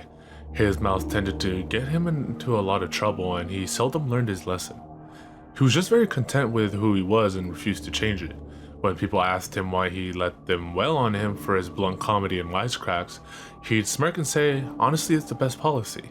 At least they're not hiding anything from me, and neither am I from them."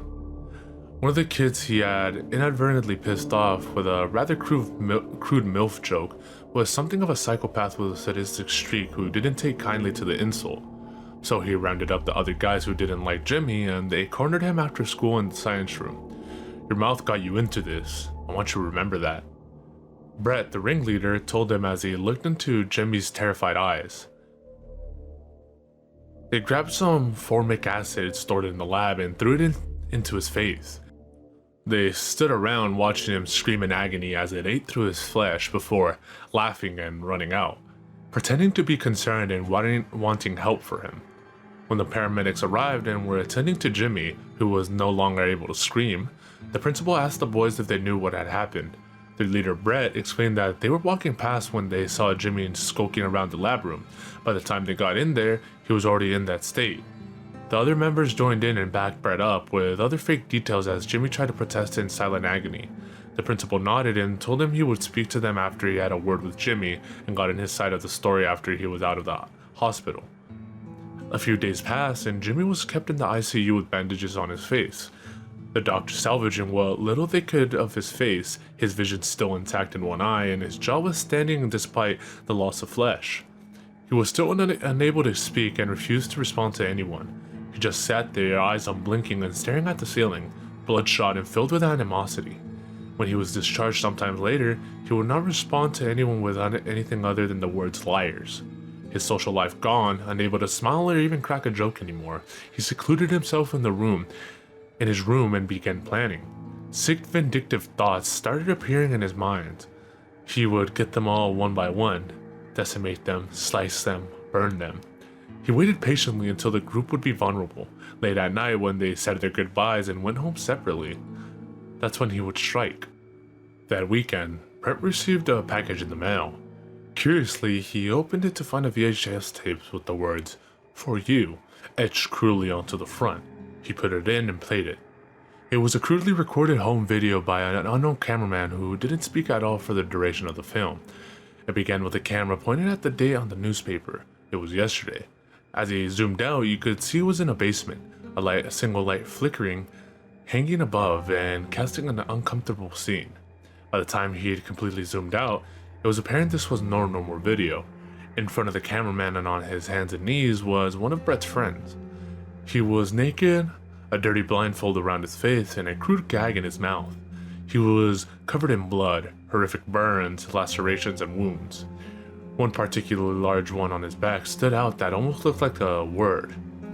The cameraman with gloved hands took out the gag of the crying boy's mouth, and immediately he begged to go home. Please, please let me go, man. I did what you wanted. Oh God, Jesse, Mike, Keith, you made me fucking butcher them. I just want to go home, man. Please, I'm sorry, guys. I'm so sorry. He just kept repeating it over and over, rocking back and forth as he did so. Brett's legs began to shake as he felt the bile rising in his stomach. He could see the burned, mangled bodies in the background, the bodies of his friends. All of them have markings on their body and deep, large cuts.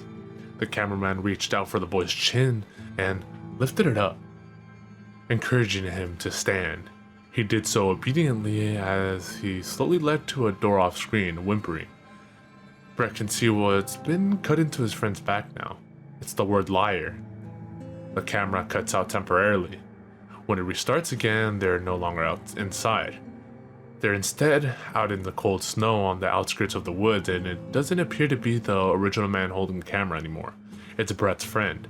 He's whimpering and shivering as he holds the camera in one place for 30 seconds, pointing at some trees in the distance, hearing footsteps draw even nearer. Where are you, man? You said I could go. You said I could go. The boy is screaming and crying, frightened out of his mind, as the sound of the crunching snow draws nearer from seemingly every angle. It stops. He turns around to see the mangled face of Jimmy. A horrifying howl blares through the speakers and the word liars appears before the tape abruptly stops. Brett feels faint and darts to lock the front door, knowing what was coming. As he turns to run for it, he immediately hits something and falls backwards. The last things he ever hears is liars as acid runs down his face and begins to slowly eat away at his flesh. The last thing he ever sees is Jimmy's face, contorting into a sick, twisted smile.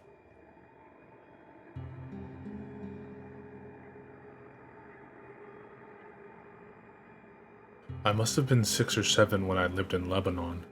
The country was ravaged by war at the time, and murders were common and frequent. I remember during a particularly vicious era, when the bombings rarely stopped, I would stay at home sitting in front of my television watching a very, very strange show. It was a kids show that lasted about 30 minutes and contained strange and sinister images. To this day, I believe it was a thinly veiled attempt on the part of the media to use scare tactics to keep kids in place, because the moral of every episode revolved around very uptight ideologies. Stuff like, bad kids stay up late, bad kids have their hands under the covers when they sleep, and bad kids steal food from the fridge at night. It was very weird and in Arabic to top it off. I didn't understand much of it, but for the most part, the images were very graphic and comprehensive. The thing that stuck with me the most, however, was the closing scene. It remained much the same in every episode. The camera would zoom in on an old rusted closed door. As it got closer to the door, strange and sometimes even agonizing screams would become more audible. It was extremely frightening, especially for children's programming. Then a text would appear on the screen in Arabic reading, "That's where the bad kids go." Eventually both the image and the sound would fade out, and that would be the end of the episode. About 15 or 16 years later, I became a journalistic photographer. That show had been in my mind all my life, popping up in my thoughts sporadically. Eventually I had had enough and decided to do some research. I finally managed to uncover the location of the studio where much of that channel's programming had been recorded. Upon further research and eventually traveling on site, I found out it was now desolate and had been abandoned after the big war ended. I entered the building with my camera. It was burnt out from the inside. Either a fire had broken out or someone had wanted to incinerate all of the wooden furniture. After a few hours of cautiously making my way into the studio and snapping pictures, I found an isolated out-of-the-way room. After having to break through a few old locks and managing to break the heavy door open, I remained frozen in the doorway for several long minutes. Traces of blood, feces, and tiny bone fragments lay scattered across the floor. It was a small room and extremely morbid scene. What truly frightened me, though, what made me turn away and never want to come back, was the bolted, caged microphone hanging from the ceiling in the middle of the room.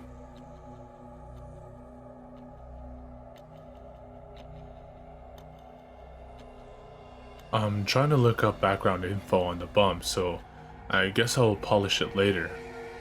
You guys all know that Adult Swim sign-off bumper, "The Dawn is Your Enemy"? There's a reason they don't show it anymore.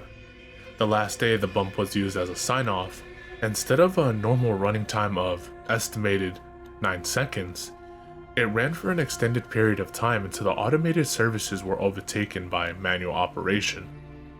We all know the sound that shook our childhoods or teen years, the resonating metal, the rumbles, the sound of metal scraping against metal.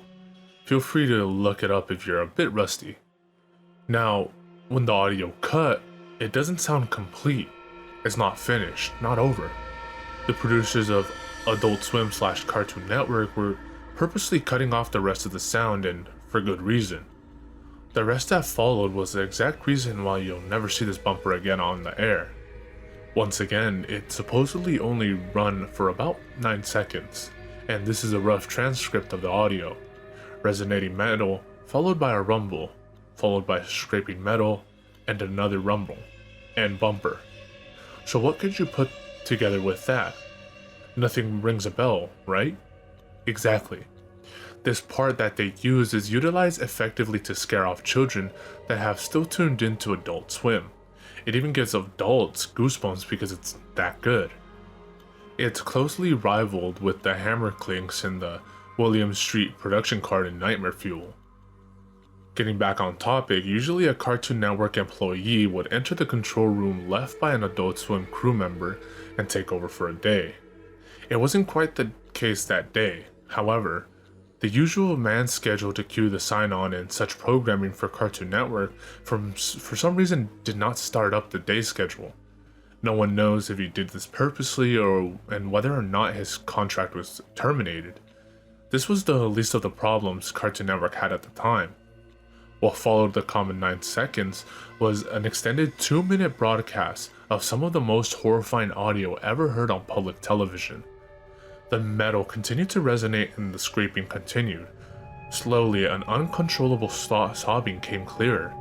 Not one person was crying, but a multitude of people were screaming and yelling. As the metal scraped, the screaming grew louder. Soon you could hear the slicing of flesh, the grinding of bones, the gushing of blood, and the guttural death rattles of people dying. All across the United States, millions of children and adults were being exposed to what sounded like a barbaric mass murder. People were calling in across the country, crying or screaming or begging for it to be turned off. Something kept their eyes attached to the screen and kept them listening to the broadcast. People assumed the control room was finally gotten into and the bump was shut down, ending a traumatic experience no one could undoubtedly forget. In the last few moments, as the resonating metal grew into an unbearable volume, the channel showed the peeking sun winking at the viewer, and the channel cut to bars and tones. How was Cartoon Network going to cover this? No one knows their exact tactic to this day. Multiple theories have been thought of, ranging from a preemptive cease and desist to possible news articles to subliminal viewer hypnosis over the following weeks. While all public evidence does not officially exist, Cartoon Network officials do acknowledge a hijacking of the channel's frequency on the day, but go into no further detail. All late morning bumps, including "The Dawn is Your Enemy," were replaced with the corresponding ones from the 1:30 a.m. time slot. Word is, however, that somewhere hidden in an Onion site, accessible only via Tor, is a recording of the bump played that morning. The question asked the most among the few who remember this is how Cartoon Network got the audio in the first place.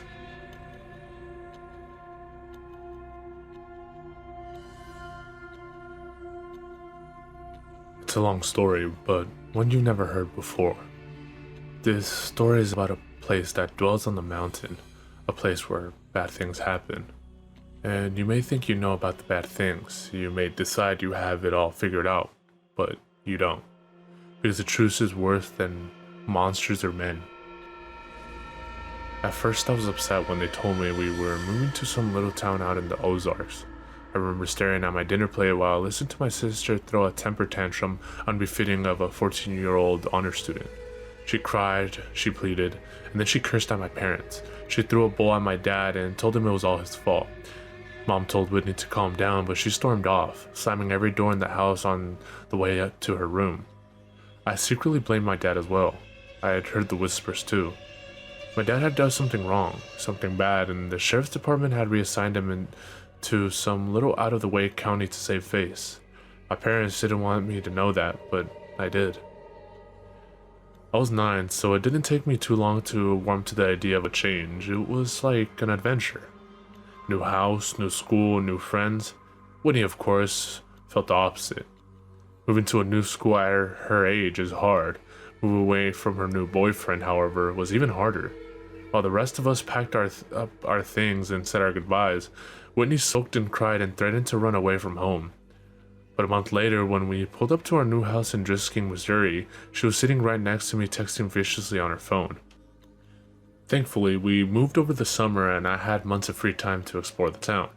When Dad started his new jobs at the sheriff's office, Mom drove us around the city commenting on this and that. The city was much smaller than St. Louis, but also a lot nicer. There were no bad areas and the entire town looked like something you see on a postcard. Drisking was built in a mountain valley surrounded by a healthy forest land with walking trails and crystal clear lakes. I was 9, it was summer, and this was heaven.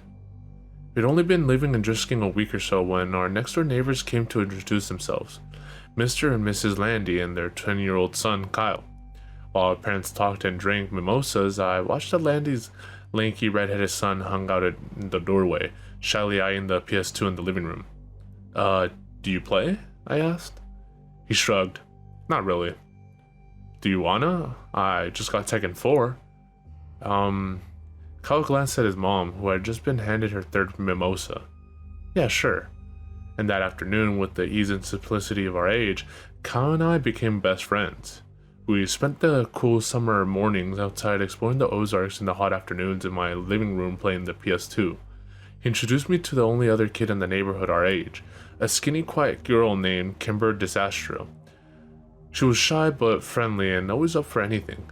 Kimber went up with us so well that she quickly became the third wheel on our tricycle. With my dad at work all the time, my mom consumed with her new friendships, and my sister locked in her room all day, the summer was ours to take, and take we did. Kyle and Kimber showed me where all the best hiking trails were, which lakes were the best and most accessible by bike, and where the best stores were in town. By the time of the first day of school rolled around in September, I knew I was home. On the last Saturday before school started, Kyle and Kimber told me that they were going to take me somewhere special, somewhere we hadn't been yet, the Triple Tree. "What's a triple tree?" I asked. "It's a totally awesome, truly huge treehouse out in the woods," Kyle said excitedly. "Whatever. Kyle, come on you guys. If there was a freaking treehouse, you would have showed it to me already." "Nuh-uh, we wouldn't have." Kyle shook his head. "There's a ceremony for first-timers and everything." Kimber nodded eagerly in agreement, her dark orange curls bouncing off her tiny shoulders. "Yep, it's true, Sam. If you enter the treehouse without the proper ceremony, you'll disappear, and then you'll die." My face fell. Now I knew they were making fun of me. "That's a lie. You guys are lying to me." "No, we're not," Kimber insisted. "Yeah, we'll show you. We just have to get a knife for the ceremony and we'll go." "What?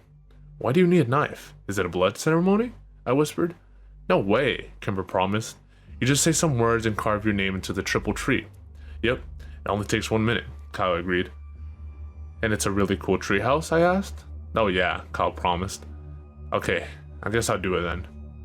Kyle insisted on using the same knife he used during his own ceremony, but we paid a price to get it. Mrs. Landy just happened to be home with her young son Parker, and despite Kyle's many objections, his mother insisted he take his 6-year-old brother with him. "Mom, we're going to the treehouse. It's only for older kids. Parker can't go." "I don't care if you're going to see an Exorcist movie marathon. You're taking your brother with you. I need a break, Kyle. Can't you understand that? I'm sure your friends won't mind." She flashed Kimber and me a challenging look. "Right?" "No, not at all," Kimber said, and I nodded in agreement. Kyle made a loud, dramatic sigh and called his brother. Parker, put your shoes on, we're leaving now. I'd met the youngest Landy several times before and found that he was as unlike his older brother in looks as in disposition. Where Kyle was a wild, excitable fireball with hair to match, I found Parker to be an anxious, fidgety boy with small eyes and dark brown hair. We got on our bikes and made our way to a lesser-known hiking trail a few miles away. I'd asked before where the trail led when we'd ridden across it several weeks before, and Kyle had given me the underwhelming answer of nowhere interesting. We pulled up the trailhead and leaned our bikes against the wooden signpost which read, West Rim Prescott Ore Trail. Why are so many trails around here named Prescott? I asked. Is this Prescott Mountain or something? Kimber laughed. No, dummy. It's because of the Prescotts. You know, the family that lives in the mansion up on Fairmont.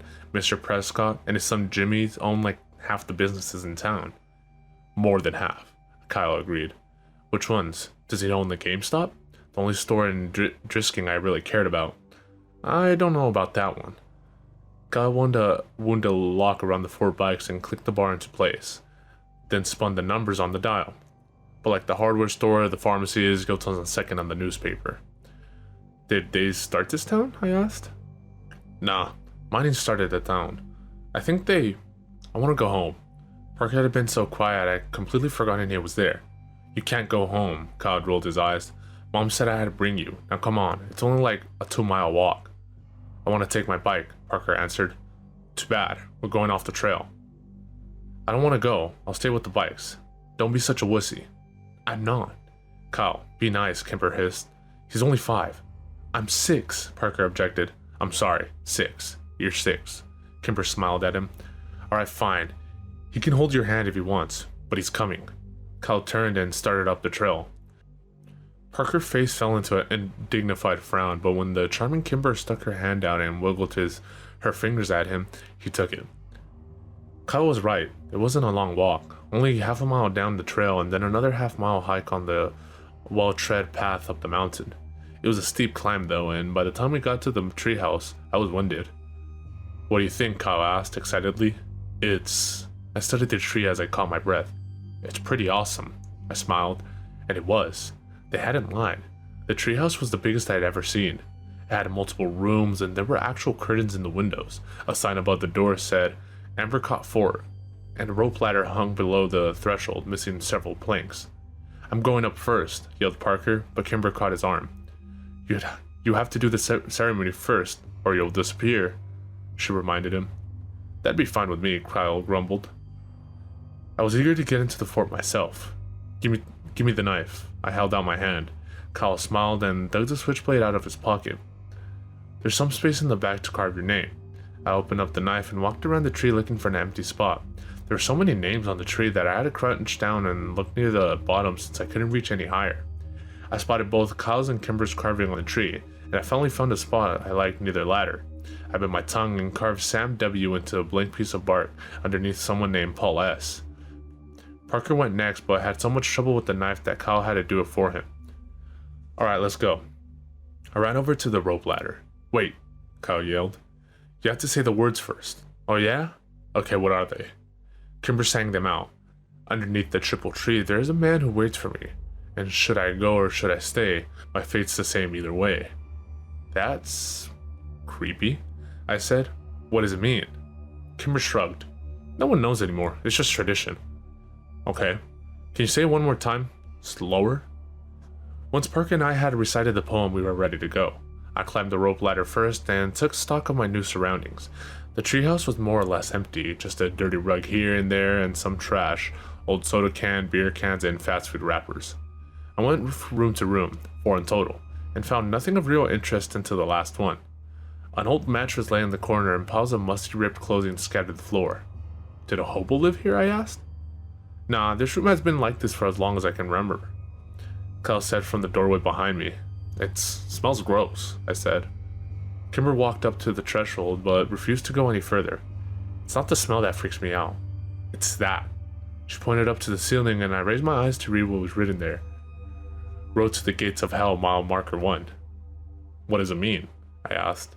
It's just older kids being dicks, Kyle said. Come on, I'll show you the best part of the treehouse. We walked back into the first room and Parker looked up at us and smiled, pointing down to what he'd clumsily carved into the wooden floor. "Fart," Kyle read. "That's hilarious, Parker." He rolled his eyes, but his little brother didn't pick up on the sarcasm and smiled proudly. Kimber sat down on the floor next to Parker and I sat on his other side. Kyle took the knife from his brother and then walked across our room and wedged the blade in between two planks of the wooded wall. He pushed and the board gave, opening a small secret compartment in the wall. Kyle took something out and pushed the plank back in until it was flush with the others. "Check it out," he turned around and proudly held up 2 cans of Miller Lite beer. "Whoa," I said. "Ew, warm beer. That's gross." "How did you even know it was there?" Kimber asked. "Phil Saunders told me." "Are we gonna drink it?" I asked. "Hell yeah, we're gonna drink it." Cal came and sat down in our circle, popped open the first beer and offered it to Kimber. She eyed it like she was trying to hand her a dirty diaper. "Come on, Kimmy. Don't call me that." She yelled at him and reluctantly took the beer. She smelled it and made a face, then pinched her nose and took a small swig. Kimber shuddered. That was even grosser than I imagined. "I don't want any. I'll tell Mom," Parker said quickly as the beer passed in front of him to me. "Good, 'cause you ain't getting any," Kyle promised. "And you won't tell Mom shit." I put on my best poker face and took a long, deep swallow of the warm beer before I had the chance to smell it. It was a poor decision, and when I retched, the foul yellow liquid went all over my shirt. "Aw man, now I'm gonna smell like beer." We spent the next hour and a half drinking the 2 cans of Miller Lite, and after a while the taste grew more tolerable. I couldn't tell if I was becoming a man or actually getting drunk. I hoped it was the former. When the last drop of beer was consumed, we spent 20 minutes trying to determine if we were drunk. Kyle assured us that he was wasted while Kimber wasn't sure. I didn't think I was, but I failed all of our drunk tests. Kimber was in the middle of reciting the alphabet backwards when a loud metallic grinding suddenly pierced the calm mountain air like a gunshot. Kimber stopped talking and we spent a few minutes staring at each other, waiting for the noise to end. Parker curled into Kimber and put his hands over his ears. After what seemed like 10 whole minutes, the sound ended as suddenly as it began. "What was that?" I asked, and Parker mumbled something into Kimber's sweatshirt. "Do you guys know?" I tried again. Kimber stared at her feet as she crossed and uncrossed them. "Well, it's nothing," Kyle answered finally. "We hear it sometimes in town. It's not a big deal. It's just louder up here." "But what's making that sound?" "Borrasca," Kimber whispered without taking her eyes off her feet. "Who's that?" I asked. "Not who. Where?" Kyle answered. "It's a place." "Another town?" "No, it's just a place in the woods." "Oh. Bad things happen there," Kimber said more to herself than me. "Like what?" "Bad things," Kimber repeated. "Yeah, don't ever try to find it, dude," Kyle said behind me. "Or bad things will happen to you too." "But like, what bad things?" I turned around. Kyle shrugged and Kimber stood up and walked over to the rope ladder. "We'd better go. I have to get home to my mom," she said. We climbed down the ladder one by one and then started the walk back to the trailhead in an unfamiliar silence. I was dying of curiosity about Borrasca, but I couldn't decide if and what to ask about it. "So, who lives there?" "Where?" Kyle asked. "Borrasca." "The skin men," Parker answered. Kyle laughed. "Only babies believe that." "Like, men who are skin? Like their skin is gone?" I asked excitedly. "Yeah, that's what some kids say. Most of us stopped believing in that, though, when we turned double digits," Kyle said. I looked back at Kimber, who was still 9 like me, but she was staring down the trail, ignoring us. That seemed to be the end of the conversation, and by the time we reached our bike, the awkwardness was gone and we were gamely trying to decide if we were too drunk to bike home. School started 2 days later, and I'd completely forgotten about Borrasca. When my dad pulled up to the curb to drop me off that morning, he locked the doors before I could get out. "Not so fast," he laughed. "As your father, I get the privilege of giving you a hug and telling you to have a good first day of school. Dad, I gotta go meet Kyle by the flag before the first bell." "And you will, but give me a hug first. In a few years, you'll be driving yourself to school. Let me be your dad while I still can." "Fine," I said, exacerbated, and leaned over to give my dad a quick hug. "Thank you.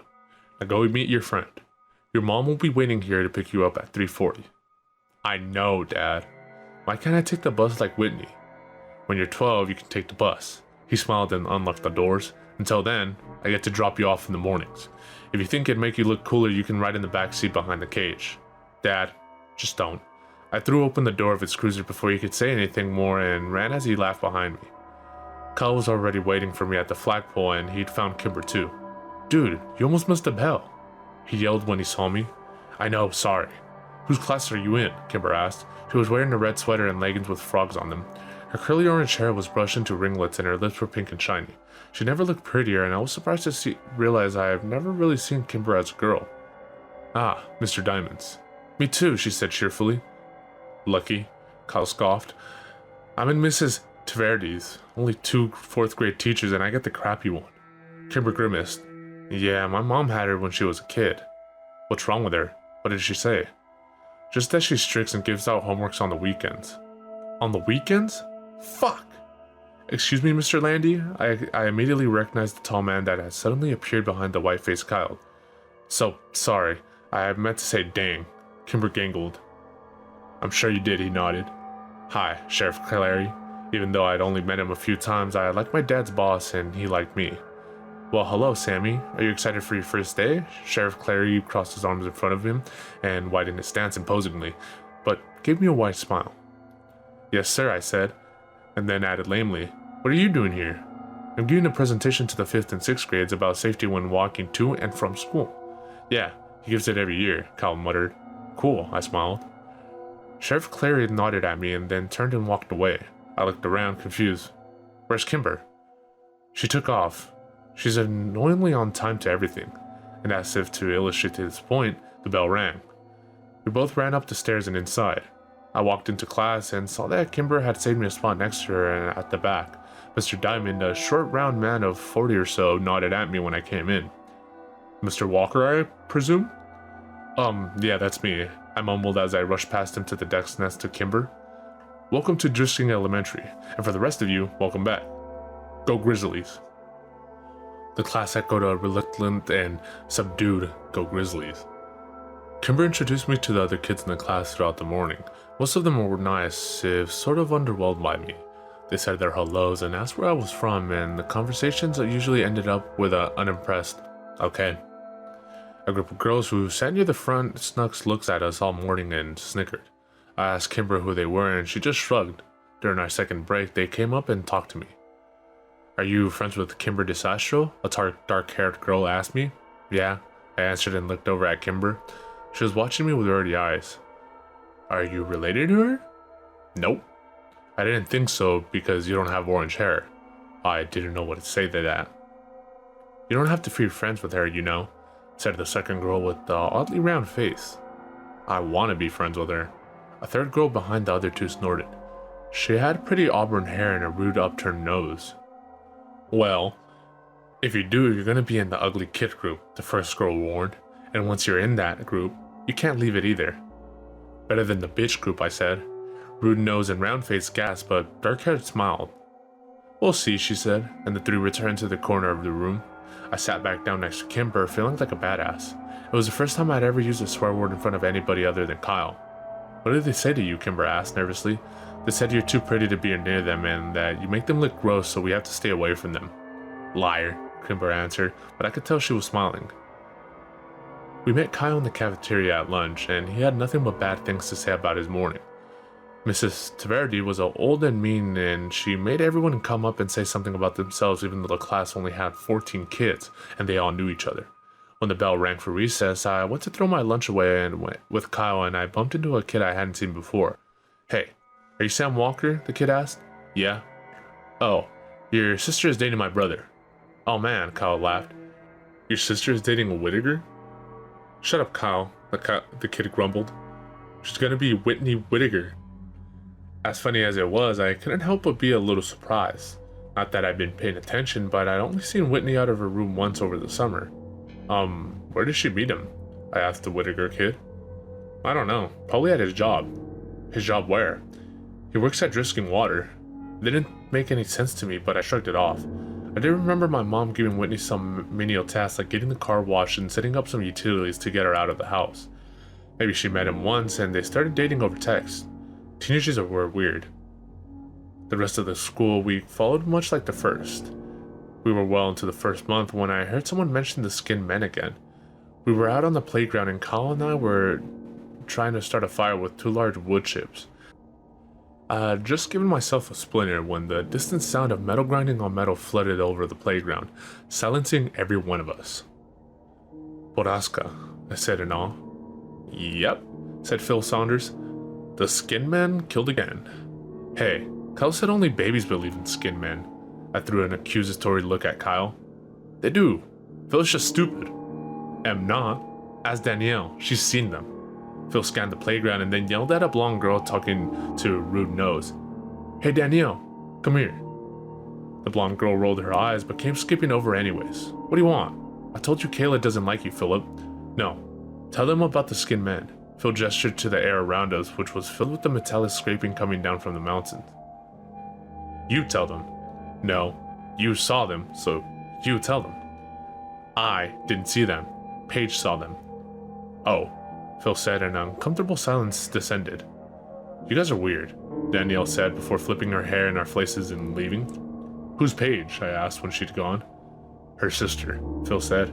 "Paige disappeared when we were like 5, Kyle said. "After she saw the Skin Men," Phil added. The sounds from the mountains abruptly ended, and the subdued atmosphere of the playgrounds disappeared with it. When the bell rang, Kyle lined up in his class line, and since Phil was in my class, I made sure I was behind him. The teachers began to count us off. "Hey, what else do you know about Boraska?" I whispered to him. My brother said that's where people go when they disappear, to Boraska. "What happens to them there?" "Bad things," he said, and then shushed me when I asked him what he meant. The year dragged on, and it wasn't until Christmas break that I heard the machine at Boraska again. It was December, and there was a thick blanket of snow on the ground, which only served to amplify the noise from the mountain. I sat in my room listening to it for a few minutes, trying to decide what was happening in the place that bad thing happened. I saw my dad's cruiser pull up out the window and went downstairs to greet him.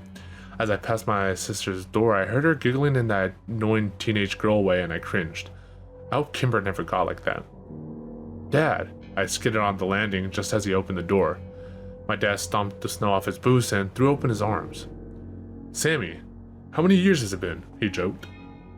It was true, I hadn't seen much of my dad lately since he was working so much. Doing what? I didn't know, since this was the quietest, lamest town ever.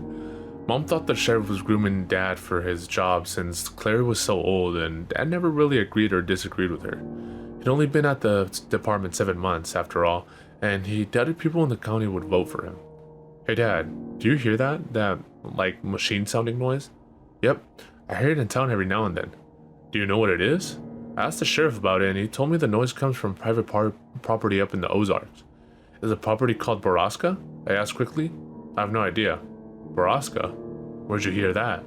I shrugged. "Kids at my school." "Well, it's nothing to worry about, Sammy.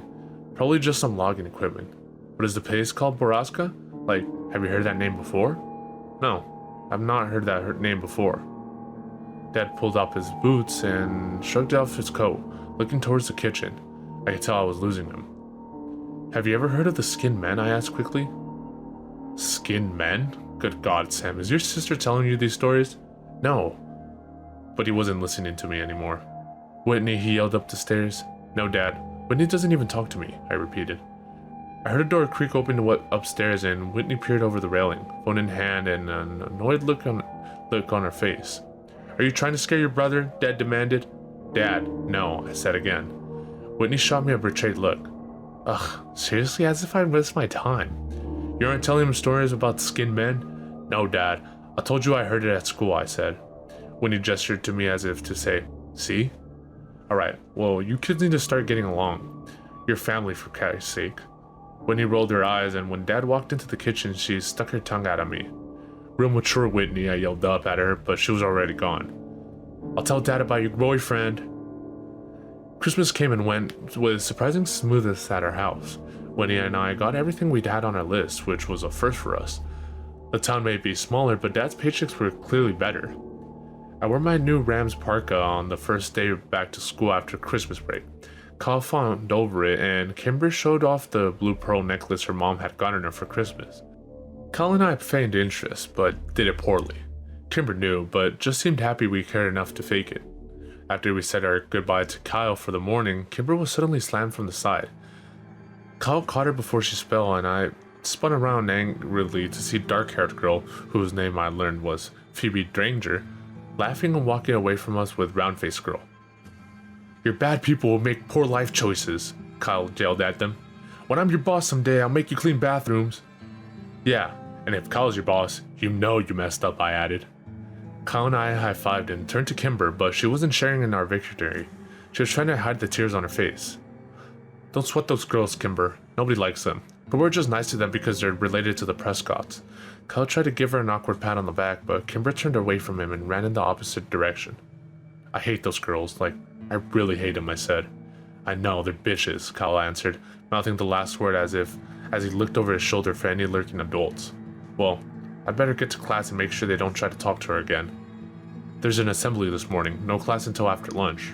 "Seriously? That's awesome. Do we have to sit by class?" "Not usually, but we better get there quick so we can get seats at the back," Kyle said as we started walking. "What's the assembly for?" I asked. "It's either DARE or the History Society presentation." "What's DARE?" "You know, DARE, as in, don't you dare do drugs or you're grounded until you're dead?" "Oh, I hope it's a history thing then." We found Kimber already in the auditorium. She had collected herself and saved us both seats at the back of the room. She waved us over just as the puffy, stern Mrs. Teverity walked onto the stage. "Hello, 4th grade students. This morning we have a special presentation for you from the Historic Preservation Society of Drisking. If you have questions during the course of the lecture, please raise your hand." "Like that'll happen," Kyle laughed. "Now, I'd like you to introduce you to Mr. Wyatt Dowding, Mrs. Catherine Scanlon, and of course, Mr. James Prescott."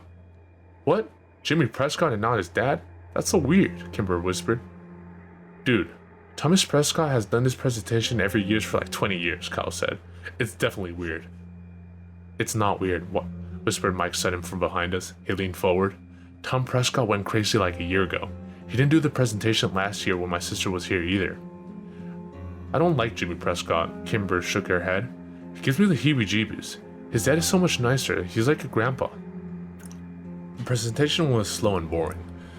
Mr. Dowding and Miss Scanlon talked about the first settler here, the Cherokee and the Trail of Tears. They talked about Alexander Driscoll's discovery of a motherlode of ore in the mountains and settling here with his family to mine and refine the iron. Then James Prescott took the stage from there to tell the story of his family's early journey to the town and the role in the revitalization of Driscoll in the late 50s. The last part was the most interesting of it all, and I found Jimmy Prescott to be infallibly charismatic and entertaining. I was so busy laughing at his joke and hanging on to his every word that by the end of the presentation, I realized I had actually learned quite a bit. So much so that I was interested enough to ask a question, which Kyle warned was committing social suicide. Mr. Prescott scanned the room and answered a few questions before he finally got to me at the back. "Yes, you in the back. Mr. Prescott, why did the mines close? Like, what happened?" I asked. "Very good question, young man. What did you say your name was?" Sam Walker." "I believe I met your father the other day at the sheriff's office. Welcome to Drisking. As for your questions, most of the mines were closed in 1951 after a long period of unprofitability. The mountain had simply ran out of iron ore. The mills and refineries were abandoned and the town suffered for years. The miners and their families moved away and stores went out of business, schools closed, and Drisking became a ghost town. That would have been the end of it if it weren't for stubborn families like mine who refused to leave. We refused to give up the town, and after many, many years of hard work, Drisking became the picturesque little haven in the Ozark that it is today. I hope that answers your question." I sat back down and Kyle shook his head at me. "Bro." The assembly suffered through another 15 minutes of awkward Q&A until Mrs. Teverity finally cut us loose. We were released into the cafeteria to wait for the lunch lines to open. Kyle, Kimber, and I sat in our usual corner. "That was so boring," Kyle whined. "When are they going to figure out that no one cares about Drisking history? Seriously, I fell asleep like 3 times. Kimber nudged me. "Sam seemed to care," she teased. "I just wanted to know about the mines. Mines are creepy, that's all." "Yeah, but all our mines were blown up. You can't go into them anymore," Kyle said. "Blown up?" I asked. Kimber nodded. "Some kids died after going into the mines, so the city set off some controlled blasts to implode the caverns. At least that's what my mom said. They messed up though, and I heard they blew up the water table or poisoned it or something. Wait, how do you know that? Kyle asked. Kimber shrugged. I heard my dad talking about it. Did they use C4 or something? I guess. So, like, we all drink the water so we all have C4 in our bodies and we could explode at any minute? Kyle said excitedly. Do you think that's what happened to all the missing people? I asked him. Just sitting there one day and boom. Yeah, dude. Kyle grabbed my shoulders. And that's where the skin man come from. I made it the international symbol of mind blown and we laughed hysterically. You guys are dumb. Kimber rolled her eyes, but then she laughed when Kyle fell on the floor pretending he was exploding. I remember thinking in that moment that I was happy here in Drisking, Missouri with these two people. Happier than I'd ever been anywhere else. It was truly the last happy moment I ever had. Less than an hour later, Mr. Diamond's phone rang and he exchanged a few quiet words with the person on the other end, his eyes flicking to and from my desk. It was hard to be surprised then when he hung up and asked me to come up to the front. When I got there, he told me my mom was waiting for me in the office and I was going home for the day. I traded a confused and worried look with Kimber and then packed up my backpack and went to the office. When I got there, my mom was crying.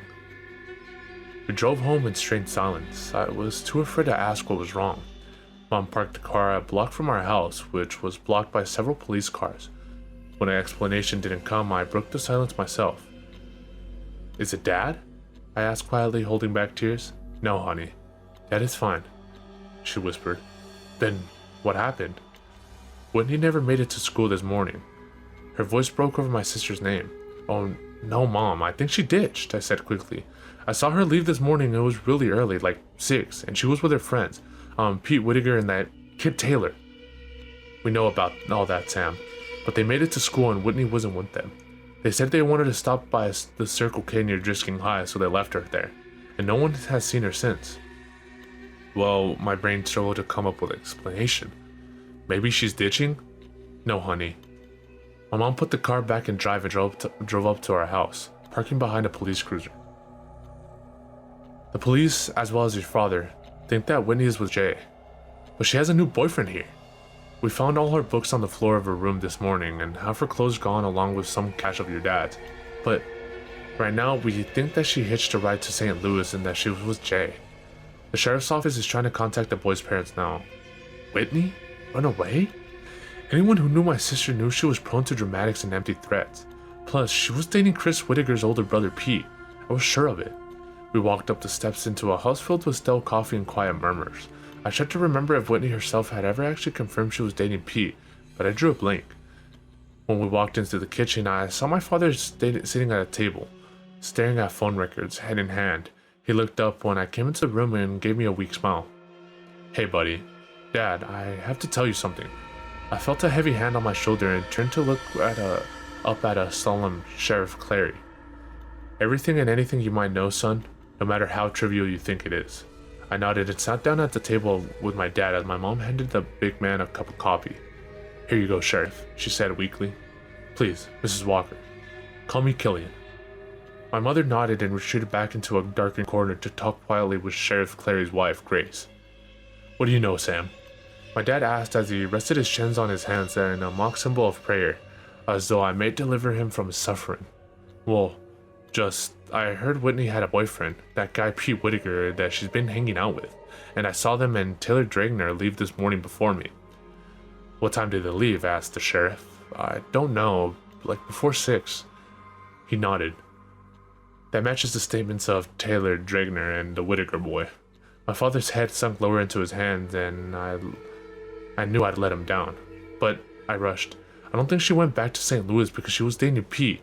I don't think she wanted to be with her boyfriend back home anymore. I understand that, son, but a teenage girl's mind is a complicated thing. My officers are trying to get a hold of the boyfriend's family back in St. Louis. Clary nodded to my father. Now, why don't you head up to your room and let us work, Samuel? I looked at him in surprise. What? No, I want to stay down here. I can help. No, son, there's nothing you can do here anymore. You've been a good brother. Now let us handle this. But I can help. You already have. Dad. I looked over at my dad with begging eyes. Go to your room, Sam, he said quietly after a moment. I balked. Dad. Now. I was so angry I did the only thing I could do to make my rage known. I stomped upstairs, slammed the door, and then sat on my bed in disbelief. Tears came then, and I lay there feeling helpless, worthless, and scared for my sister. I thought about all the places Whitney could be. Was she scared? Was she alone? Was she dead? When the sun began to set, I finally got out of bed and went to check my email. I was expecting lots of messages from Kimber and Kyle, but there was only one. Did she go to the treehouse? I sat staring at the computer screen for almost a minute. Kimber's words from last fall echoed in my brain. If you enter the treehouse without the proper ceremony, you'll disappear, and then you'll die. I didn't buy that Whitney had gone to Circle K that morning, and I especially didn't believe that she'd hitchhiked out of town. Nothing they were saying downstairs made any sense if you knew my sister. Maybe this did. Maybe she and her boyfriend went to the treehouse to make out or something, and maybe he left her there. Maybe she had gotten lost, or maybe the skinned men had found her. That was the worst thought of all. I didn't need to sneak out because the police were too busy with my parents to care about me anyway. I snuck my bike out of the garage and rode the 3 miles wet to the Western Prescott Ore Trail. When I got there, I saw 2 bikes already locked to the signpost, and my 2 best friends sitting in the snow next to it. I knew you'd come, Hal said when I pulled my bike up and Kimber ran up to hug me. I'm so sorry, Sam. There was really nothing for me to say, and they didn't push. Kimber took my arm and we started up the trail. The silence between us was stretched, but comfortable. We trudged through the snow, and all the while I searched for the telltale footprints of others, but the snow was coming too fast. The hike up the mountain was harder and wetter than when we'd come in the fall, and when Abercrombie Fort finally came into view over the ridge, it was a welcome sight. The sun was getting low and we hadn't brought flashlights. I fell as I ran up the tree, calling my sister's name to the quiet wild. Kyle was right behind me and leapt impressively onto the rope ladder, climbing quickly up the planks. I kept calling Whitney's name, waiting for Kyle to yell that he found her or that there was at least some sign of her. And then I heard Kimber quietly say my name from where she stood at the triple tree. I ran over and tried to follow her eyes to confirm what I already knew was there. And then I found it. Freshly carved near the top. Whitney W. My breath froze in my chest and my vision blurred with unwelcome tears. And as the sun took its last desperate breath before plunging into the deep of the horizon, a deafening metallic whirl sang out from the wilderness and spun down the mountainside.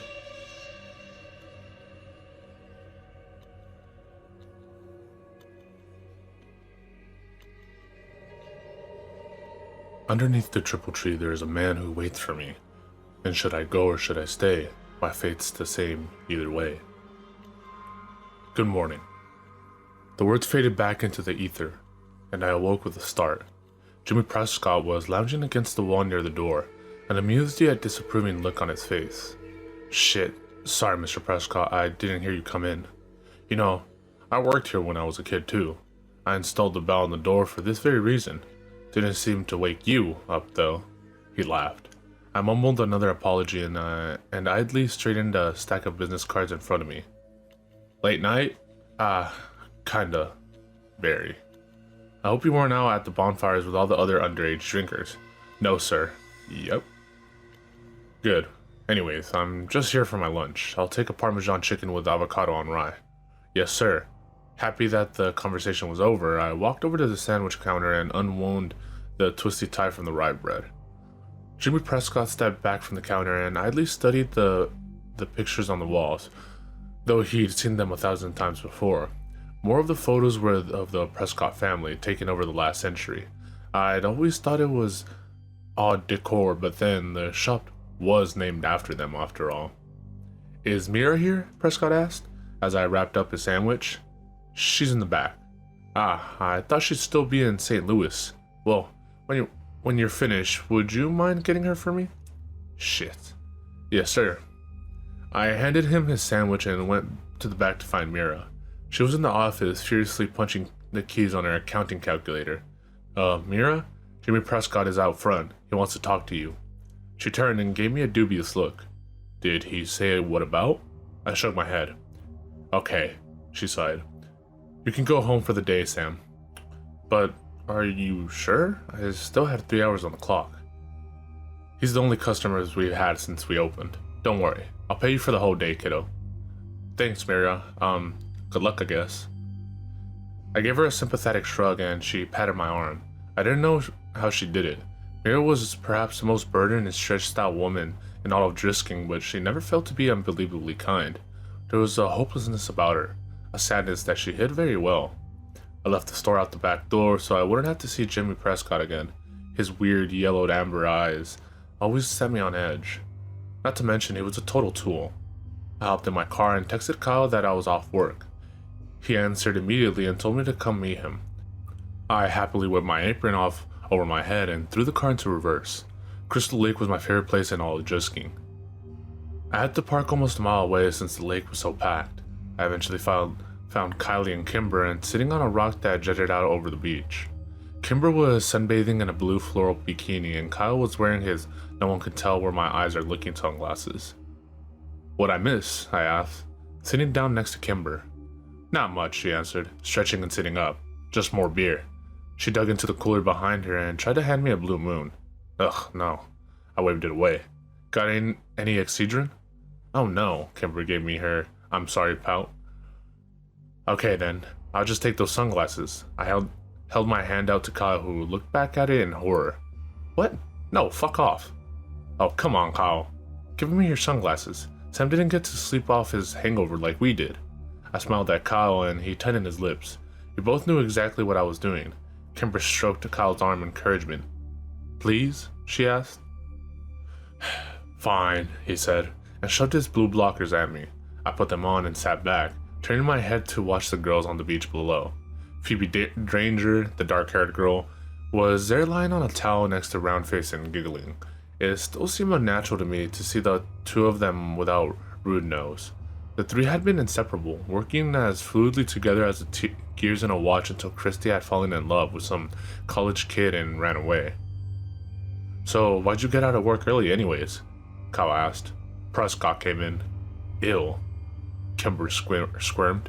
"He totally freaks me out. He's been staring at me since like 5th grade. Next time he stares at you, let me know and I'll knock him the fuck out."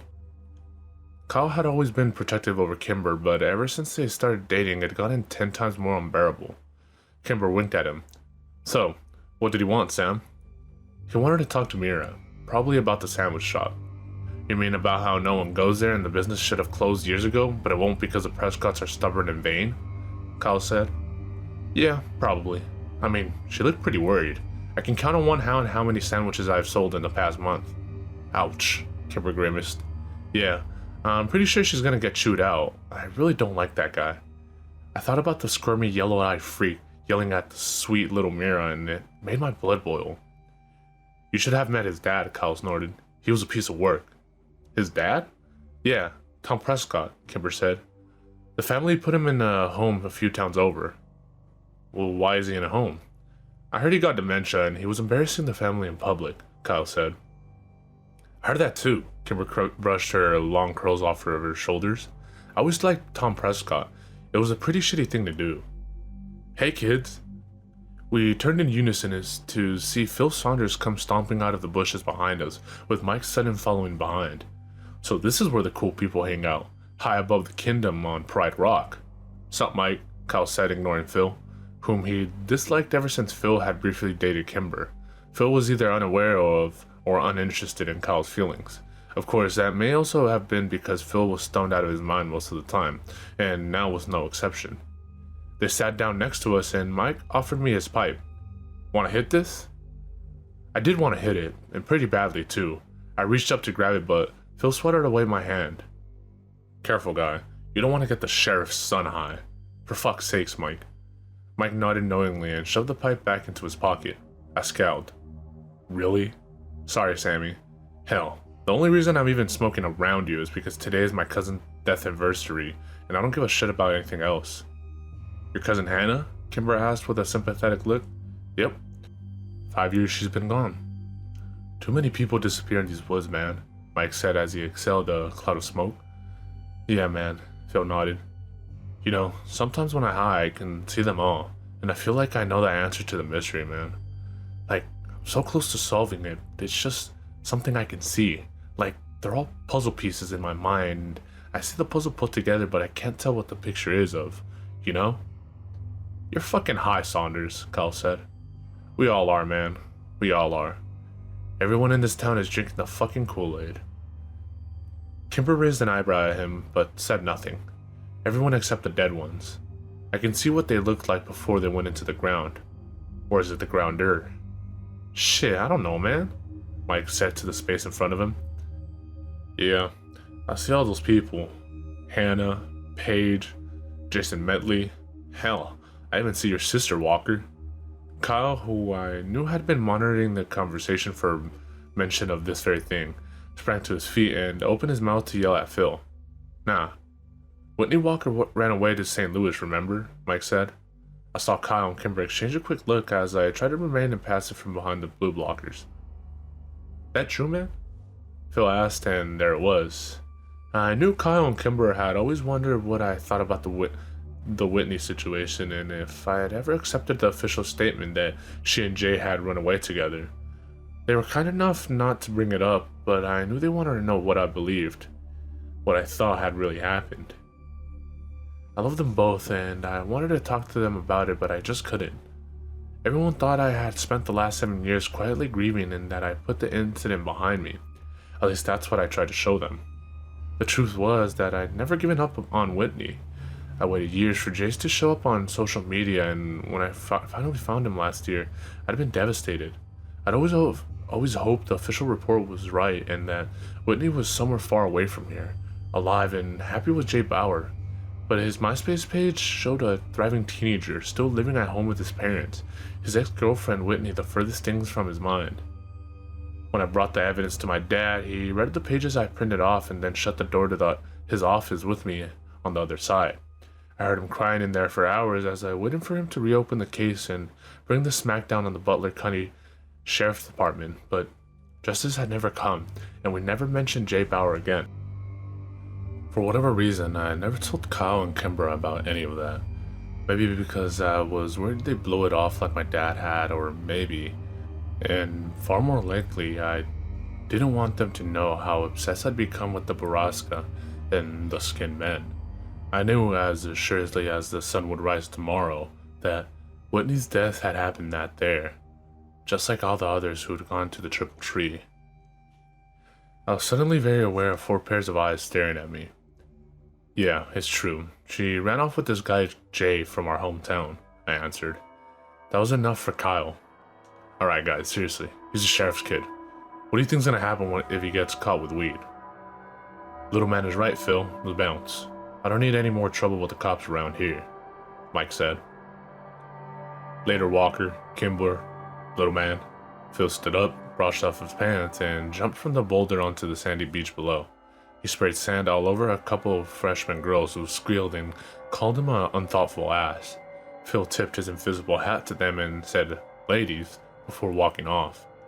Mike followed him down, and as I watched them make their way down the beach, I became aware of the conversation going on behind me. I didn't say I wanted to go. I said I had to go, Kimber said. It's only 2 o'clock, and it's Sunday. I know, but my parents have been fighting a lot lately, and I don't want to leave my mom alone too long. I thought she was doing better. A little, but she's still depressed, Kyle.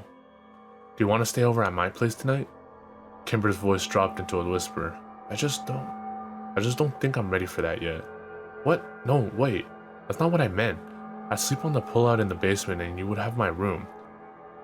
Very awkward silence. My parents love you, you know, he added. Kimber laughed. I know. I just want to be there for my mom right now, but thank you, sweetie. And then the absolutely disgusting sound of my best friends kissing. I would never get used to it. Ugh, on that note, I'm out of here. I stood up and gave them both a shaming look. Oh, come on, Sam. Don't be jealous.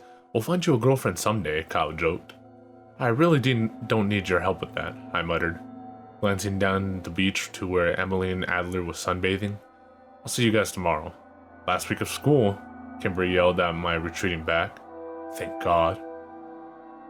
Tomorrow was the last Monday of the school year, and while I should have been thankful my sophomore year was ending, I wasn't. The summer meant no distractions, more time to think, and even more hours of boredom at Prescott Artisan Sandwiches.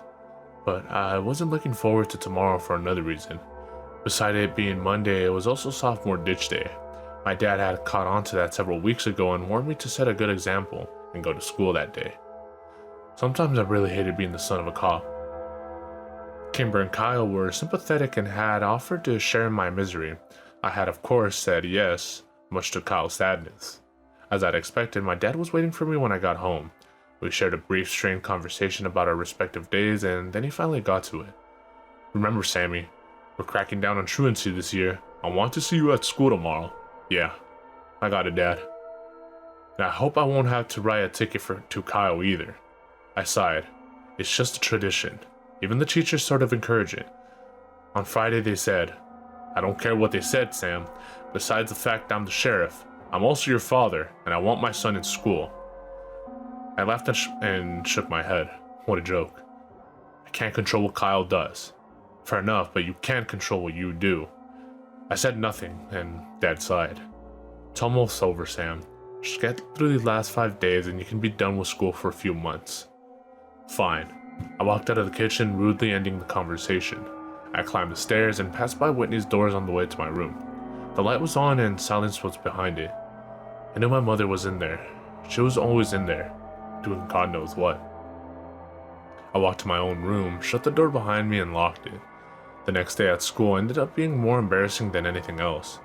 There were a few other people that hadn't skipped, maybe a total of 10 of us, and the looks they shot at me made it clear that my dad was the reason they were there.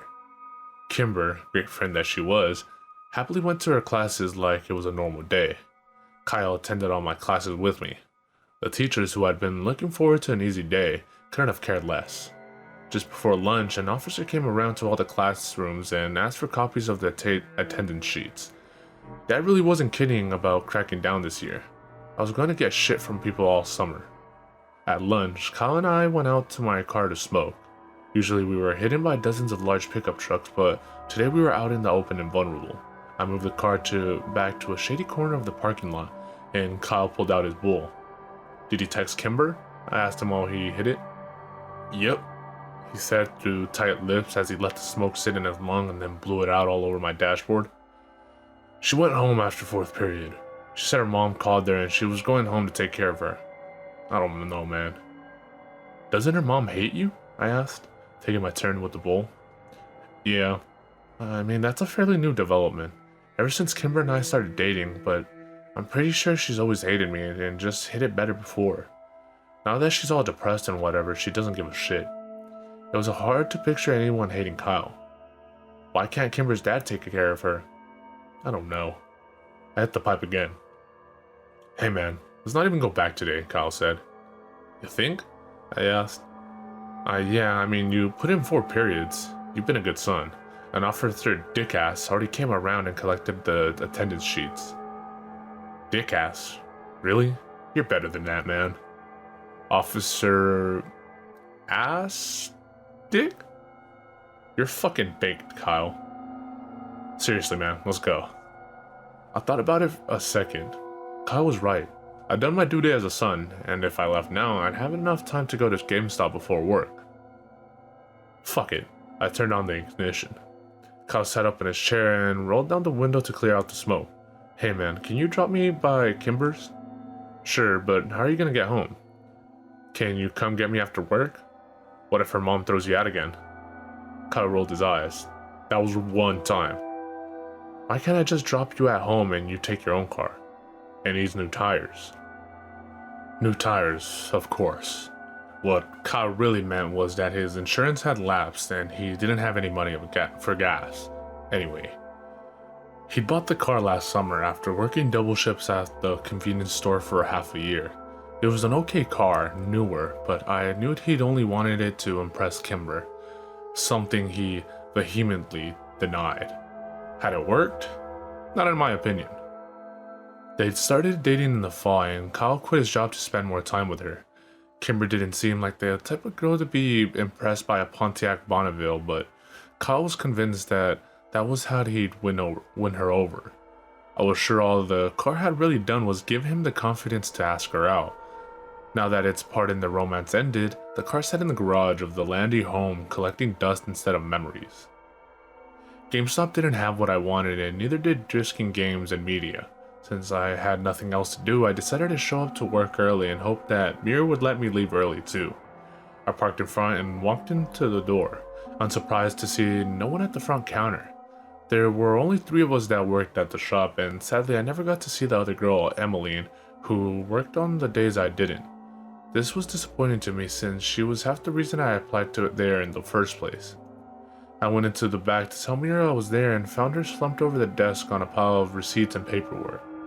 This wasn't an unusual way to find Mira, but something seemed different today. I immediately felt a disturbance in the force, but before I could run away, she turned towards me and I saw I was right to flee. Mira was crying. Are you, are you... I'm sorry, she said quickly, wiping her eyes. Is it 4 already? No, it's 2:15. I just thought maybe if I came in early. Oh, right, it's your ditch day. Mira wiped her eyes, only to have them fill with tears again.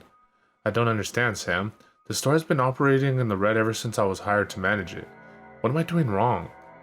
I don't know, I offered lamely, the instinct to escape never stronger.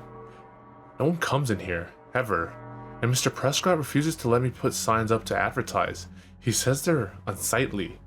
But how does he expect me to pull in business? I need this job, Sam. God, I must have looked like a frightened deer, because when Mira glanced over at me, she seemed to suddenly collect herself. Go ahead and go out to the front. I'll do your time card. She didn't have to tell me twice. I really liked Mira, and I hated seeing her like this. The front didn't end up being much better. I could hear Mira crying over the store's dated music tracks. Her sobs went from painfully audible to muffled whimpers. After half an hour, I decided I had to do something. Since I was entirely unequipped to deal with an adult woman's emotions, I decided to call Mira's husband, Owen.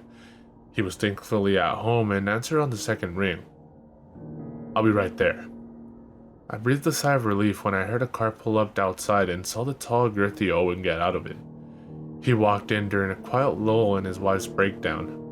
I'm sorry to call you at home, Mr. Daly. I just didn't know what else to do. That's okay, Sam. You did the right thing. He looked tired, and I could tell this situation wasn't new to him. Is she okay? I mean, will she be okay? Oh yeah, he nodded. We're just going through some things. Oh, Mira said the store is going bankrupt too. I winced as soon as the words were out of my mouth. Yeah. Owen ran a hand through his hair. That's part of it, although I don't think Jim is going to let that happen. Mira is more upset about... He sighed. Has Mira told you about her, appointments? No. Well, we've been trying to get pregnant for years. Long, painful years. It's just so goddamn important for her to have a baby. And she blamed me for our problems. He walked around the room, staring at the pictures, not really talking to me anymore. I understand why it's important to her. I just don't understand the obsession with it, Because she's the last one in her family? Because she's the last McCaskey on the planet? I mean, does she even realize that our baby wouldn't be a McCaskey? He'd be a Daly. I tell you, Sam, never marry a woman with a crazy father and 4 dead uncles. They developed these obsessions with lineage and... 4 dead uncles? What? Oh, yeah, the famous ones. The 4 brothers who died in the Drisking mines? Well, that only left her dad, and her parents were only able to conceive her, which leaves her as the last McCaskey, and hope for the family line. So of course you see how this is all my fault. I looked at him blankly, and he sighed. I'm sorry, kid. These aren't your problems, and they're way over your pay grade anyways. I'm just very stressed out these days. Our fertility issues and Mira's absolute abhorrence to our only other option, But how did they die? I was desperate to talk about anything else, and the stories of Mira's uncles interested me. The McCaskey boys? I don't really know. They died on the mountain somewhere. Oh, well, have you heard of the Skinned Men? Skinned Men? Yeah, I don't think so. What about Borrasca? Owen Daly squeezed his eyes shut and pushed in on his temples with his fingers. What? What does a Borrasca have to do with anything? Owen? Mira's voice squeaked from the doorway. Oh baby, are you okay? Sam called the house. I want to do it. You do? Owen asked dubiously. I called him. His eyes flicked over to me and I immediately looked away. Another conversation I didn't want to be a part of. Sam, why didn't you take off for the day? Mira and I will handle things here. Okay, I mumbled and bolted for the door. Once I was in my car and backing away, I called Kyle. Dude, fucking weird shit is going down in this town. What happened? I can't explain it over the phone. Where are you at? I'm at Kimber's. Are you off work? Yeah, I'm gonna get you. By at Kimber's, Kyle meant sitting on the curb in front of the house, kicked off the property again. When I pulled up, Kimber came out and met us at the curb. I'm so sorry, Kyle. She's really upset today, and she wouldn't even let me leave the house to sit with you. It's okay, he said. Don't worry about me, I just want to make sure you and your mom are okay. We're okay, and my dad will come home soon. Text us when he gets home and we'll come get you, I said. I wish I could. I'm babysitting tonight until 7:30. Maybe after that? Sure. Kyle and Kimber hugged goodbye, and then Kimber rushed back to her house as something crashed inside. So what's going on? Kyle asked, taking a drink of a warm Dr. Pepper sitting in my cup holder. You're still wearing your apron, you know. Mira had a breakdown, I said, peeling it off. Really? What happened? I told Kyle the full story, giving particular attention to the 4 uncles. Yeah, the McCaskies. I've heard of them. Didn't know Mira was one, though. I thought they were all dead. Yeah, she's the last one. So, do you think the McCaskies' deaths have anything to do with the other disappearances?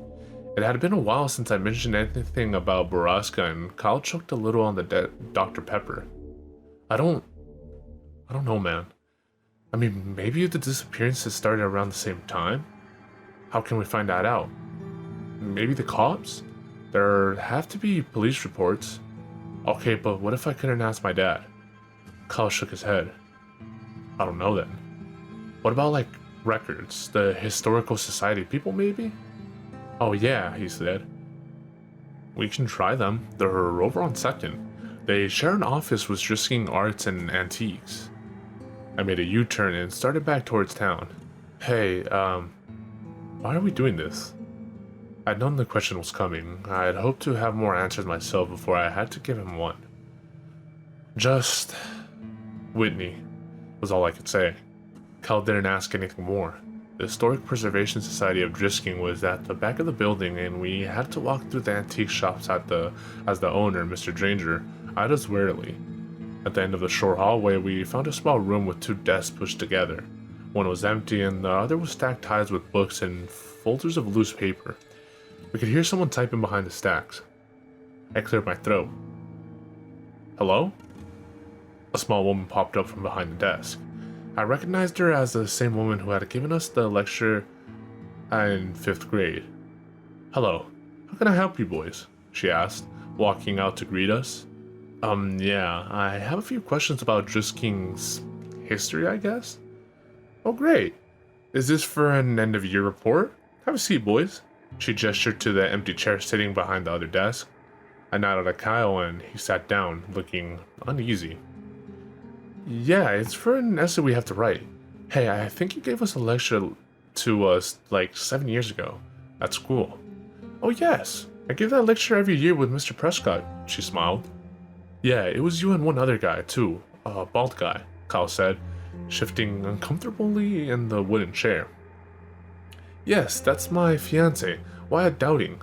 He passed several years ago. Oh, Kyle said.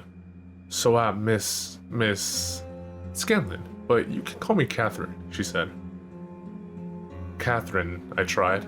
I hated calling adults by their first names. We want to know about the McCaskey kids.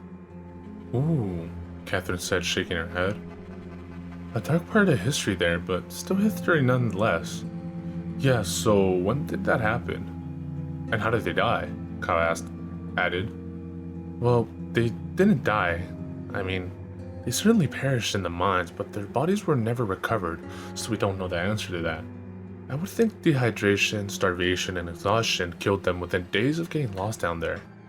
And to your second question, that was 1953, I believe. And the mines closed that year? Well, actually, the mines officially closed a year after. There was a legal spat between the city and the Prescott family who wanted to leave the mines open until the bodies were found. The city won and the mines were condemned. Wait, why did the Prescotts care? Don't you want to write this down? Catherine asked. Kyle tapped his head twice with his finger. Catherine shrugged and continued. Well, the Prescott and the McCaskey family were closely related. Tom Prescott was paying teams of unemployed miners to go down in the mines and search for the bodies. The city had enough of it. The mountain was unstable and they didn't want any more deaths. The mines had been abandoned years before and were structurally safe. After the city banned the recovery teams from the mines, members of the Prescott family started going down there themselves. Finally, the city had enough and they had the mines collapsed. With bombs? Kyle asked. Well, with explosives. That's what led to the incident. By this time, the mines had been unprofitable for a few years and the city was quite broke. They hired a less reputable company to collapse the mines and, well, when they set off the explosives, they accidentally broke into Drisking's water table. The city went into debt trying to purify the water of silt and iron ore. It wasn't until 2 years later that things started getting better thanks to the Prescotts who truly did revitalize Drisking. Kyle's phone chirped and he pulled it out of his pocket. It's Kimber. She wants us to come over. Okay. Thanks, Miss Catherine. Sure. If you have any other questions, feel free to come by. We're almost always open during the day. Oh, or you can email me. She dug into her jacket pocket and pulled out a loose business card. It was creased and had a dusty smudge on it. Thanks. So what do you think? Kyle asked when he got into the car. I don't know. It's weird, isn't it? I mean, why would the Prescotts give a shit if the town suffers after they refused to help and find their family and were actively working against them? Maybe they forgave and forgot? Kyle shrugged. Does Jimmy Prescott seem like a guy to forgive and forget to you? Ugh, no. And his dad is even worse. Exactly. Maybe we should turn here. Sorry, Kimber's still babysitting and she's over on Amherst. When we pulled up, Kimber was out in the front yard with 2 young boys who were playing in the driveway. She was holding a sleeping baby and waving to us. We parked in the driveway and she introduced us to the 2 older kids. They gave us shy hellos and then ran off to continue the game. Once they had left, we explained everything that had happened to Kimber while she listened and rocked the baby in her arms. Sam is right. That doesn't make sense. But why are we even concerned with something that happened decades ago? Whitney. Kyle said so I didn't have to. A flash of surprise crossed Kimber's face and she walked over to put the baby down in its playpen. Then she walked back and pulled me into one of her famous, super comforting, not at all awkward hugs. When she released me, she began to pace around the driveway. Okay, so we think Whitney somehow got involved in all this, and you're right. If we want to figure this out, we need to start at the beginning. Phil is right. Every mystery in this town is one piece of a larger puzzle. It's all related. She stopped and looked over at us. We need to go to the source if we want answers. Yeah, that's not a bad idea, Kyle agreed. I know he likes to hang out in the hideaway and get drunk with Eric's ex-sheriff Clary. No, Kyle, not Jimmy. His dad. Tom? He's so crazy they put him in a home. He's the horse's mouth though, isn't he? Jimmy isn't likely to know half as much as his dad. But as Kyle and Kimber argued, I watched the kids chase each other around the tree in the front yard. There seemed to be something carved in bark. Words, not unlike the triple tree at Ambercott Fort. I was too far away to read what it says. He got you, I heard the youngest one call to his brother. The skin man got you, now you have to die. Nuh-uh, Peter, I was touching the tree. No you weren't, you're a liar. One of them got you and now you have to meet the shiny gentleman. No I don't. Kimber, Josh is cheating. I shuddered and turned away from them. Where's the nut house? I interrupted him. Is it close? It's not a nut house. It's more like a hospice. Kimber chided. The rumor I've heard is that he's at Golden Elm, and that's in Cape Girardeau. That's about 40 minutes away, Kyle said, and pulled out his phone. I'll check the visiting hours for Tuesdays. Sam, do you work tomorrow? I work every day, but I'll get out of it, I promised. Okay, cool. Let's plan to leave after school. The following day dragged on like any last Tuesday of the school year.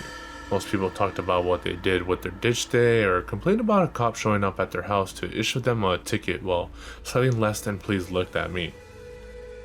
When the final bell rang at 3:30, I grabbed my bag and booked it out of my car. Kyle and Kimber were already waiting for me. The drive took longer than we expected when I got lost in Cape Girardeau. The town was bigger than Drisking, and the streets weren't laid out with any sort of planning or logic. By the time we arrived at Golden Elm, we only had 20 minutes left for visiting hours. "We're here to see Mr. Thomas Prescott," Kimber told the nurse at the front desk. We let her do the talking since she had a disarming old-fashioned charm about her that put people in a friendly mood. "Old Tom? Wow. He hasn't had a visitor since Christmas when his son came up. Sign the check-in sheet and take a visitor sticker. Your family then? Do you know where his room is?" The nurse arched a thin, suspicious eyebrow. "I'm sorry, we don't," Kimber apologized. "My mother has been asking me to check in on my great-uncle while she's away doing Doctors Without Borders. I should have gotten more information from her, but, she only has so many minutes to call home." "Oh, of course, dear. Let me get someone to escort you." An orderly led us to Tom Prescott's room, which we found empty. He pointed down the hall and said, "He likes to read in the sunroom." We walked down the hall and found an old thin man sitting alone and whispering himself. He was sitting at the table in front of a backgammon board, moving chess pieces around it. "Tom Prescott?" Kimber said, smiling. He didn't look up, and I wondered if he heard her at all. Kimber took a deep breath to try again, but the old man suddenly slammed his fist on the table. "I'm him, goddammit. I'm Mr. Thomas Prescott. Don't call me Tom. People's kids used to have more respect." "I'm sorry, sir," Kimber said gently as she sat down in the chair opposite to him. "You kids have no respect. Do you even know who I am? It's my son that's done it. That boy's mama should have whipped him, but she was soft, and now he's running around my town spreading his vulgarity and disrespect." "Our apologies, Mr. Prescott. We never meant to be disrespectful. We greatly admire you. You're the man who built our town into what it is today. Everyone remembers that. Drisking was suffering and the town was dying, and then you fixed it. We know that." "I did what I had to do," the old man grumbled. "It was my town. It still is. Who are you, little girl, to come in here and suggest otherwise?" No, that's not what I said." Kimber changed tactics. "As for who we are, we're Mira McCaskey's kids. Do you remember the McCaskeys?" "Huh. So you're Ada's granddaughter. That explains why you're not there." We exchanged puzzled looks. "We're right here, Mr. Prescott," Kimber said. "You know what I meant, young lady. They all know. They know I rescued the town. That's my town. Of course they were going to let me do anything I wanted, as long as the money kept coming in.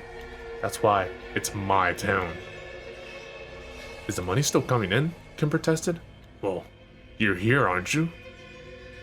"They didn't like it, but they took the money. They didn't know. Not everything, they didn't, but they suspected some. And they must have been okay with it, because they kept electing Clary, and they kept taking the money." Prescott picked up a pawn and ran his fingers over it as he talked. "It's just a powder, So unassuming. A fine, soft powder. The powder doesn't know what it is. It doesn't know that it's bad. It's the people who say it's bad. But it needed to be done. You know that, Ada. You know we had to do it." Kimber hooked him in. I know we had it too, but it's your son. I don't think he's doing it right." "Well, of course he isn't." The elderly Prescott slammed his fist on the table again, and two rooks tumbled to the floor. "They were mine. He took them from me. He thought he could do it better, but he took mine and ruined my legacy. Decades of work, and now it's all run by the powder. It's the dust of the crumbled empire." "What about the skinned men?" I asked, caught up in the moment. "What are you talking about, boy?" he growled. "And the treehouse, the triple tree, what is it? What is it for?" "Triple tree? I didn't authorize that. We paid triple the price, but it was only for a short while. When things were slow, we certainly never charged triple. That's bad business. Where's Has my idiot boy been telling you that? Did he offer you triple for them? He's ruining my town, isn't he? God damn it, Jimmy. You get him in here.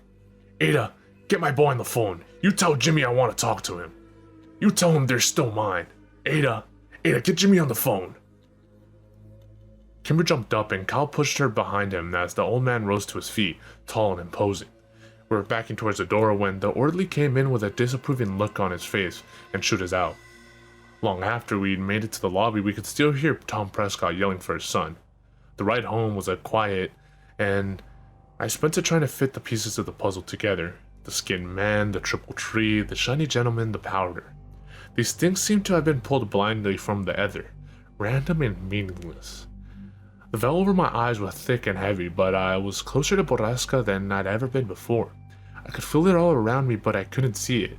I could almost touch it, but I couldn't yet comprehend it. I suddenly realized that Kyle was pulling over off the road, and I snapped out of my contemplation. He put the car in park and turned around to look at me in the backseat. Is this really about Whitney, Sam? Yes. Kimber watched us with worried eyes. Why do you think that? The cops, I mean, even your father confirmed that Whitney ran away. I don't believe them, I said through clenched teeth. Look, Sam, we're getting pretty deep in here, and I am with you with every step, but I have to know that there's a reason we're doing this, and pull Kimber in too. I have to know this is important to you for the right reason, and not just an obsession. I looked out the window and realized he pulled over near the West Rim Prescott Ore trailhead. He was right to worry, and even more so to be protective of Kimber. Kyle was thinking it, and so was I. The powder. If Borrasca really did involve moving mass amounts of drugs, did I really want to involve my friends any further? This wasn't their fight. I love these people, but could I really risk their safety for my own curiosities and vendettas? But as hard as I wished I could let them go, I knew I needed them. I have to know what really happened to Whitney, I whispered. Kyle turned back around without a word, and Kimber placed her hand on mine. I jerked my hand away and crossed my arms and then immediately apologized. Kimber just smiled in a forgiving sort of way. Kyle sighed. Sam. He was interrupted by the piercing ring of Kimber's phone. She scrambled for her cell to silence it, but when she saw the name on the screen, she quickly answered. Dad? What? Wait, what do you mean? Dad? No, wait, slow down. Hello? She took the phone away from her ear. Something happened to my mom and she's at the hospital. Tears filled Kimber's soft green eyes. Kyle threw the car in gear and screeched out of the parking lot. We made the 10-mile trip to the hospital in as many minutes, which was criminally fast on the surface streets. Kyle stopped the car at the emergency entrance and Kimber and I ran inside. Deputy was there waiting. He refused to answer Kimber's desperate questions as he led us to her father. When the deputy swung open the doors, I saw my dad standing next to Kimber's, and I braced myself for the worst. Kimber's dad took her in one direction and my dad took me into the other. Before he said a word, I saw Kimber crumble to the floor on the other side of the room. I looked at my dad helplessly and he gave me a sympathetic nod and pulled me into a hug. We sat down in a corner and I stared at my hands as he quietly explained that Mrs. DeStaro had gone grocery shopping around 1 o'clock. Came home, put the groceries away, and made 2 lasagnas and a meatloaf and put them in the freezer. Then she got into her car, drove to the hospital, parked in the shade, took the stairs up 7 floors to the roof, and jumped off of it. She lived long enough to apologize to the EMT who found her. I watched Kimber fall apart as her mother's body slowly grew cold in the morgue 1 floor beneath us.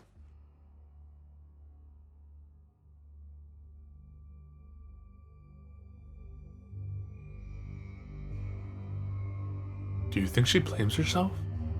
I don't know, man. Probably. I stretched out on the reclined seat of my Chevy and pulled the bill of my hat lower over my eyes. But he thinks she's okay? I didn't answer him. I certainly hadn't been okay when Whitney died, and Kimber was even closer to her than my mom than I was to my sister. She was definitely not okay. Sam, seriously, I'm fucking freaking out here. It's been 2 days. I pushed my hat off up off my face and looked over at Kyle, who was admittedly a wreck. His eyes were bloodshot, his face sallow, and his red hair was greasy. Dude, her mom committed suicide. You know how Kimber was to her mom. She just needs some time, but she'll be okay. She hasn't answered any of my texts or calls. I've left her like 9 voicemails, man. I think I'm going crazy. You just have to give her space. Yeah, but she's my... He still couldn't say it around me. I'm supposed to be looking after her. I sat up and pulled the chair up right behind me. Look, Kyle, I know you want to help Kimber, and I want to help Kimber too. But she hasn't answered our calls, been to school, or come to the door when we stop by her house. She doesn't want to see us right now, and we have to be okay with that. Right now, Kimber knows what's best for Kimber. What about the suicide note? You think that had something to do with it? I sighed. We don't even know if there was a note. Kimber's dad was upset and messed up when he said that. It's possible I misheard him anyways. I asked my dad and he said there was no letter. Right, because your dad is such a beacon of truth. One look at Kyle told me he'd immediately regretted his words. I shrugged. I don't know what to believe anymore. The truth was that I knew what I heard. Ms. Destaro had said something to the cops about a letter, but I couldn't tell Kyle that, not right now. He was already worried that his relationship with Kimber was part of the reason her mom had been so depressed. I'd asked my dad about the letter when he'd come home after that long night, and he sighed, run both of his hands through his hair in a tired way, and said, Sam, I don't know what to tell you. Ann Destaro didn't leave a suicide note, and this is the first I've heard of it. With our best friend in mourning and our investigation on hold, Kyle and I had been existing in a sort of suspended state. We went to school intermittently, skipping classes here and there, missing end-of-year tests, and smoking more weed than either of us could afford. Without Kimber there to set us straight and keep us in line, we were lethargic, brooding, and irresponsible. I'd never realized how much I relied on her. Kyle and I skipped the last 2 periods of the day and debated on whether we should even go to school tomorrow, which was the last day of our sophomore year. We finally decided to show up for 2nd period, which I'm glad we did because Kimber showed up in biology. I didn't even see her at first. I had my head turned down on my desk, resting on folded arms when I felt a meek hand pat my shoulder. I turned around to see her standing there, looking unsure and uncomfortable. I gave her half a smile and then pulled her into a hug, but it wasn't a super comforting, not at all awkward Kimber hug. It was a longer, weaker hug, and I felt so protective in it that I was sad when it was over. How are you doing, Kay? I asked her when she finally released me. Kimber wiped a tear off her cheek. I'm okay. She gave me a wobbly smile, and I knew it wasn't true. I wrapped her into another quick hug as Phoebe Dranger gave us a snotty look. Have you seen Kyle yet? No. I have next period with him. He's been worried about you. I know, she said, sliding her eyes to the floor. Things have been really hard for me at home. It's okay, I said. We're here for whatever you need. Yeah, that's what I was hoping. Whatever you need. Since it was the last day of school, our teacher, Mr. Founder, was just happy to return our graded tests and let us bullshit the rest of the period. Kimber talked about the arrangements for the funeral that weekend and chided Kyle and I for skipping finals to get stoned. When the bell rang, I could see that Kimber was both excited and nervous to see Kyle. As we packed our bags, I assured her that Kyle wasn't mad, he was just worried about her. She threw her bag over her shoulder, set her jaw and nodded. She was trying so hard to keep it together. As soon as Kyle saw her from down the hall, he slammed his locker shut and walked towards us with such intensity that I began to wonder if maybe he was mad. He pushed past a dozen people without so much as glancing at them and left a curious, if annoyed, crowd in his wake. When he finally reached us, Kyle threw his backpack against the wall and swooped Kimber up in a sort of way you'd see in the old black and white movies. Everyone who'd watched all this unfold, including me, groaned in unison.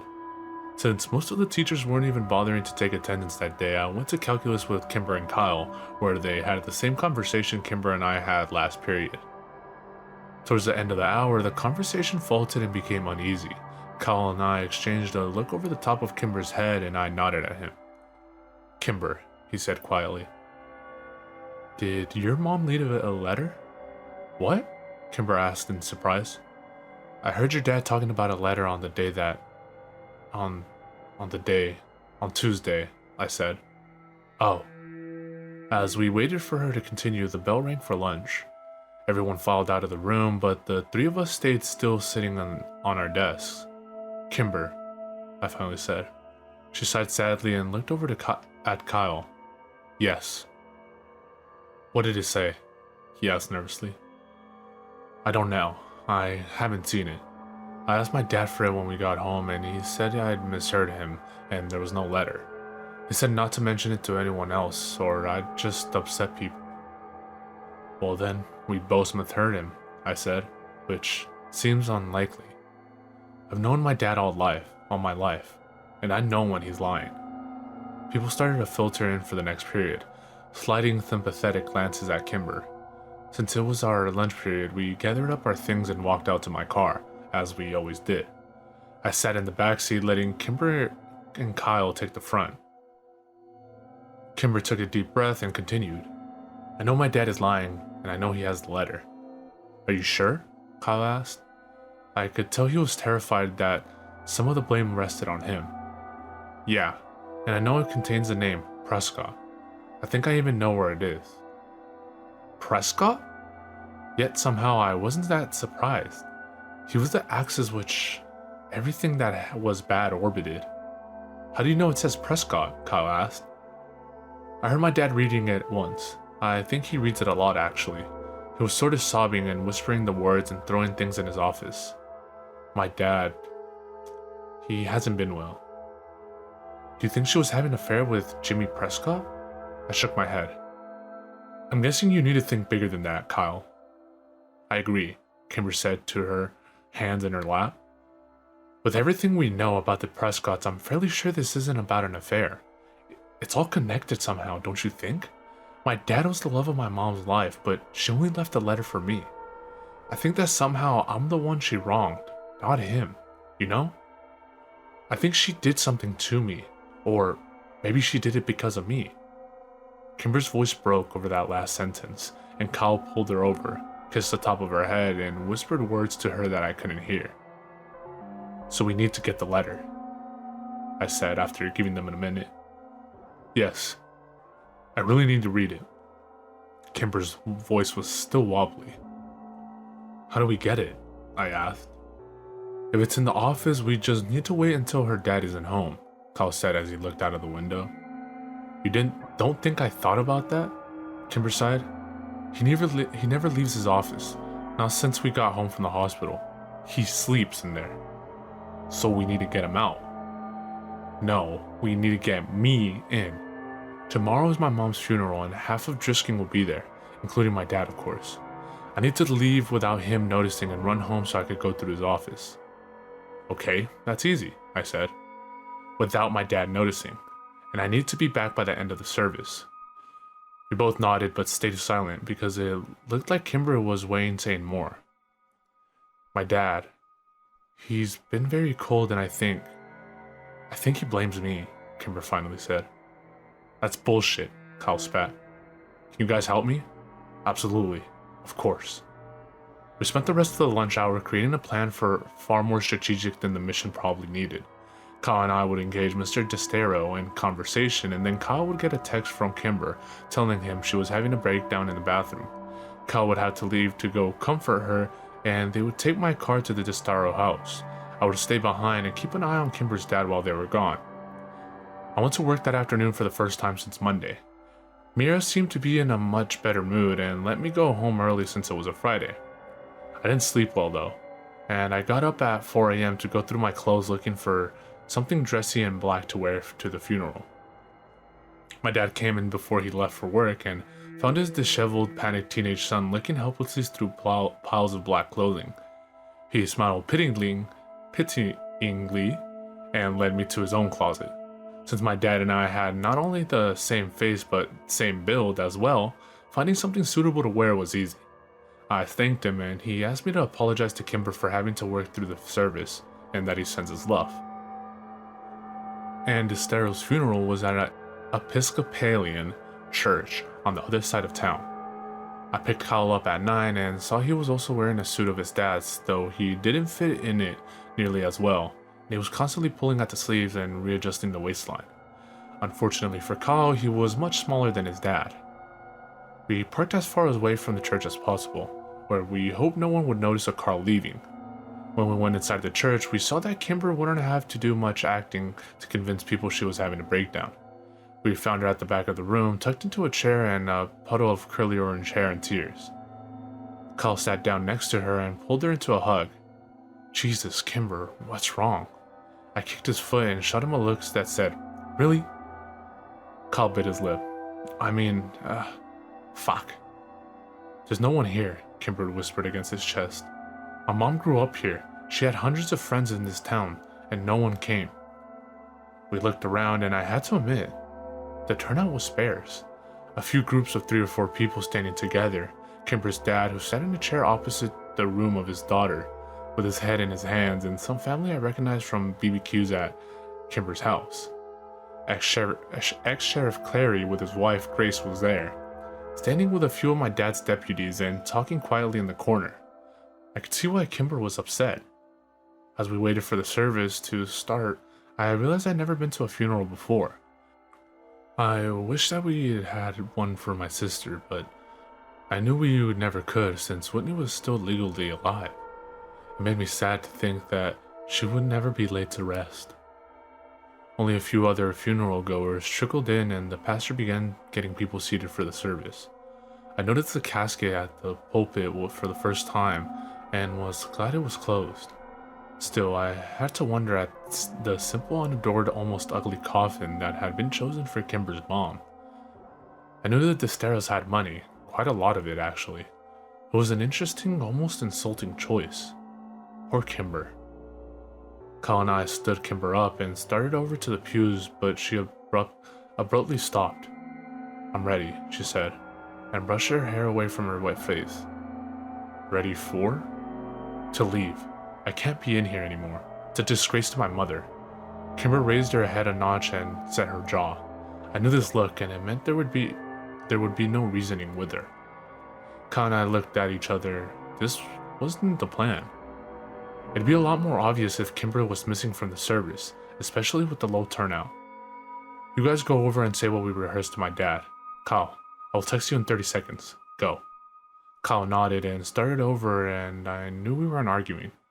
Mr. Destaro was finally standing, looking over at the front pew reserved for him and his daughter without hesitation. "Mr. Destaro," I said as we approached. "I'm very sorry to hear about your wife. She was... Shit, I'd forgotten my lines. A great woman who raised a wonderful daughter," Kyle finished. "Yeah?" he spat. "Do great women commit suicide, leaving their wonderful daughters alone in the world? Ah, shit. Do great women jump off buildings and make spectacles of themselves and leave their families to deal with the publicity and the grief?" Kyle's phone chirped. Thank God. "Oh, that's Kimber," Kyle said a little too fast, before he had time to actually look at his phone. "Oh man, she isn't well. Says she's crying and feeling sick. I'm gonna go help her." "No," Mr. Destaro yelled so suddenly that Kyle dropped his phone on the ground or made a loud clatter on the stone floors. "Not you. You don't help my daughter. You don't even talk to her. He can go," and he pointed at me. "Ah, okay," I stuttered. The plan had changed too much. I needed to somehow get the car keys from Kyle without being seen. Kyle gave me a shaky, subtle nod, and then he and Mr. Destaro went to sit down. It was obvious Kimber's dad was keeping an eye on Kyle. Getting the car keys from him was going to be nearly impossible. I backed into the shadows at the back of the room while the pastor started the service. I texted Kyle 4 times asking for help, but he wouldn't dare touch his phone. He just stared straight ahead, flicking worried glances at Mr. Destaro every few seconds. After several minutes, I went to find Kimber to see what she wanted to do, but she wasn't in our meeting spot by the back door. The plan was falling apart. I pulled out my phone and sent her a text. "Me. Where are you?" "Me. Kyle is next to your dad, and I can't get the keys from him." I waited in the hallway, tapping my phone against my hand nervously. After a minute or two, my phone vibrated. "Kimber, I'm sorry I left without you guys. I had to get out of there. I'm sorry. I'll be back before the end of the service. I promise. Shit. Me. Be safe. It was now imperative that I not be seen. I went to the men's bathroom, locked myself in a stall, and played Snake for the longest 20 minutes of my life. I knew the service wouldn't go on for much longer, so I texted Kimber again.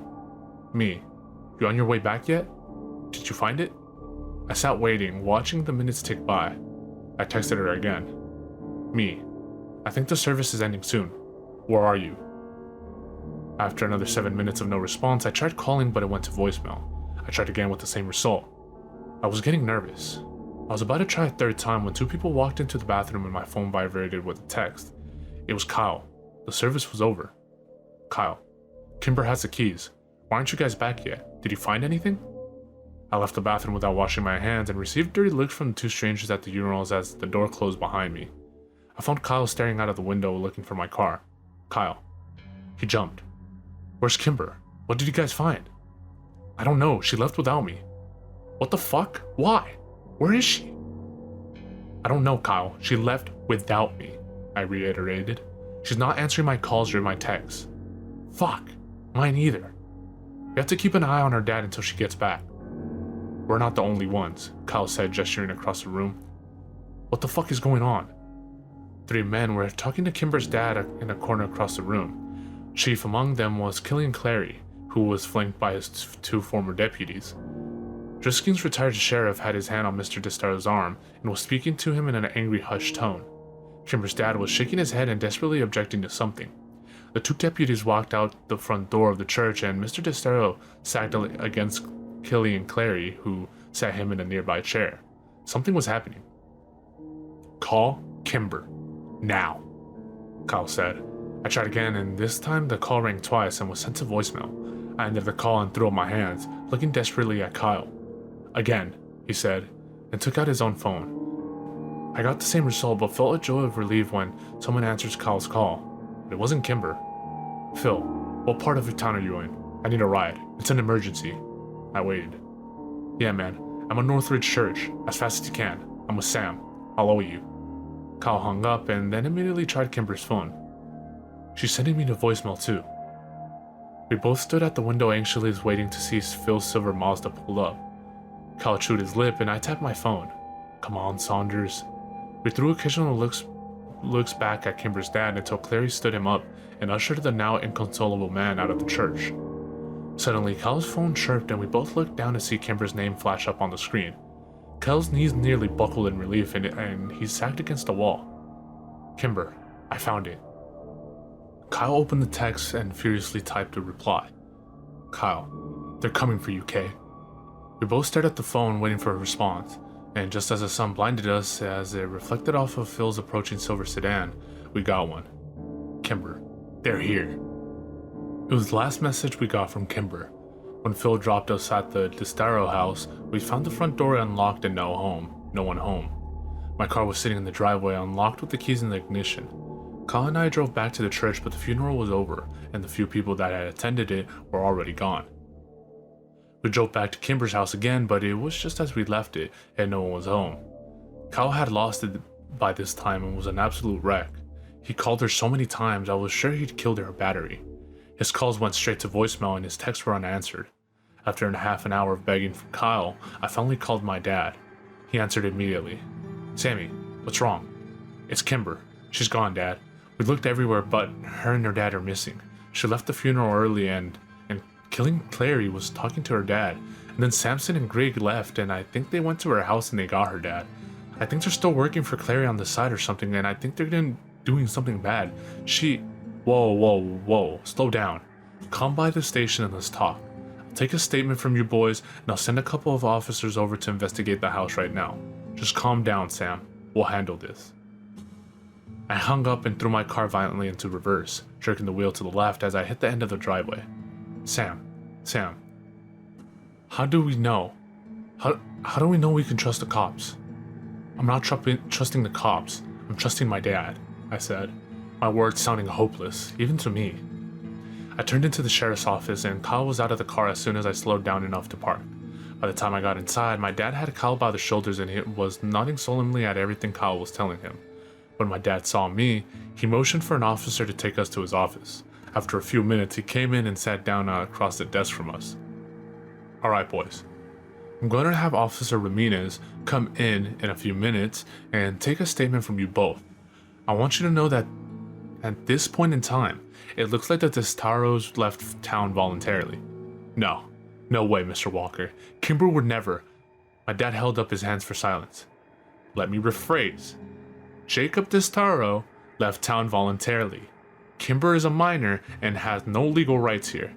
If her dad says they're leaving, then they're leaving. But she's not answering her phone, and we went to that house, Dad. Nothing was packed. Maybe they're just getting away for a while. Maybe going to her relatives. I can't theorize as to why she wouldn't answer her phone, other than maybe she wants to be left alone for a while. Kyle was exasperated. But, look, I know it's hard for you to understand, but losing a family member takes a toll on a person. Sam, you know that. We don't know how people are going to grieve, and we don't have a right to. I think it's very likely that Kimber will be back by the fall for school. The fall? Sheriff Walker, that's 2 months away. You need to investigate now. Kyle, I know you're upset, and no one said we're not going to investigate thoroughly. Like you investigated Whitney's disappearance thoroughly? I spat, and I didn't regret the words. Sam, he snapped with more force than I ever heard him use. I am tired of listening to you insinuate that I didn't do everything I could to find Whitney. I love your sister more than you can imagine. She's my daughter, Sammy, and I will never give her up. And what about the deputies that left the funeral to go after her? Kyle interrupted. My dad raised an eyebrow at me. Samson and Grigg. I ground out through clenched teeth. He sighed. Boys, Samson and Grigg left the funeral because I sent them out on a call. I stood up violently, knocking over my chair in the process. Oh, come on, Dad. Alright, that's enough. The sheriff slammed his hand on the desk and stood up. I told you I would tell you what I know, and I have. I understand that your friend is important to you, and goddammit, the Testaros are friends of mine too. I promise you that I will use the full extent of my resources to track them down and put your minds at ease. But until then, all I can offer you is the assurance that there is no sign of foul play at this time. You boys need to get off this warpath and let us handle this. Now Ramirez is waiting in the hall to take your statements, and then both of you are going home. Understood? I said nothing and glared at my dad, seething with rage. Kyle stood up and walked out of the room with no emotion whatsoever. He walked past Ramirez and I followed him out to the car. We got in and I waited for Kyle to say something. I heard a loud sniffle and looked over at him to see his face slick with tears. It was the first time I had ever seen Kyle like that, but not the last. He's lying, he whispered. I just shook my head. I didn't know what to believe. Kyle turned his face away from me. I know he's lying. Something bad has happened and he's lying about it. What? What happened? I heard more sniffling as Kyle tried to collect himself. Dude, fucking talk to me. What do you think happened? Kimber's gone like all the others, so she's at the place where bad things happened. I punched the steering wheel. How the fuck had this happened? Not Kimber. Please, not Kimber. Was all of this because of me? Had her mother killed herself because of something I'd done? Something we'd found out? Was Kimber taken because of me? If I thought for 1 minute that was true, I knew I would crack into tiny pieces. No, not Kimber. No. Yes, Sam. Fucking think about it. Kyle yelled at me. It's the treehouse. It's all the same. Borrasca, the Skin Men, the Triple Tree, your sister, the mountain. It's all the fucking same. It's the Prescott Empire, and now Kimber has been fucking consumed by it. Where do we go? I could feel the warm tears of my own desperation and hopelessness sliding down my cheeks. What did we do? What do we fucking do? Kyle threw his hands up in frustrations. We have to go to Ambercart, right? It all starts and ends at the Triple Tree, Sam. Surely you got that figured out. We've been to the treehouse 1,000,000 times, Kyle. There's nothing there. I don't know where the fuck else to go, Sam. I jumped as someone tapped on the window of the car and wiped the tears off my face. I rolled down the window as Officer Grigg leaned down and looked into the car. You boys move along home, alright? Yep, I said and turned the key into the ignition. Officer Grigg waved at us as we pulled out of the parking lot, but we didn't wave back. The treehouse, Kyle said. We drove in silence, both of us trying desperately to get a hold of ourselves. If we were going to be any of help to Kimber, we needed to be calm enough to think logically. I parked in the space next to the trailhead and saw several bikes tied to the post. As we made our way up the West Rim Prescott Ore Trail, we passed Parker and a couple of his friends coming down it. I nodded to him, but Kyle said nothing, just stared up the trail, reaching for the only place he knew to go. It was almost dark by the time we got to Ambercaw, and there was a little light left to search for whatever Kyle had hoped to find. It took half an hour in the darkness before I finally convinced Kyle that there was nothing there to help Kimber. And though we didn't speak of it, I knew that he and I were both painfully aware of all the sounds of the night. We were scared, terrified down to our very bones, and that we would hear the piercing, scraping, grinding, and metal screams of the monster at Borrasca that we'd become so accustomed to over the years. We both dreaded it, prayed it would not come, and we did not speak of it. I dropped Kyle at home and promised we would find Kimber tomorrow. I swore we would. He gave me nothing more than a shallow nod and disappeared inside his house. My dad was waiting for me in the kitchen when I got home a few minutes later.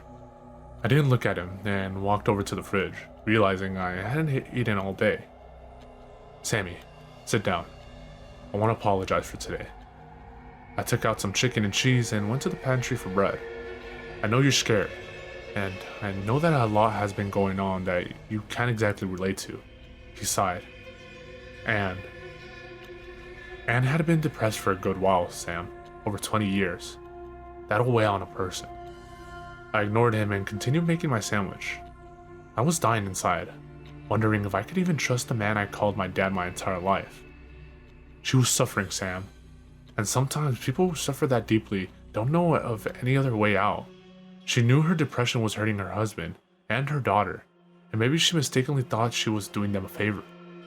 "Mom's depressed," I said, without taking my eyes off from my task. He sighed. "Your mother's coping okay, and this was very different, Sam.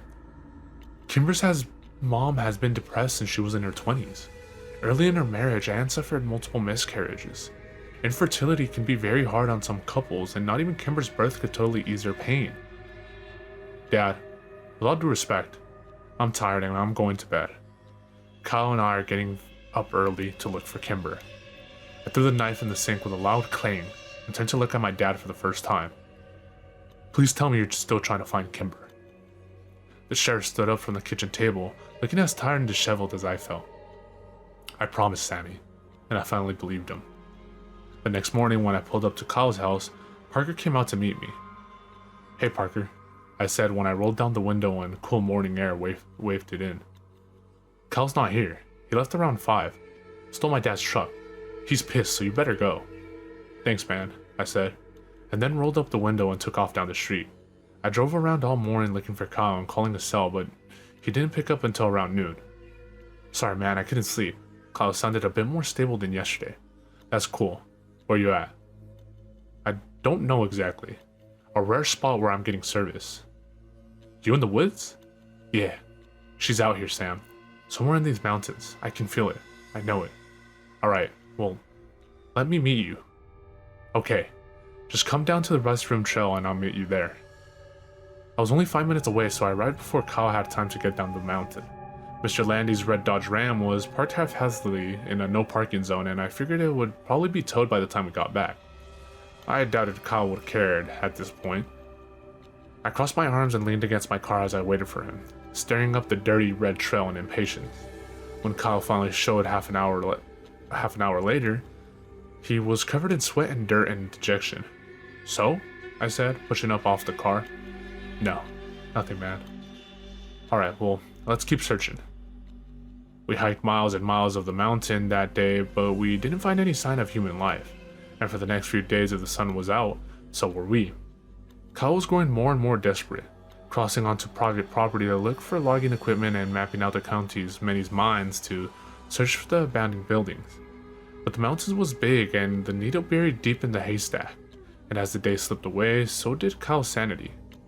Every time I saw my dad, he would give me a sober look and promise that they were still looking. It seemed to me that even he was growing concerned. The Zestaro house remained as cold and empty as the space between the stars above it. On what was the 11th night of her Kimberless existence, I was awoken out of a troubled sleep by the piercing, wailing, screeching sound of death at Boraska. I cried myself back to sleep to the torturous sound of Kyle's own agony next door. We had failed her. Kimber was dead.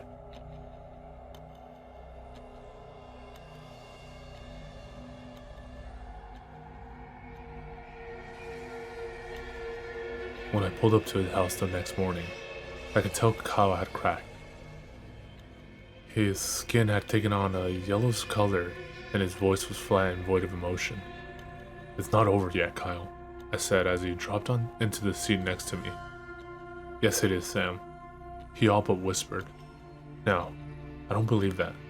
Kimber's dad is missing too, you know. Maybe it was him instead that was... I couldn't bring myself to say it. We're living in hell. Drisking. It's hell in our own reality." I couldn't disagree. The town I grew to love had seemed so foreign to me. Whitney hadn't been an outlier like I thought. Missing people were the norm here, and that would make Jimmy Prescott the king. He's Satan himself. As soon as the words were out of my mouth, Kyle punched the car door, awaking from his dead state with a rageful vigor. "I'll fucking kill Jimmy Prescott. Where is that motherfucker?" "You know he's involved in all of this, Sam. You know." "Maybe partially," I said, staring out the window. His dad created the town that bred the shit, but I'm pretty sure that the Prescotts are just running drugs. You know, the powder. "Yeah? And so what? He's recruiting people to be drug mules or something?" "Maybe," I agreed for Kyle's sake, though I didn't really believe it. The sound, the great beast machine of Boraska, gave off the distinct stench of death, and though I knew that physically that was impossible, I didn't change my mind about it. The air smelled different after the metallic wailing ended. We drove over to 4th Street Gourmet Coffee and Bakery and went in to buy our usual provisions of rock stars and monsters. As I paid for the 4 packs of cans, I saw Mira waiting on coffee at the end of the bar. I could tell immediately that she was in a good mood, something that I hadn't seen much of since I started working for her. It was probably a good time to tell her I was calling out of work for my 5th day in a row. "Hi, Mira," I muttered when I approached. I can't come in again. I've got some really important..." "Sam, oh my gosh, how are you?" Oh, okay," I stuttered.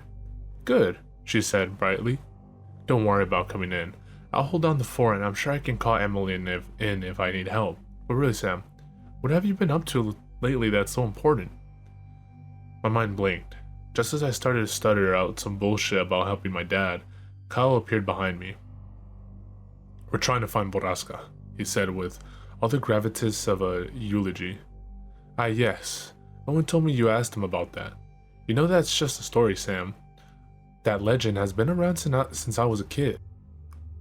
"Yeah, well, we're looking for our missing friend Kimber. You think maybe she's there?" I trailed off lamely. "Oh, really? I thought I heard that Desteros were staying with relatives in Maine over the summer. Oh well. Anyway, good luck, boys." "Thanks." Kyle's voice was sour and I knew his patience was thin. When we got back into the car, we each popped open a can of Rockstar and started chugging. I knew better than to ask Kyle if he wanted to smoke since I was sure he hadn't lit a bowl since before Kimber disappeared. He finished the energy in under a minute and crumpled the can in his hand. "I don't like your boss," he said. "Mira? Why not?" "I don't know, she's just... off." "Well, I mean, she has been going through some things." I wasn't going to elaborate any further. "Why were you asking her husband about Boraska anyway?" "I don't know. I was just making small talk and thought he might know. He seemed to know about a lot of other things." "And did he know?" "Nah." I took a long gulp of the sour drink and then choked on it when I remembered something Owen had said. "Well, actually, yeah. He said a Boraska instead of just Boraska. You know, like it's a thing instead of a place." Kyle lowered his rock star. "And is it?" "Is it what? Is it a thing?" "I don't know. I've never heard of it. I've googled everything weird about this town, but nothing ever came up." "Did you spell it right?" "I don't know." I shrugged. "Do you know how to spell it?" "No." I pulled out my phone. "No, fuck Google," Kyle said. We need to talk to Catherine Scanlon. That's what Kimber would say. He was right. Catherine Scanlon may be the most knowledgeable person in town and was probably the right person to ask. I pulled out of 4th Street Coffee and prayed she was at her office already. When we parked in front of Drisking Arts and Antiques, I was disappointed to see that the store was dark. Kyle pointed to a small, cheap open sign hanging in the corner of the door, and I crossed my finger that it was for Catherine's office. I was relieved to find the door unlocked, and we hurried past all the antiques and blown glass to the back of the store, where we found an open door and Catherine sitting at her desk. "Boys!" She stood up when she saw us. "You're up quite early for summer break. How did the essay do?" Great," I said. "Actually, we're here for more help." "Personal interest," Kyle added. Catherine raised her eyebrows. "Color me impressed." I needed to get right down to it. If by some chance, small chance, Kimber was still alive, then every second counted. "We're here because we want to know if Borrasca is a thing or a place." Catherine raised her eyebrow. "I remember that legend as a kid." "I'd actually have to tell you, I didn't know if it wasn't for Wyatt. He knew so little about so much." She laughed. "A sort of jack of all trades. Anyways, he told me an interesting fact once about Borrasca. It's both." "What do you mean?" I leaned over her desk. "Well, the term Borrasca is just old, outdated lexicon. The word was used by miners to describe an underperforming mine." "A mine?" I whispered. Kyle shook his head. "We've been looking at mines." "So all the mines in Butler County are Borrascas?" I asked. "Well, generally it's only the first mine in the system to run dry that is called a Borrasca." "Do you know which mine ran dry first in our mining system?" Kyle asked from where he stood near the door, repeatedly clenching and unclenching his fists. Not off the top of my head, no," she laughed. "I can look though. I think I have those records here somewhere." Catherine walked behind her desk and opened a drawer of loose files. "This is an odd thing to be interested for boys your age, but I guess I should be glad you two are so eager to learn, especially over the summer." "Yes, ma'am. Very eager," said Kyle. "Is the Borrasca the first mine that ran out of ore? Was that by chance the same one those kids disappeared in? The McCaskies? Oh no, I don't think so. That particular mine was the Southwest Mine and was very close to town. I think it was one of the last to close, actually. Here we go. This package should have that information." Catherine spent far too long moving books around on the desk to make room for the stack of papers she had. Kyle and I paced around the room, nervously trying to appear casually interested, while the energy drinks started coursing through our systems. Here we go. "The first mine to close was the North Central Mine, which was, actually one of the first to open." "But where is it?" Kyle walked over to the desk and braced his arms on it. "Where is that mine?" Catherine pulled over a different stack of papers and started to fumble through it. After the longest minute of my life, she made a "aha" sound and pulled out a large yellow piece of paper that had been folded into standard A4 size. She unfolded it on the desk and leaned over to read the markings. I could see from where I was standing near the doorway that it was a map, and I knew we weren't leaving this office without it. "Let's see. That mine was up further on the mountain, a little harder to get to. See?" And she pointed at a small dot on the map that was at least 4 miles from where we'd been looking. "Can we take this?" Kyle asked. "We'll bring it back." "Of course. I'm sure I have copies. Listen, if you boys are going exploring, I'm bringing my dad." I lied. "Oh, excellent then. You guys have fun." She yelled at us as we were rushing out of the building. We didn't stop to answer her. Fun was far from our minds. It's so far from where we've been looking," Kyle stuttered. "We need to go there now, and we need to get a gun." "A gun?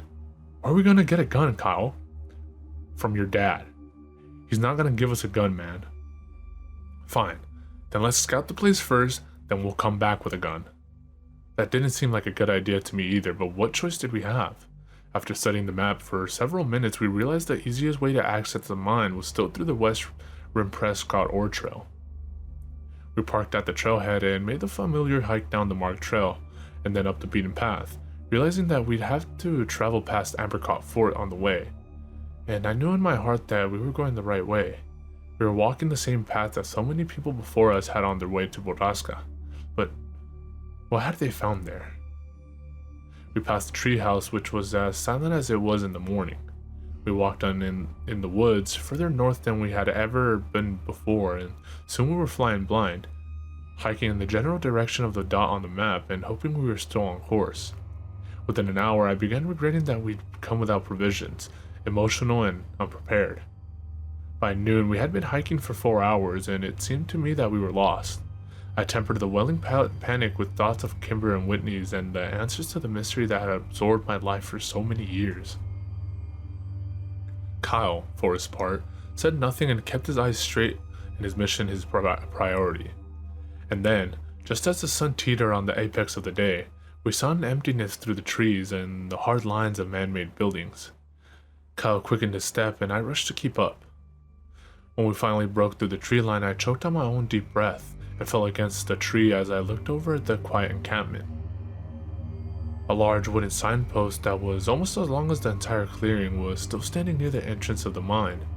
It had to be a century old, and though most of the letters had rotted off over the years, from those remaining I could guess it had once said, Drisking Underground Mine. What was left, however, was skinned men. Skinned men. That way. Kyle pointed to the north end of the camp. We stepped out from the shadows and into the vulnerability of the clearing. There were several large buildings still standing, and the boarded up entrance to the ore mine was set back in the mountain. We're not getting in there, I whispered. Let's try that building, he said, and pointed towards the one nearby, which was the largest and at least 2-story tall. We counted to 3 and then ran across the camp to the large wooden doors of the old building. They were cracked open, and when we squeezed inside, I had no doubt that death was indeed present in Borrasca. We were standing in what I guessed was a refinery, and in the middle of the room was a large silver conically shaped machine.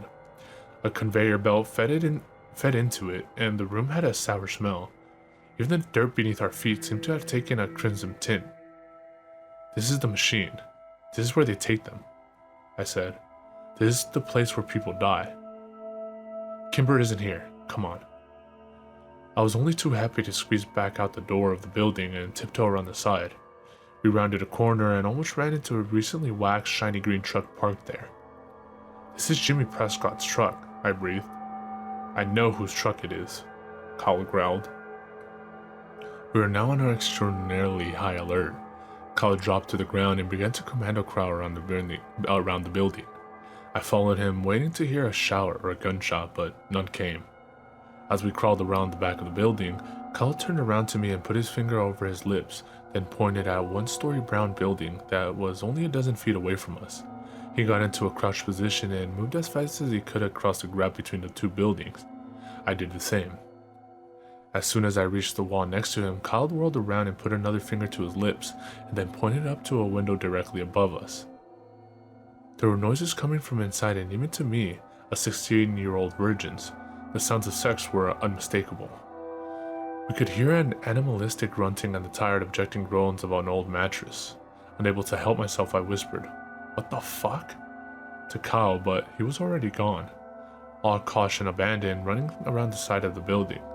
I followed him in through the first door we came upon and was hit in the face by an invisible wall of filth and suffering. The smell knocked me back, but Kyle kept running. I followed him in, past crates of ramen noodles, MREs, bottled waters, and boxes I had no time to read. I crossed another threshold and I was suddenly surrounded by people. So many people. I skidded to a hall and realized I was standing in some sort of dorm. Rows and rows of beds on either side of me with people strapped to them. Some of them were wearing dirty rags and some wearing nothing at all. Many seemed to be bloated and I waited for one to call out to me, but they all remained silent. Some watching me through tired, dead eyes and others turning away. Looking around, I realized they were all women, and the bloating I saw seemed to be pregnancies. Some were confined to their beds and others were not. I looked around the room for Kyle and saw him standing a little further in the long room looking back at me with the same confused, wild expression I was sure was on my face. I saw the realization cross his and called out to him, but he was already running again. I lost him before I had taken 5 steps to follow. I figured it was probably best to just keep running, spread out, and look for Kimber. I didn't see her in this room, and I was sure she would have called out to us if she was. I looked around for another door and saw one cracked open on the left behind a row of beds. I stared at it as I first made my way there, desperate to avoid the wretched void eyes of the women all around me. First we helped Kimber, then we helped the others. I will come back and help you all, I promise. As soon as I find Kimber. Without a thought, I pushed the door wide open as soon as I reached it and found the source of the noises we heard outside. It was Jimmy, something I'd been expecting to see, but the scene before me was not. He was hunched over the bed of an almost unrecognizable, unresponsive Christy, treating her like an animal. She watched me through the slits of her dead eyes, but she didn't call to me for help. I thought I saw a tear run down her cheek before she turned her face away from me to face the wall on the other side. What the fuck? I didn't even realize the words were audible. I had never seen this depth of human suffering. Jimmy's head snapped around to look at me and briefly registered a surprise before he smiled at me in a way that turned my insides to ice. He didn't stop what he was doing, and I wanted nothing more than to run over and push him off Christy, but to my utter shame, I couldn't force myself to come any further in the room. Sam! Sam!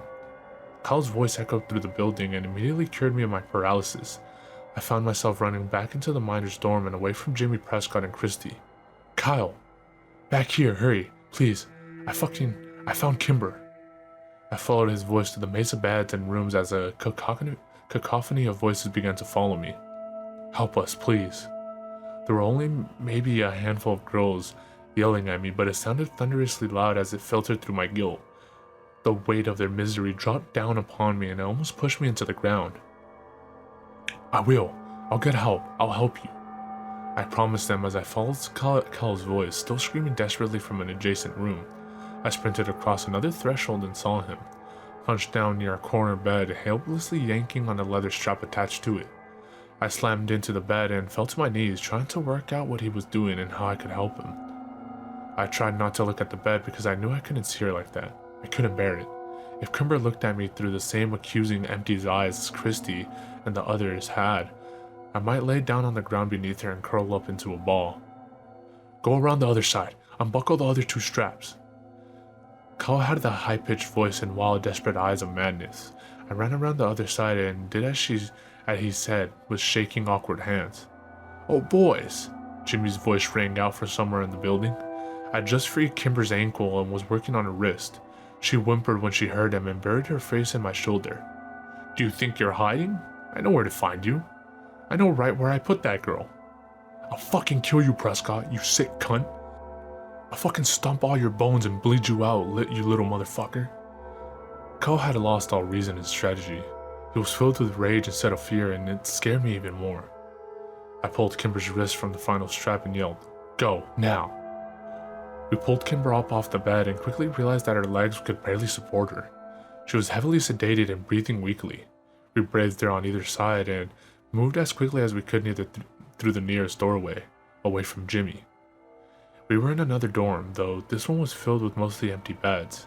I could see sunlight shining through the door at the end of the long room, and we raced towards it as Kimber made little cries of pain. I didn't think my heart could break anymore, but I was wrong because in the next moment, it did. I almost dropped Kimber when I saw her staring at me.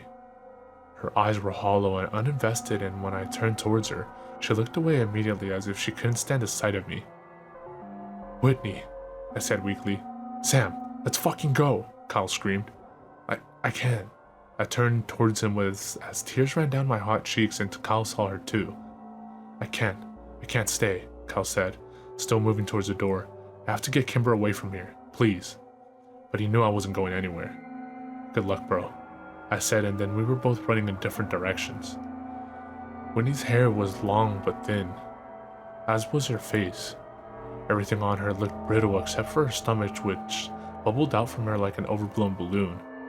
She refused to look at me and flinched at my touch as I desperately tried to unbuckle her from the bed. I haven't even finished the first bell when I heard Jimmy walk up behind me. I didn't even bother to look at him or stop trying to free my sister. I didn't know what else to do.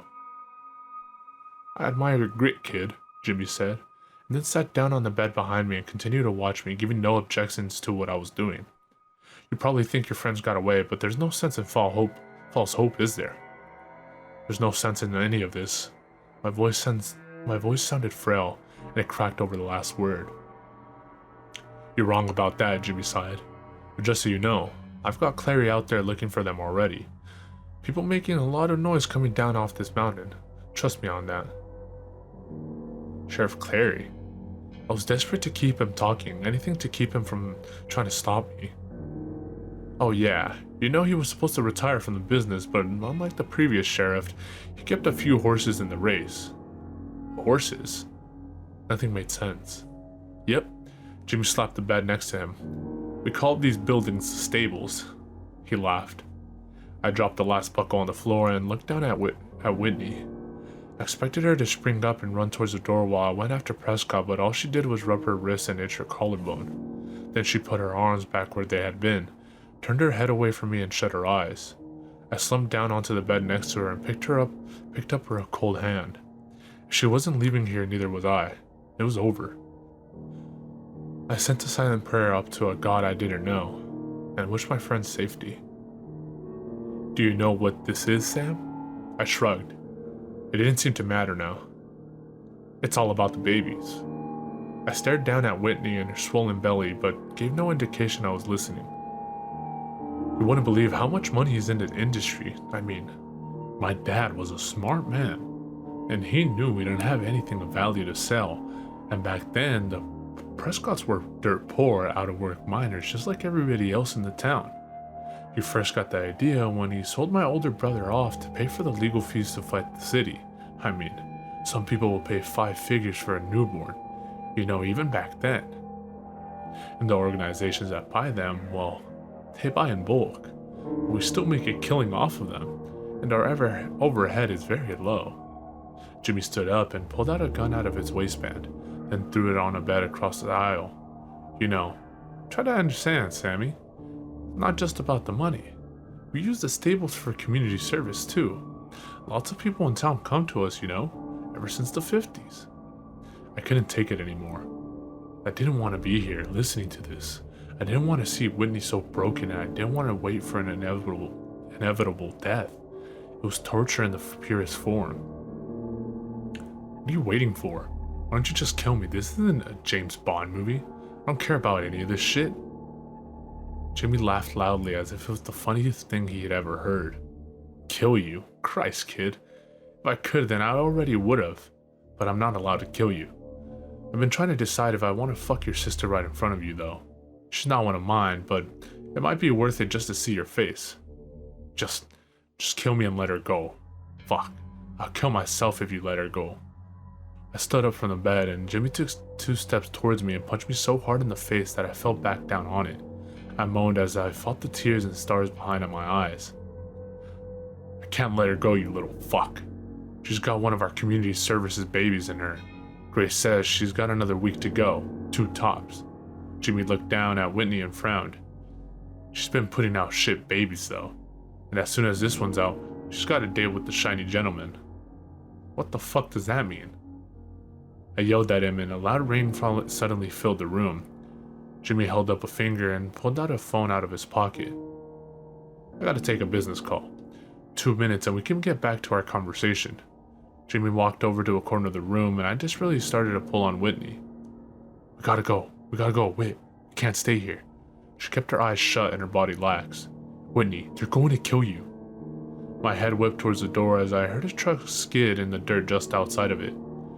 Jimmy ended his phone call and Killian Clary walked in, pushing a limping bloody Kyle in front of him.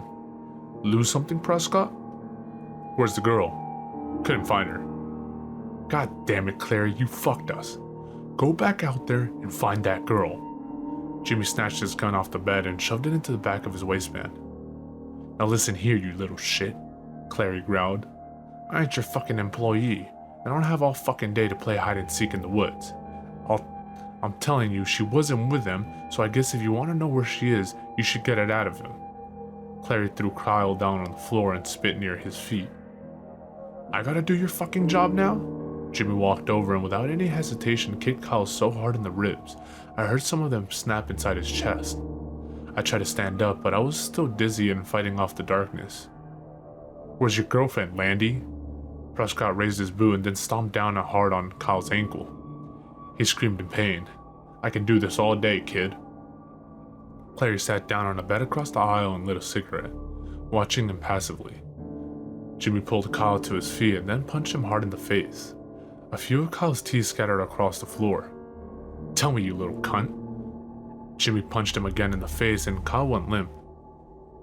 "You're killing him," I screamed and jumped off the bed. Running blindly towards Jimmy in a red rage, Clary stood up and caught me with no effort at all, holding my arms down at my sides. He laughed, cigarette still tucked into the corner of his mouth as I struggled helplessly against his chest. Jimmy had straddled Kyle by now and was rapidly punching him in the face and chest. Kyle was barely conscious, and I prayed he passed out from the pain. After a full minute of this, Jimmy stood up and rubbed his bloody fist. "Last chance, Landy." "Fuck you," Kyle said through a wheezing, rattled breath of air. Jimmy spit on him and raised his foot up as high as he could and brought it down on Kyle's face with so much force that I heard his skull break. I sagged and killing Clary's arms as he dropped me into a puddle at his feet. Jimmy bummed a cigarette off Clary, and they stood next to Whitney's bed, watching me cry. Jesus, what a mess. After a few minutes, Clary flicked his cigarette out and pulled out his phone. "Alright, Sam, take your friend." I couldn't have heard him right. "Fuck that. That little Landy shit ain't leaving here. You want to clean this mess up, Prescott?" I stood up and my knees didn't buckle beneath me. "I'm not leaving without my sister," I told them. Jimmy laughed. "Yes, you are," Clary said. "If you want to save your friend's life, he ain't dead yet, Sam. But he will be soon." He tossed his keys at me. "The road off this mountain is back by the refinery." I let the keys bounce off of me and fall to the floor. Clary swore at me. I knew he was right. I was a coward, and I would leave my sister and all the others here just so I could get away and save Kyle's life. I picked up the keys and then, without looking at the two men, I picked Kyle up by his shoulders and his head rolled back as if it was no longer attached to his spine. His face was a collage of pulp and blood, and I struggled to stay calm and breathe as I dragged him out of the building. Clary and Prescott watched me, taking drags off their cigarettes and saying nothing. I knew they were probably lying to me. Kyle would be the dead by the time I got down the mountain if he wasn't already. I opened the door to Clary's old Ford and placed Kyle in the front seat, wincing as his head rolled around like a ball on a string. It took me almost an hour to get down the mountain, even though I took the overgrown road at a ridiculous speed and did everything I could to destroy the shocks on the truck. I sped into the hospital's emergency zone and found a medical team waiting inside the door. It was clear that they had gotten a car to expect me because they already had a crash cart with them and an IV ready to push into Kyle's wrist. I left Clary's truck where it was and spent the next 2 hours in the waiting room, calling my dad over and over again and crying over an Architectural Digest magazine. No one came to take a statement from me or ask me any questions. Kyle's mom arrived just before my dad did and started screaming as soon as she saw me. My dad walked in behind her and had a deputy to restrain her. He drove me home in silence, but I couldn't take it for long. Is anyone going to file a police report? Does anyone even fucking care what happened? Sam. He didn't turn to look at me. I'm doing my best to do damage control on the situation, but if Kyle dies or his parents sue, there's nothing I can do to keep you out of court. You think I did this? I screamed at him. We're not going to tell your mother, alright? She has enough to worry about. Dad, Kimber, it was fucking Prescott and Sheriff Clary. Yes, you arrived at the hospital in Killian's truck. We already talked to them both. I was so frustrated and full of rage that my next words came out a jumbled, stuttering mess that ended in a helpless scream. We pulled into the driveway, and my dad turned off the car and finally turned to look at me as I struggled to catch my breath. Samuel, we will never speak of this again. Do you understand? Are you fucking kidding me, Dad? Kyle might fucking die. I saw Kimber. Enough. If you want this to go away, you will keep your mouth shut about it.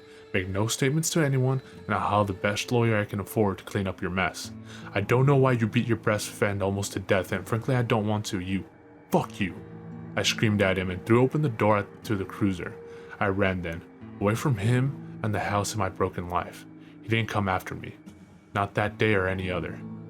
Since everyone in town thought I was a violent thug, no one would let me stay with them when I called around. I eventually went to a motel far outside of town and drained the last of my savings from work paying for the room. I went back to pick up my car from the trailhead, but it was gone, and I hoped Kimber who had it and not a tow yard. I read the paper every morning for some mentions of Kyle's condition. I saw the Daily's birth announcement about 10 days later. They had just had a son they named William. The whirling, twirling, shiny gentleman lit up the valley with his stench and song of death of that night. It was the last time I ever heard it. I stayed in Drisking long after the money had run out and I was sleeping on the concrete behind the motel. I stayed until Kyle was released from the hospital. A mute, empty-eyed, soulless vegetable. I went to see him once, while only Parker was home, and threatened him until he let me inside the house.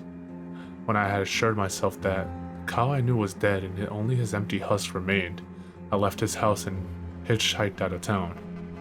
And after I spent 4 drunken, drug-fueled years in Chicago, I came home one day to find a letter waiting for me. It didn't have a return address, but it was postmarked California. I knew it was from her before I had even picked it up. She had written so many of my assignments for me that I knew Kimber's handwriting better than my own. Inside it was a letter. The letter. I read it only once, many years ago, until I sat down to transcribe it today. My Kimber, I know you aren't going to understand why we did the things we did. It was all born out of love. At least it started that way. You're everything to me, and you'll always be my daughter. Do you understand? I'm leaving this world because of what I've done to you, not because of what you are. I don't want you to be upset about what you are, because who you are is beautiful. My dearest, this town has done terrible things, and all of us who live here are guilty. Read this letter and leave this place. I need to tell you all of this. I need to start at the beginning. Somewhere along the way, decades ago, the major population of Driskin became unable to bear children. Most people blame the town for letting the iron ore leak into our water table during the collapsing of our mines. This is the same water that still provides the town's water today. They were never able to quite fix it, and ore is toxic and exposure causes infertility. The town did, and still does, suffer greatly from its effects. And the Prescotts, they solved the problem that no one could solve. It was an ugly, crass solution, but most people were happy to look away when they were able to raise families again. You see, they took girls, mostly women from other places, and they impregnated them and gave us their babies. And the town came under the care of Thomas Prescott when he started to sell some of the babies on the side for a profit to rich couples. And the sheriff, he helped them do this. But then an ugly rumor started that they were selling to human traffickers. And the Prescott had to offer triple the price for girls. And in town we began to murmur. But we once again turned the other cheek when the city was suddenly flooded with money because of how well the traffickers paid. People had well-paying jobs again and were proud to call Drisking home. So we said nothing, and those that did were taken to the mountains. Because that is where they do it. There is a place on the mountain where the women are taken. Kimber, drifter, runaways, and if their parents choose it, sometimes the girls in towns are even sold back. They arrange to sell the girls and they meet them at a tree halfway between our town and their baby mill. Sometimes kids play there now. I think you played there. The Prescotts and the sheriff are the ones who impregnate the girls, and the children are named after them. P children for the Prescotts and K children for the sheriff. And then when the women become too sick or too old to deliver profitable babies, they are sent through a giant machine that was used to refine ore, and their bodies are crushed and the blood and skin stripped away, and what remains of them are their stolen children and the dust of their bones. And all that's left of their bodies is the powder that they spread over the mountain to hide their crimes. I'm telling you this, Kimber, because you are one of those children. Most of your friends are one of those children. Please get out of Drisking before your father finds this letter. Run away and never come back and never speak of it to anyone. Their industry has deep roots now, and the traffickers have lofty connections. Don't tell anyone. Don't keep this letter. Don't look back. I love you. I'm sorry I have to leave you. We all have to answer for our sins, and I'm ready to burn in hell for mine. Love always and forever. Mom.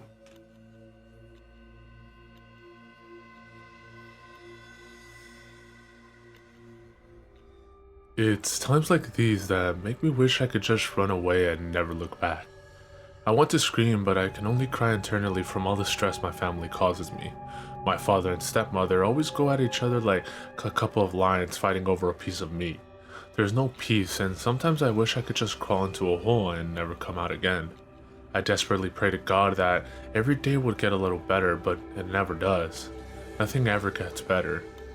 The only thing I look forward to anymore is sleep.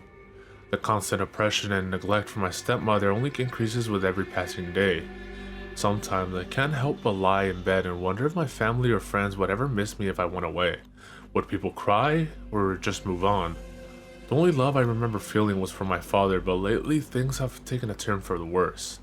The fights have gotten more violent, and there were days I would find him crying, praying for a miracle to happen.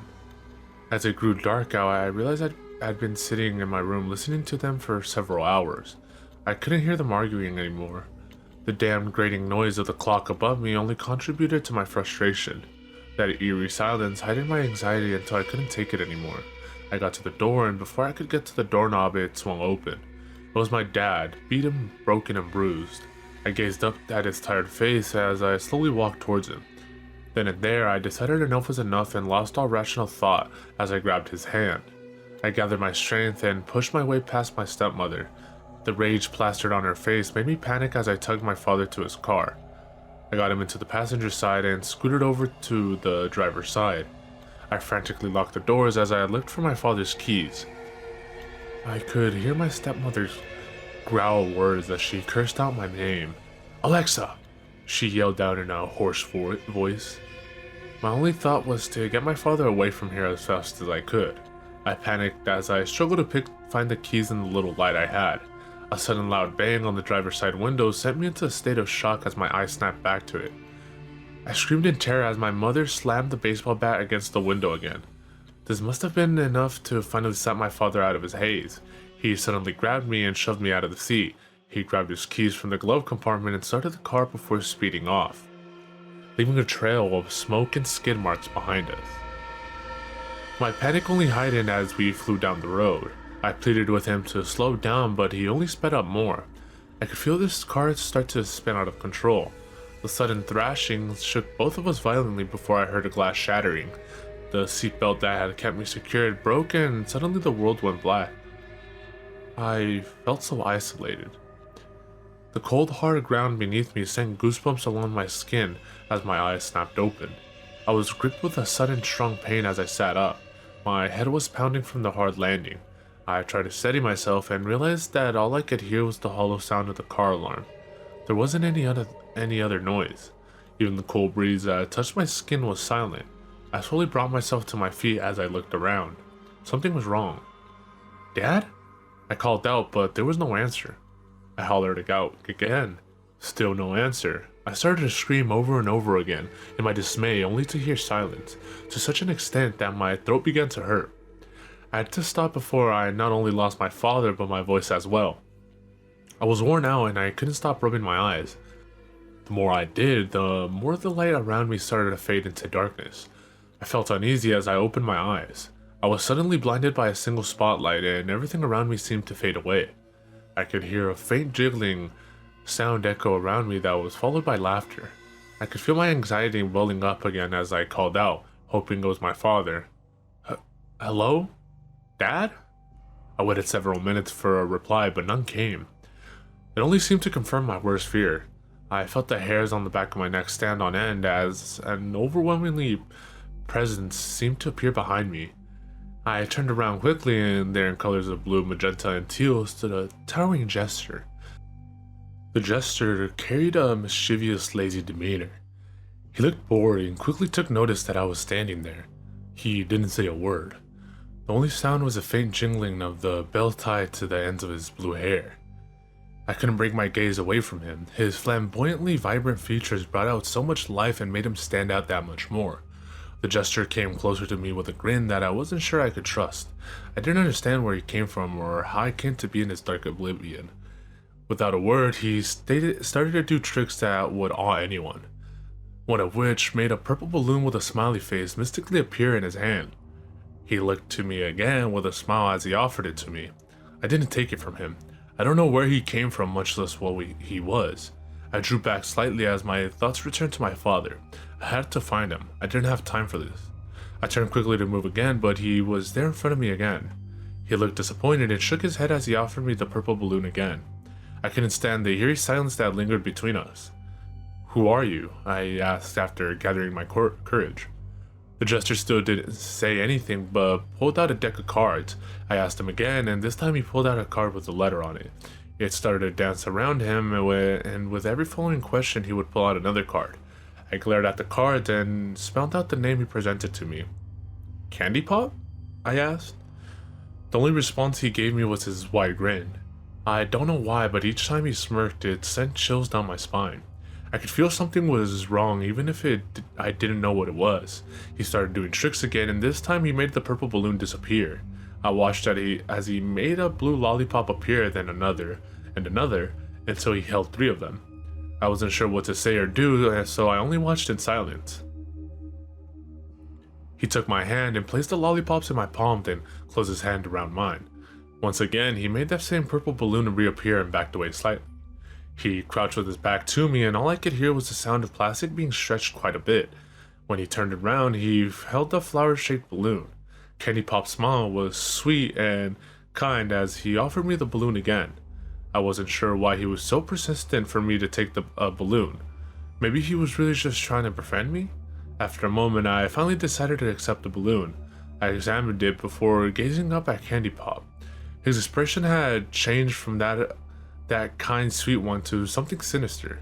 I quickly backed away and hugged the balloon to my chest tightly. I started to panic as my body began to levitate off the ground higher and higher. I couldn't stop myself from floating further into the light above. What is this? I whimpered as I realized I couldn't take my hands off the balloon. It felt like it had attached itself to my skin. The light above me grew brighter until all I could see was Candy Pop waving goodbye to me. I could see his shadow nod, and it sent a cold chill over me. The shadow showed devilish-looking horns and a tail. When I tried to look at his face again, it was distorted.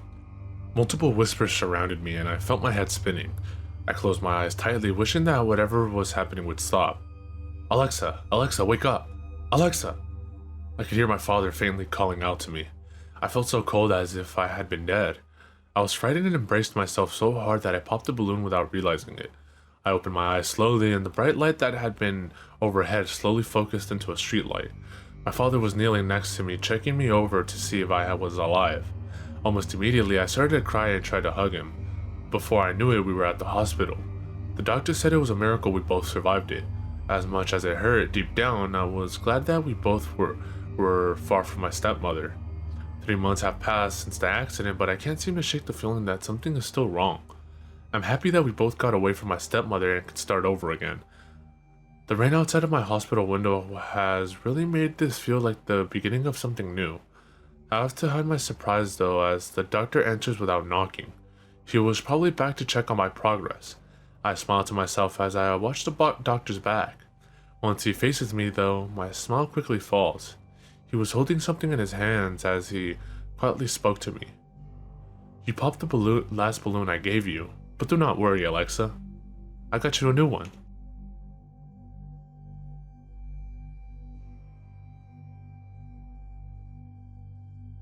A man went to a hotel and walked up to the front desk to check in.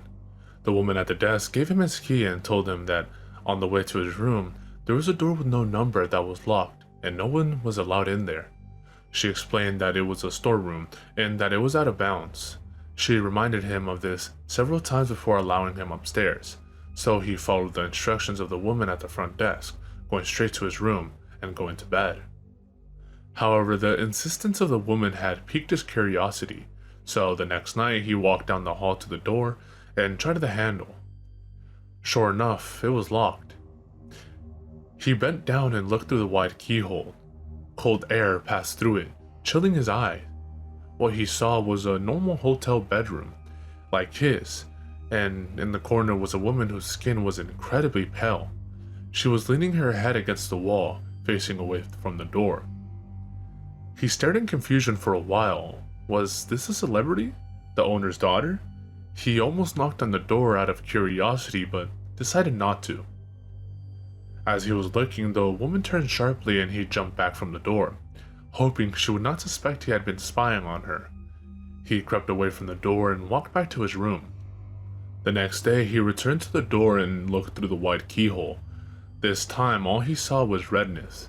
He couldn't make anything out besides a distinct red color, unmoving. Perhaps the inhabitants of the room knew he was spying the night before and had blocked the keyhole with something red. He felt embarrassed that he had made the woman so uncomfortable, and hoped she had not made a complaint with the woman on the front desk. At this point, he decided to consult her for more information. She sighed and said, "Did you look through the keyhole?" The man told her that he had, and she said, "Well, I might as well tell you the story of what happened in that room. A long time ago, a man murdered his wife in there, and we find that even now, whoever stays there gets very uncomfortable. But these people were not ordinary. They were white all over, except for their eyes, which were red."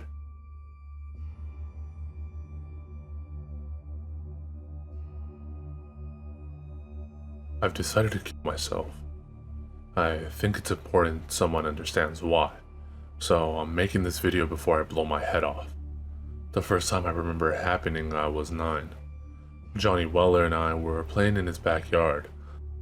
The sun was setting over his back fence, warm oranges and red shining through the bone white slats like a creamsicle against his pearly white teeth.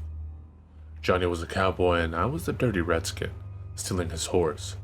We ran around the swing set, him laughing and me whooping and threatening to scalp him.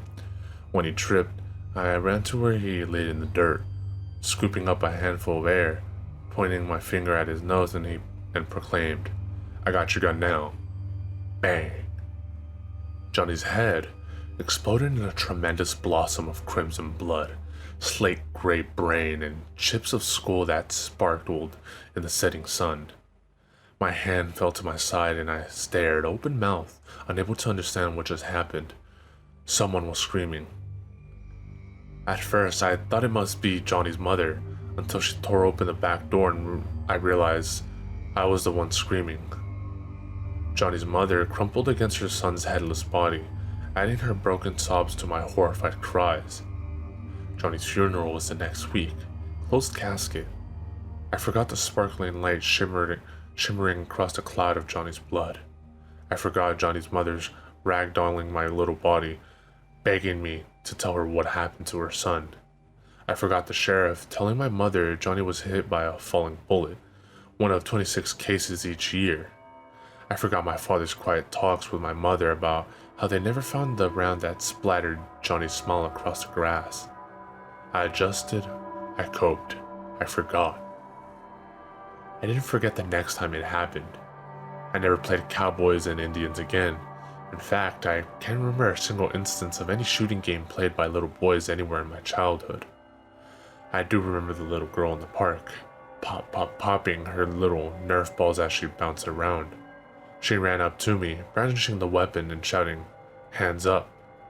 I smiled and complied, dropping my sandwich in mock terror.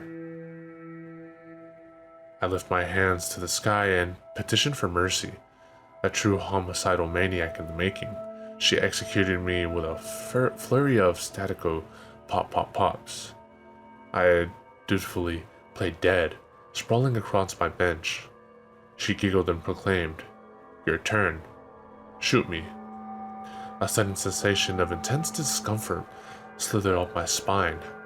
I thought of flowers, glittering crimson roses wet with morning dew. She eyed me impatiently, apparently convinced she might have to nerf me once more to provoke a response. I lifted my finger weakly, pointed at her, and whispered, "Bang." This time I wasn't the one screaming. Her mother cradled her baby's dismembered limbs, frantically clutching an arm, then a leg. I had pointed my finger at the little girl's belly button. The moment the word left my lips, she ruptured like a water balloon filled with punch and soaking bits of crimson-colored fruit. Johnny Weller's decapitated body filled my vision, the slow red of sunset sliding down the front of his striped shirt. I ran. I can't do this anymore. I got pissed at Laura yesterday and put my finger in her face to tell her off. I didn't even say it. I couldn't bring myself to sop my girlfriend's brain off the kitchen floor. I can't do this anymore. All I have to do is put my finger against my temple and say it. At least, I'll go out with a bang.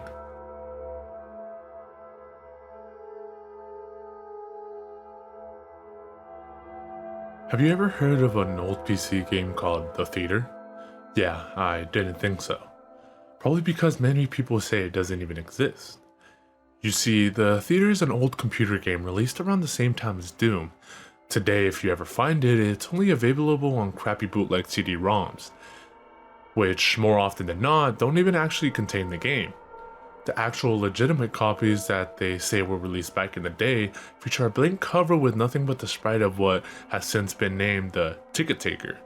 He is simply a poorly drawn, pixelated Caucasian bald man with red lips wearing a red vest over a white shirt and black pants. He's completely emotionless, though some say that if you smash the disc, his face is shown as angry the next time you look at the cover. But this is just dismissed as an urban myth. What is peculiar about The Theater, though, is that there is no developer named on the jewel case, nor a game description on the back. It is simply the Ticket Taker on a white backdrop on both sides. The game was initially known for its inability to install correctly. The installation process immediately locks up the computer when the user reaches the licensing agreement. Also strange about the licensing agreement for The Theater is that whenever the development studio is supposed to be named, the text is simply a blank line. Anyways, most people who have claimed to own one of the original CDs say that they figured out how to install the game by simply rebooting their computer on the licensing agreement with the disc still inside. Then they are prompted to press I agree on startup. Then they continue with the installation. The game then starts up without any introduction besides the main menu that is simply the sprite of a movie theater's exterior on an empty city street. The title fades in, and then the three menu buttons: New Game, Load, Options. Selecting options immediately crashes the game to desktop. Load is said not to function at all. Even if you do have a saved game, nothing happens when you press it.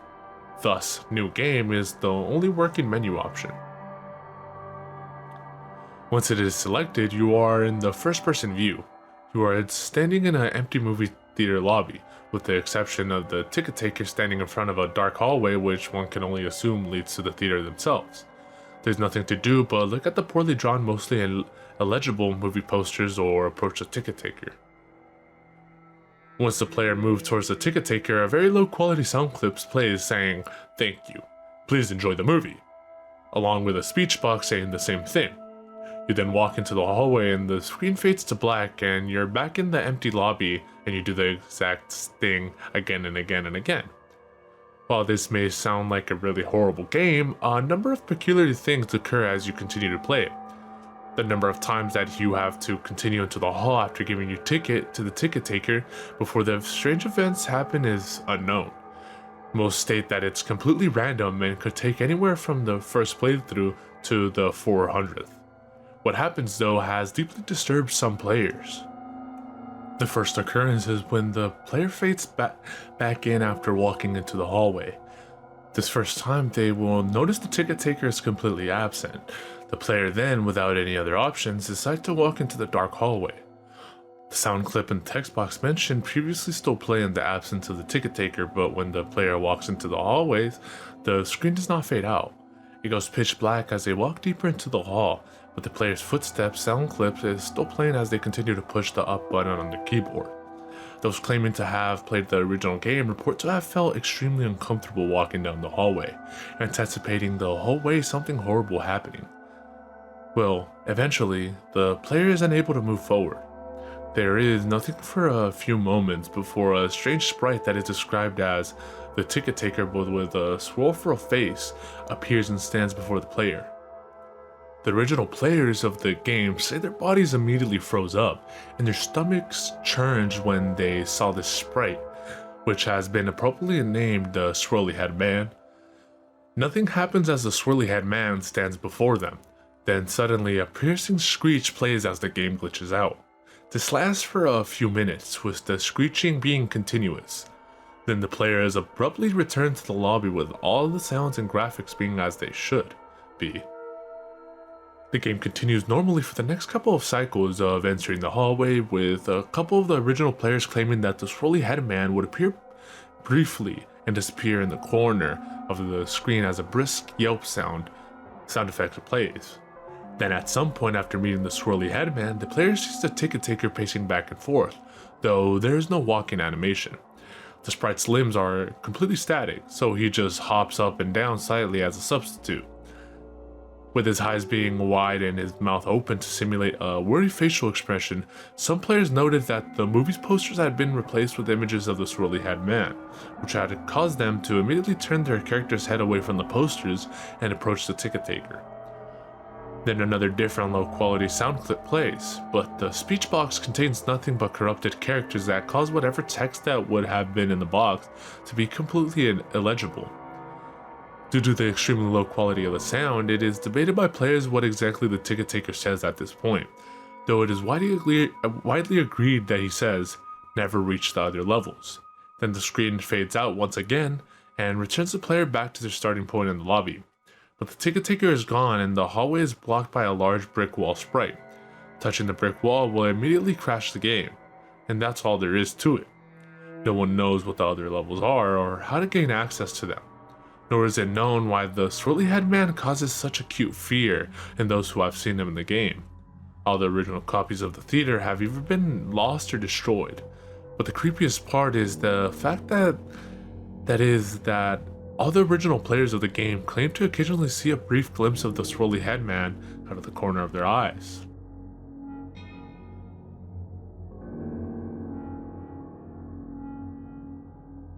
I'm sure you heard of the Ronald McDonald House charity.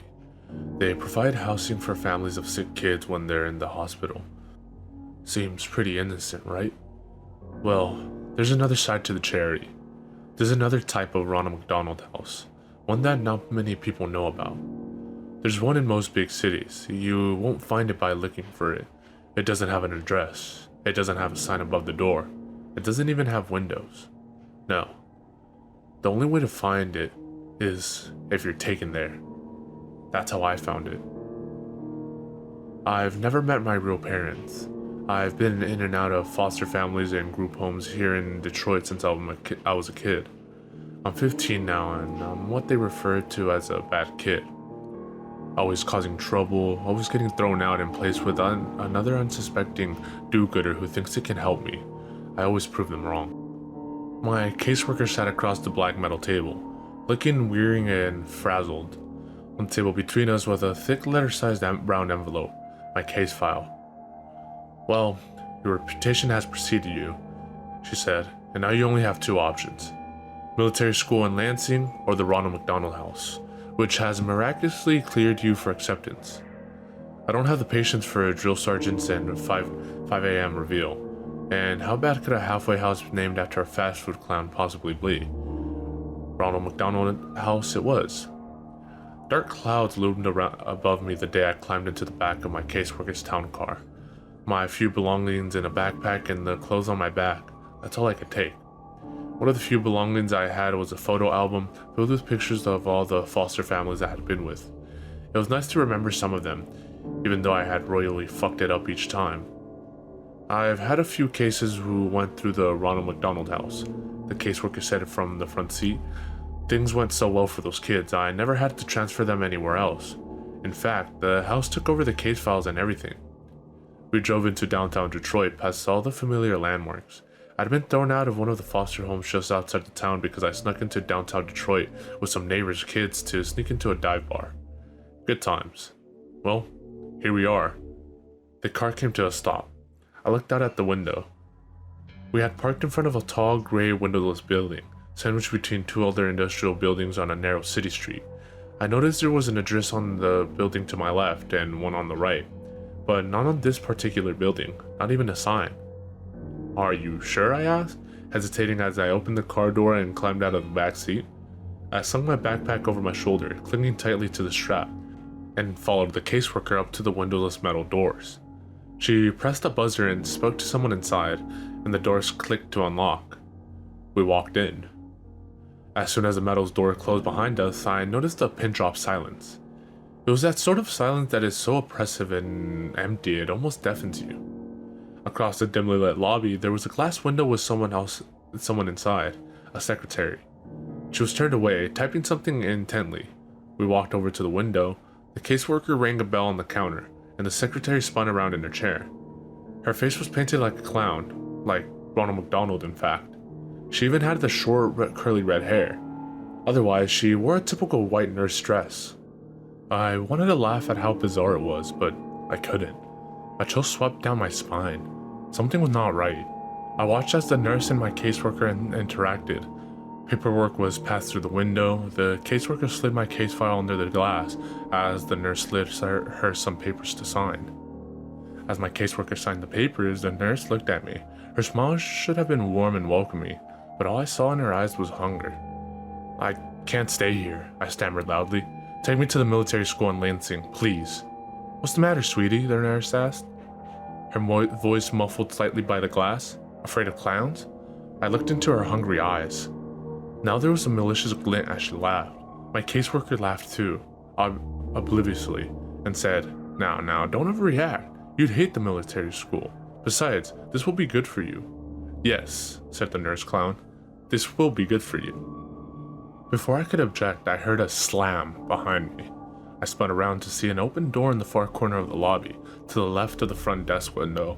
There was no one there, just the light that flooded in from the door. Then the creeping shadows. Shrill, echoing laughter and growing shadows along the wall inside the door. "Oh," said the caseworker, "here comes the welcome committee." As I stared in horror, clutching the strap of my backpack, my caseworker patted me on the shoulder for the last time. "Don't worry, honey. It'll be different this time. You'll feel right at home here, I promise." She turned to leave. I felt bile churning in my stomach. "No," I said desperately. "You can't leave me here." "Oh no, I've got to get going. I never did like clowns." And with that, she left me there. The metal door slammed behind her, and I was alone. I faced the open doorway by the front desk again. The shadows had almost entered the room, and the piercing laughter was filling the lobby with sound. I ran for the front doors. I pounded and yanked and pushed and screamed for help, screamed for my caseworker, screamed for anyone, please God. I turned to see the nurse behind the glass smiling at me again, and then they answered, laughing all the while. A whole group of laughing nurses with clown faces and red hair, some male, some female, but all with the same terrifying Ronald McDonald makeup. And in the dim light of the lobby, I could see a glint of metal tools in their hands. Coming up the rear was a pair of clown nurses rolling a metal table, complete with restraints. "Get the fuck away from me," I screamed. I pounded at the metal doors again. "Let me out of here." They surrounded me, grabbing me as I thrashed and screamed and tried to tear myself away.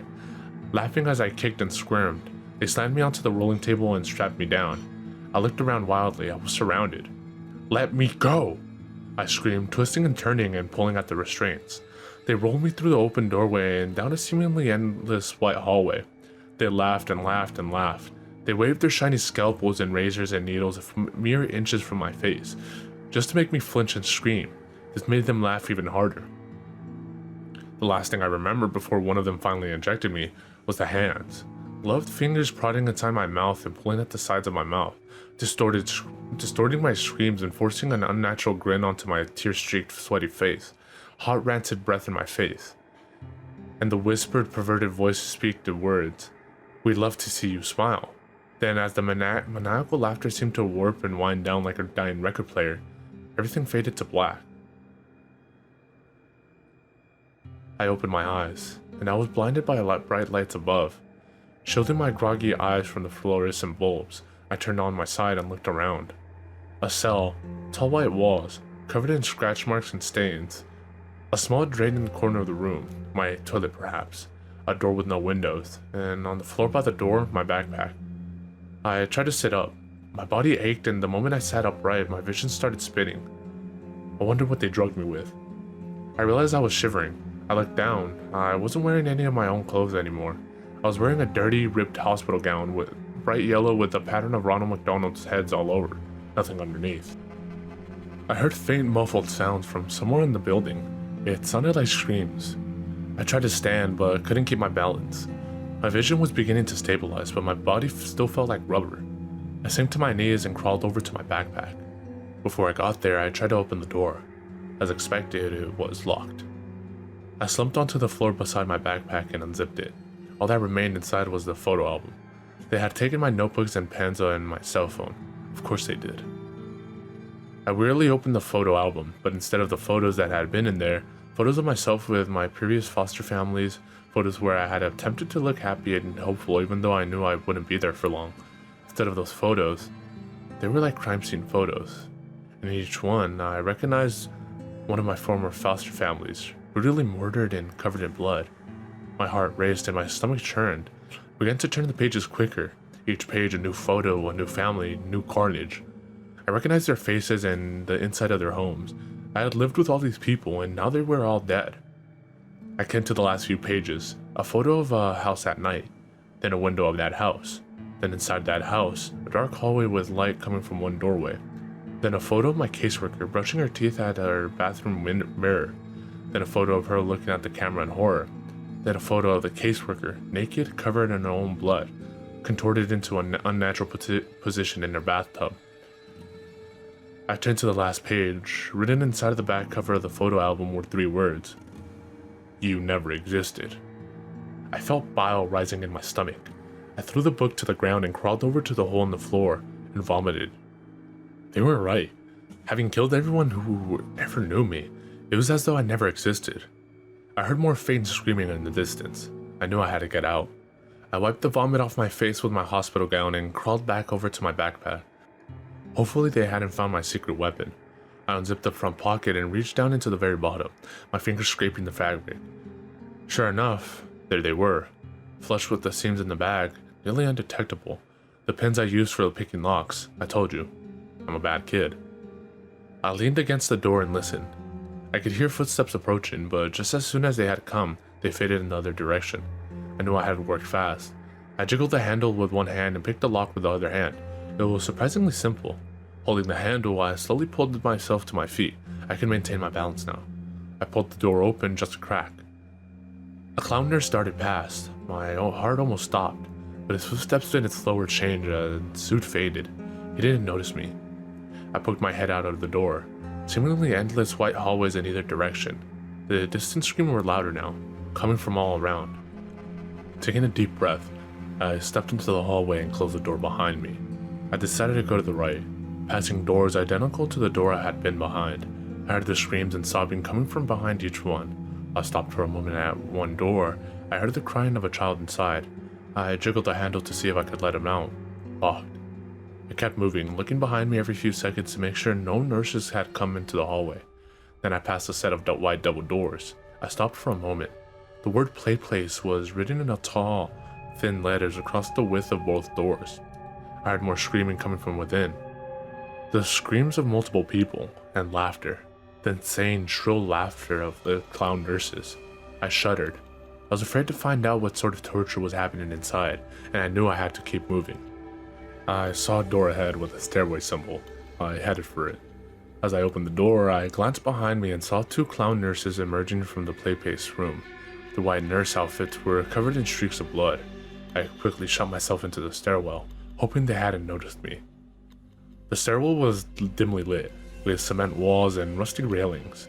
I looked behind at the door I had just closed. There was a red number 5 on the door, so I must be on the 5th floor.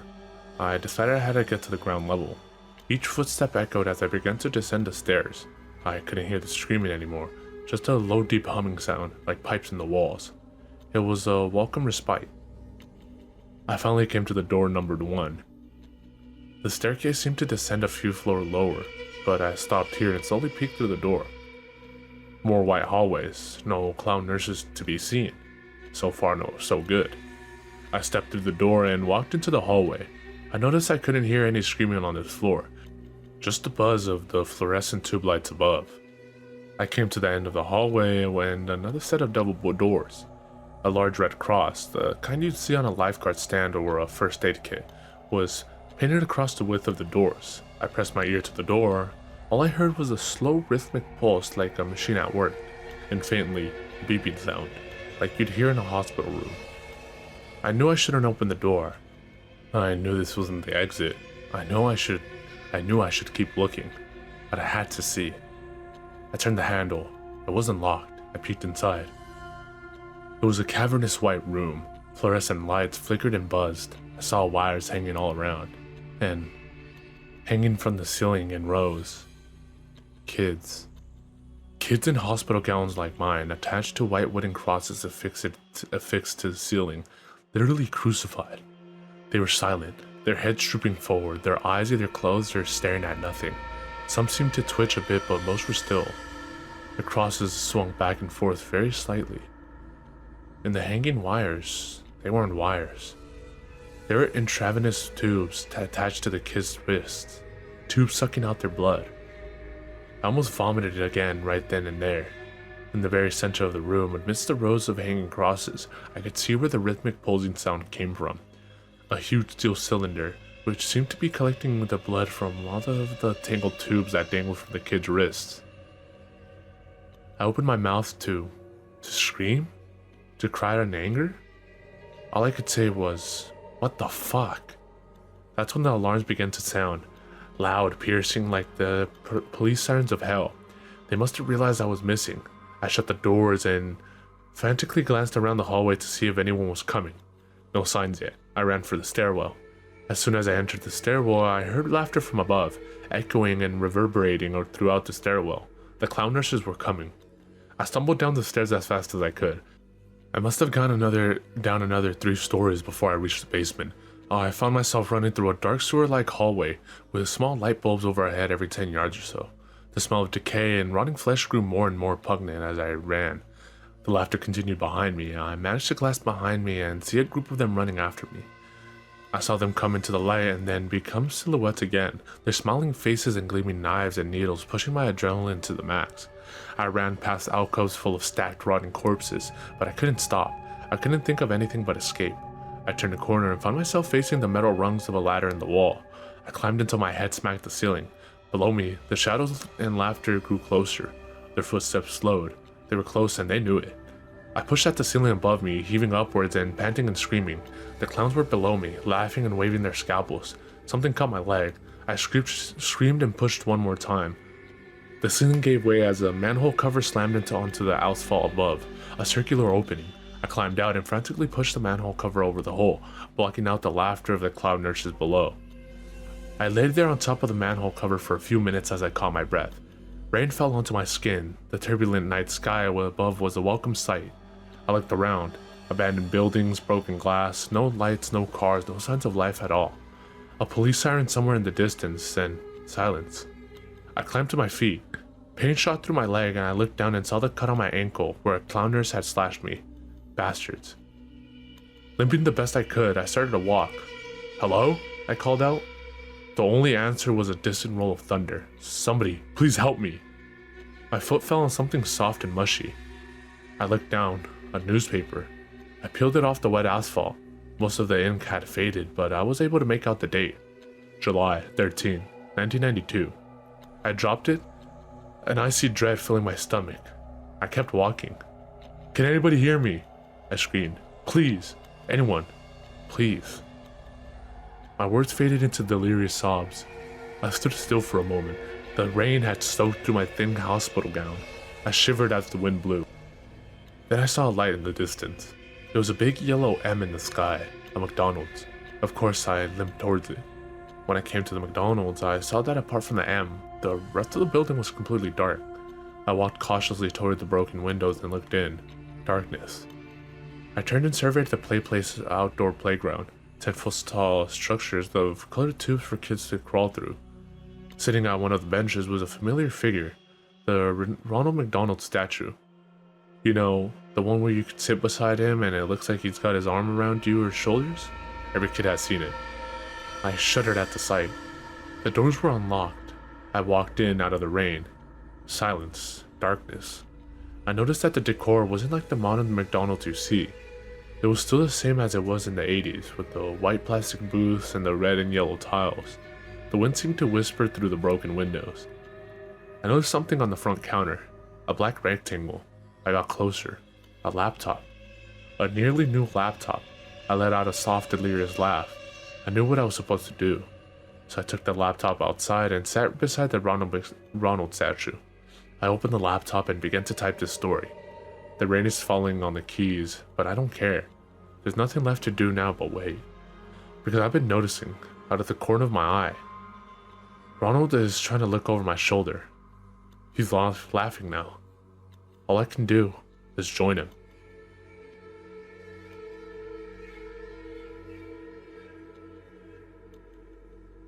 Help me, blah blah blah. I won't bore you with another story. Even if I wanted your help, you couldn't give it to me because your help is useless. Why? Because you're not a member. I just wish that I wasn't either. It all started innocently enough with a phone call. I'd been up for a few hours unpacking and cleaning and waiting for the plumber to call. I just moved into a cabin and the contractors fucked everything up. Because of that, I now have the wonderful task of making calls to competent people that can fix what the original contractors did wrong. The phone rang at 12:06. Not bad, I thought. Usually plumbers don't bother to call or show up until 5. When I picked up the phone, I didn't even get a chance to say hello before a woman on the line told me to please hold for the next available operator. I hopped up and sat on the cabinet in the kitchen. It was one of the few places in the cabin not occupied with boxes. Elevator music leaked into my ear. I started to drowse off when the music stopped and a piano chord that sounded like it was 3 notes that didn't quite go together played through the receiver twice. A voice came on the line. Welcome to Booth World Industries. My name is Samantha and I will be your operator today. Name? I didn't know what to say, so I told the operator my name. Sir, we know who you are. I'm your operator. Please give me a name to access. I don't understand, I said. It can be anyone, sir. We just need a name. Okay, I said. I made up a name. Harold Withers. Sir, as your operator, I must point out that fictitious names, or the names of people that you don't know, cannot be used. Used for what? I asked. How had she known that I made up that name? The whole thing felt like it was some sort of prank, but hardly anyone knew my new phone number. Remodeling. Remodeling? Is this the plumber? I asked. Welcome to Booth World Industries. My name is Samantha, and I will be your operator today. Name? I took that as a yes and gave them the name of an old ex-girlfriend. Jessica Goodwin. I could hear the clicking of a keyboard on the other end of the phone. It sounded like the woman was pounding the thing with her fist. After a few moments, she returned. Jessica Goodwin, she said. Remodeling is scheduled for August 21st, 2015. Would you like to reschedule? I was silent on my side of the phone. I couldn't believe this. Someone had to be playing a prank on me. Who is this? Is this you, Jessica? Are you playing a prank on me? I asked. The woman didn't respond for a long time. I thought that whoever was on the other end of the phone was holding in a laugh. Hello? I asked. Yes or no, sir? The woman asked back. Yes, I said, not understanding what the woman was asking. I have a Tuesday appointment available. Would that work? At this point, I thought I was going insane and that it actually was the plumbing company. What about today? I asked. Do you have anything available for today? Normally we can arrange for a reschedule on such short notice, but today we had a cancellation. How does 3 o'clock work for you? 3 o'clock is fine, I said. 3 o'clock it is then. Would you like a courtesy call? Sure. Wonderful. We at Booth World Industries say thanks and welcome to the club. You have a marvelous day. That strange chord played twice again, and the line went dead. I rolled my eyes and went back to unpacking. My phone rang at 3 o'clock on the dot of that afternoon. Hello? I said. Sir, this is Samantha with Booth World Industries again. Your courtesy call begins now. What do you... I began to say, was cut off by those diminished chords blaring into my ear. Then I heard Jessica's voice. "Why are you doing this?" Jessica asked. I could hear the tears in her voice. "Jessica?" I asked. "Sir," the operator said, "she cannot hear you. This is courtesy call. The appointment has already concluded." "Please," Jessica begged. "Please don't do this. I'll do anything. Jessica's voice choked off into a wheeze, and all I could hear on the other end of the phone was the rustling of clothing and more wheezing. Eventually it stopped, and someone picked up on the other end. "The scheduled work has been completed," a man's voice said. "We at Booth World Industries say thanks and welcome to the club. You have a marvelous day." "Sir?" The operator came back on the line. "Was that to your satisfaction?" I sat there for a long time, cold sweat dripping down my rib cage. Jessica was my ex, because I walked in on her and my best friend fucking at a party in high school. I smiled and whispered, "That was perfect." "Wonderful," the operator said. "We at Booth World Industries are aimed to serve. Would you like to make another appointment?" As I stared at the water leaking from the door of the dishwasher, I smiled even bigger. "Yes," I said. "Yes, I would." "Name?" "Dan. I don't have a last name. He's a contractor. Dan Arencia, July 13th, 2032. Would you like to reschedule?" "Yes," I said.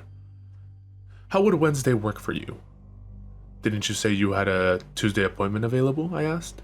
"I did, but unfortunately that slot has been filled by another member. Would Wednesday work for you?" "No," I said. "I have a job interview that day. What about Thursday?" "Unfortunately, Thursday will not work. You're due for remodeling Wednesday night." "What?" I asked. She repeated the exact same thing to me again.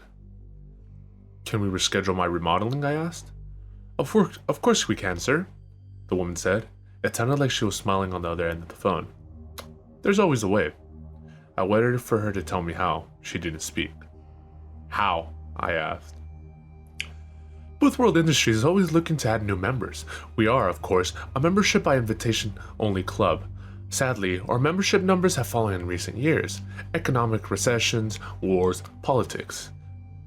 What we would like you to do in order to avoid your own remodeling appointment is help us add several new members." The light at the end of the tunnel, I thought. "How many members do you need?" I asked. 1,000. I choked. 1,000? "Yes, sir. Otherwise, we'll have to keep our scheduled appointment. We must inform you that the member that scheduled this appointment did request a courtesy call." Everything stopped at that point for me. All my life that I just skated by, not doing anything, not making a difference. My mouth actually dried up. I'd always thought that was just a thing people wrote in books to be dramatic. It's not. "I'll get you your 1,000 members," I whispered. "We at Booth World Industries say thanks and welcome to the club. You have a marvelous day." The connection ended.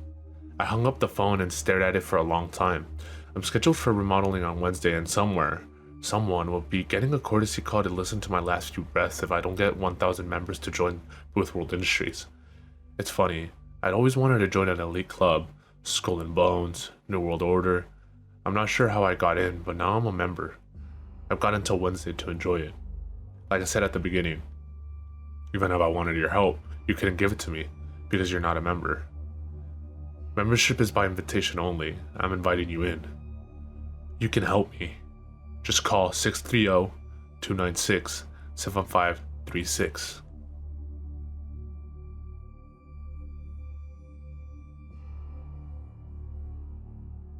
Okay, so basically it's like this. You are at a friend's house for the night or whatever, and then you guys are making out on the couch, yeah. And then her dad calls on the phone and says, "No, she likes it more if you use the other hand, yeah." And you're like, "Oh dude, your dad is trying to give me advice on how to diddle you." And then she's like, "I don't have a dad," or whatever, but what? Who was phone?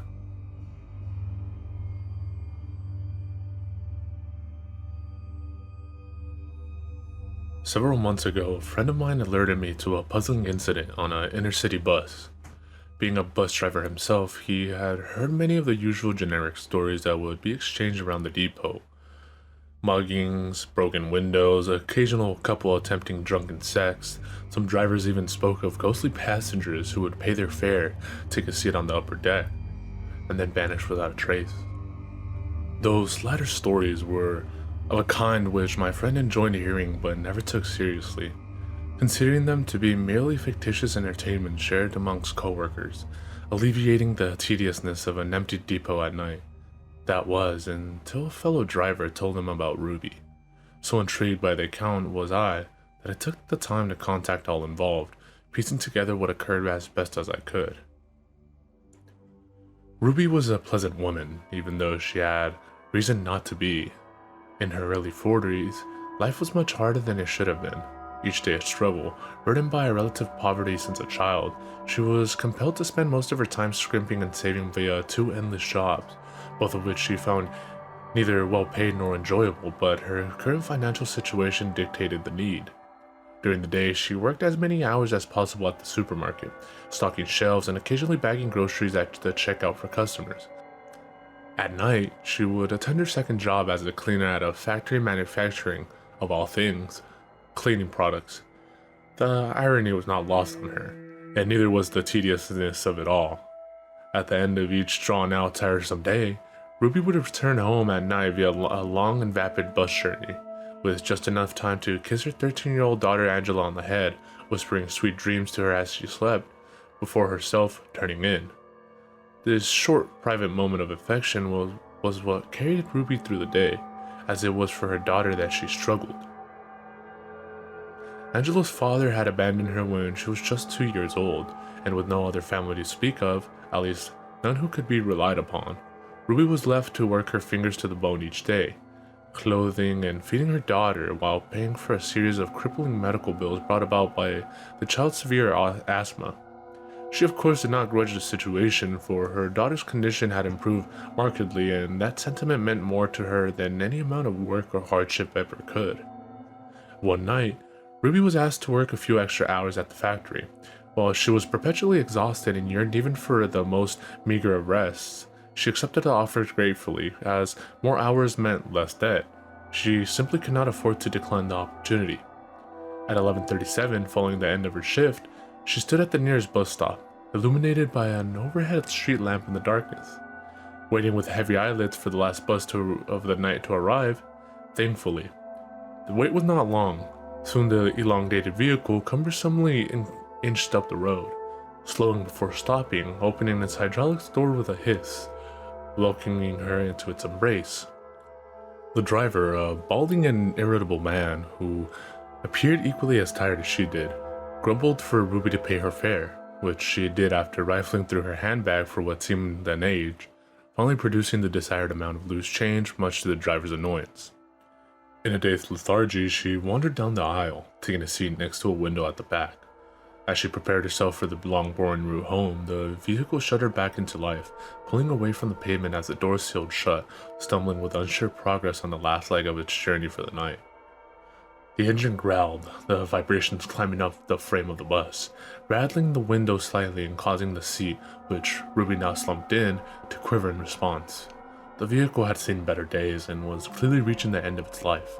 The grime on the windows and floor was a congealed reminder of the countless of thousands who sat in each of the seats, weary and thinking of home, discarded gum stuck to a shoe, the murmured grievances of its passengers vented daily, yet at night, the enclosed frame of rusting and neglected metal seemed almost serene in its apparent emptiness. With each turn of a corner, the bus shuddered from side to side, and while the bright fluorescent lights which beamed down from sterile fittings in the ceiling above were enough to keep anyone awake, Ruby found that sleep still lay at the forefront of her mind. But for the driver, the bus lay empty.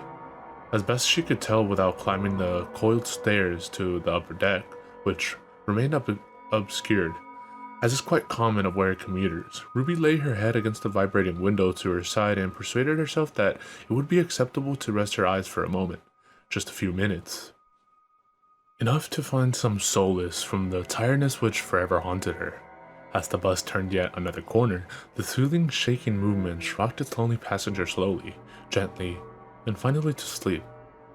How long her eyes had been closed for, Ruby did not know, but as her conscious mind came back sharply into focus from its slumber, the concern of having missed her stop presented itself. She detested leaving her daughter alone at home in the first place, never mind for any longer than it was necessary. This worry, however, was soon replaced by something else. An uncomfortable sensation of personal boundary and social convention broken, over the air displaced by the form of something close. For as Ruby's eyes adjusted to the jagged fluorescent lighting once more, and the bus itself shook and grunted along the darkened concrete below, she stared at her reflection in the window, a mirror image now altered from what it had been before. A chill crept up her spine as she viewed the appearance of her own overworked, sleep-deprived, and worried features, alongside the strange impression of the person now sitting in the seat next to her. As the city lights flashed by from outside, Ruby stared at the window momentarily, then nonchalantly turned her head to look around, deliberately avoiding staring at the individual beside her. But this only added to the sense of unease, for other than herself, the driver, and the passenger, there was no one else present. This was not unusual, as public transport was never that busy at night, except during weekends. The city quite happily asleep or readying itself for bed only to wake up in the morning for work. But what concerned her was that a person would choose to sit next to a perfect stranger on an empty bus at night when they were surrounded by vacant seats. Not wishing to be rude, she continued to gaze at the reflection, as the passenger's appearance captivated her attention. Being unusual somehow, head bowed as if staring at the ground, features obscured by the hood of a dark green jacket. This also added to the peculiarity of the individual, as it was a summer's night, and yet they were clothed as if for winter. For a little while they sat in silence, but as the bus continued on its journey, Ruby felt increasingly agitated, partly by the proximity of her unwelcome companion, but more so by an unknown factor. She could not truly identify why she was so anxious, but a nervousness had begun to overcome her, and the vocal silence, which proved to the only buffer between them, poked and prodded at the sense of discomfort, pulling away at it like a scab. As seats rattled and the floor vibrated with each uneven depression of the road, she peered out of the window once more, attempting to allay her unquestionable yet unexplained trepidation. The street which they were currently on was familiar to her, and with an unwelcome sigh, Ruby realized that she had not slept long enough to miss her stop. The sense of relief was enough to momentarily overcome her apprehension, and while caught in a more positive frame of mind, she began to consider simply talking to her unexpected traveling companion to break the uncomfortable silence of one sitting so close. Slowly, she turned to the passenger, laying her eyes upon the figure. Their appearance was far removed from the distance and unreality of their mirror image. Immediately, Ruby felt frightened, as if staring at someone who should not be. The dark green jacket was dirtied and scuffed in places, accompanied by a damp smell, with a blackened material around the rim of the hood where once a lighter color had ruled. It occurred to Ruby that she had not seen anything like it for many years. Made from waxed canvas, a raincoat in style seemingly untouched by water for some time. The passenger's gender was a mystery, as what could be made out of his or her features implied neither, yet both. With head still bowed, staring down at the ground, the tip of a nose could be seen, the impression of a chin given, yet nothing more. "It's getting a little cold in here," said Ruby, half statement, the rest a question. She was surprised herself that the words flowed out of her mouth, but the peculiarity of the situation urged her to break the ice, for conversation is the melody of the mundane. Yet the passenger did not answer, remaining focused on the floor beneath their feet. The bus shuddering once more as they negotiated the city streets, almost completely devoid of life. A few minutes passed before, anxious at the lack of reply, Ruby spoke once more, remarking that the driver had seemed a little grumpier than usual, concluding the observation with a nervously gentle laugh. Yet again, the passenger said nothing. Watching the world pass by outside, she decided that 2 attempts of conversation were quite enough. She would leave him or her alone, and hoped that the rest of the journey did not drag in too much, as a desire to be away from the strange person sitting beside her grew. Then a sound. An unnerving noise, one which crawled under the skin of nail upon wood. Turning slowly to face her unwelcome companion once more, she found them staring down at the ground as they had always been.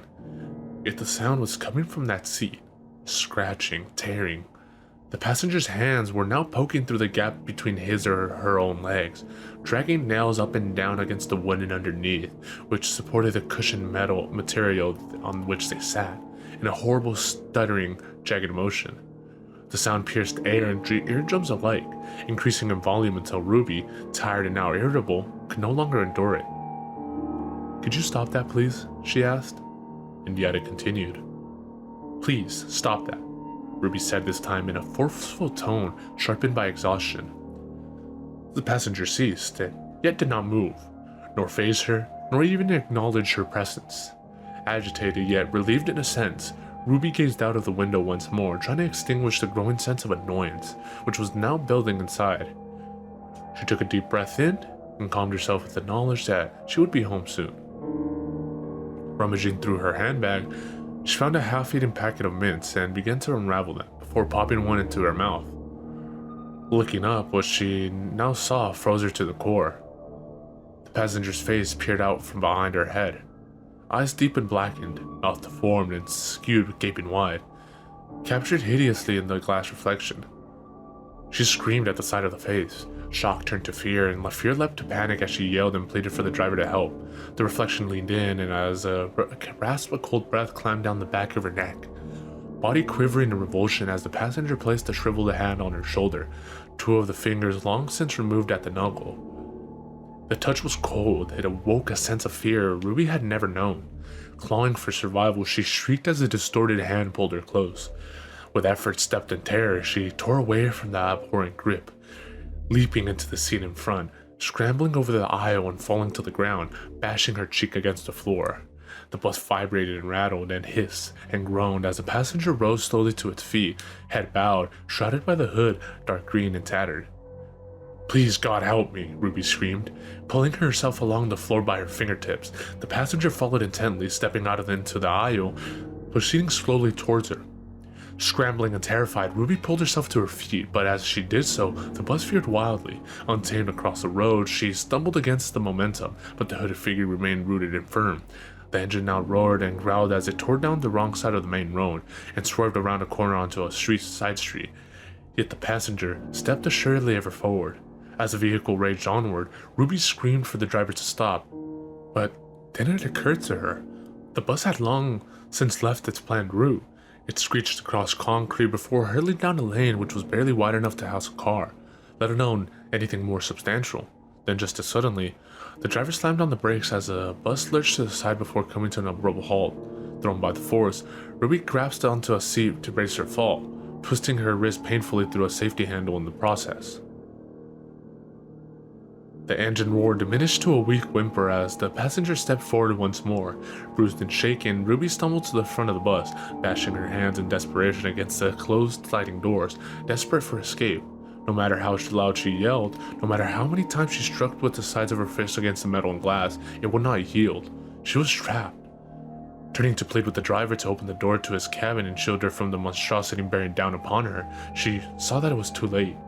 There he lay draped across the wheel, unconscious or dead, his body entombed in the glass cubicle, the release button for the bus door goading her from the dashboard on the other side.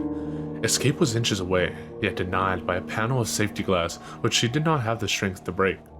A hush then fell as the figure continued toward her. "Please, leave me alone," Ruby begged, fighting back tears. Yet the passenger did not answer. The head remained bowed as each footstep cleanly and clearly knocked on the floor, one after the other, closer, nearer. "What do you want from me?" But again, no answer. For a thing which should not be needs no justification. Tears now flowed down Ruby's face as terror spread like a cancer, clouding her thoughts and stemming her actions. Yet the passenger drew closer still, unmoved by her pleas. In a fit of utter desperation, Ruby turned to the driver once more. "Wake up, please! God damn it, wake up!" she cried, but he remained motionless. However, the passenger did not. It was upon her, standing only inches away, the muddled green raincoat sheltering a grotesque being implied inside. Raising its shriveled, deformed, and incomplete hand in the air, Ruby cowered, but as the figure came violently at her, a moment of utter instinct took over. She ducked out of the way at the very last second, Countless shards of glass rained over her as the passenger's half fist impacted against the driver's cabin with brutal force, shattering the protective shell. Thrust by opportunity, Ruby poked her hand into the cabin, battering the release button next to the driver's head. The door seethed open, and just as the passenger raised his hand once more, Ruby escaped into the night.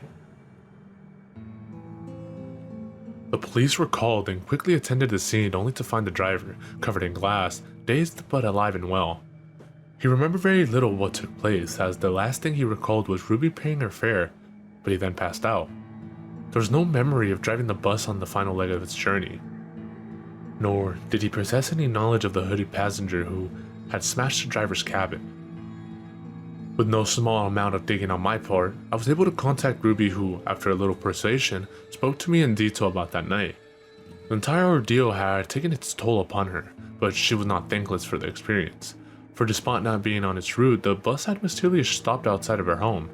Stricken with terror, she had instinctively entered her tiny apartment and locked the door behind. But before phoning the police, she quickly called for an ambulance. Her daughter had suffered a terrible asthma attack and lay moments from death on the floor. Thankfully, she survived. The police found no evidence of the passenger, no CCTV footage, nor eyewitnesses. It was as if the hooded figure had vanished without a trace, all but for one chilling reminder that it had indeed been there. For at the seat where it had sat was a message. Clawed into the wood underneath, 2 words which simply read, "Not yet." In Ruby's mind, those words have haunted her more than any hooded figure ever could. For, if not yet, when?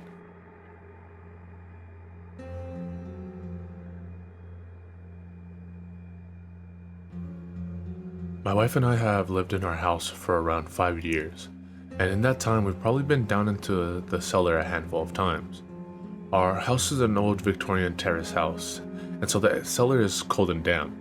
When we first moved in, we kept wine and stuff down there because my wife liked the idea of telling people that we had a wine cellar, but it got annoying going down there every time, so we stopped using it. There's only the 2 of us living here, so we never really needed to use it for storage space. A few weeks ago, we decided we were going to renovate it, maybe turn it into a mini gym or something. So at the weekend, we went down and began cleaning it up. The cellar has a stone floor, but the walls were covered in this horrible yellow floral wallpaper. It looked old as hell, and I assumed it was put up decades ago. So we began to strip the wallpaper, and that's when we found the door. Covered up with wallpaper, the door was set into the wall. It was plain wood, and the door handle had been removed so that it was flat. We were pretty stumped at how we hadn't noticed this before, and how it had blended in so well with the rest of the wall, but at this point I was pretty excited that we found a secret door, so I had largely overlooked its oddness.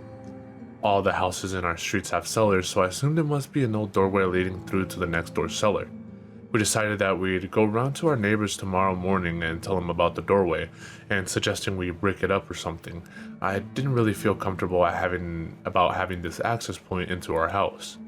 My wife tried to look through the small circle hole in the door where the handle had been removed, but it was pitch black in there. So because we're nosy, we used the torch on her phone to peek through the hole. My wife looked first. She suddenly went still. "This doesn't go into the next door cellar," she said, slowly moving back from the door. I frowned and took her phone, looking for myself. Instead of the cellar, there were stone steps leading downwards. I couldn't see very far with the light from the phone, so I brought down my big torch and managed to get the door open. We looked down the stairs with the torch. They weren't very long, and at the end of the stairways was another door. This one looked really old, wooden panels kept together with metal columns. It even had one of those metal ring handles. It didn't make sense how this could be here. Even though it was going down, the beginning of the stairway would still cut into the next door cellar. We'd been in his cellar for drinks a few times, which had been done up into a games room with a bar and a pool table.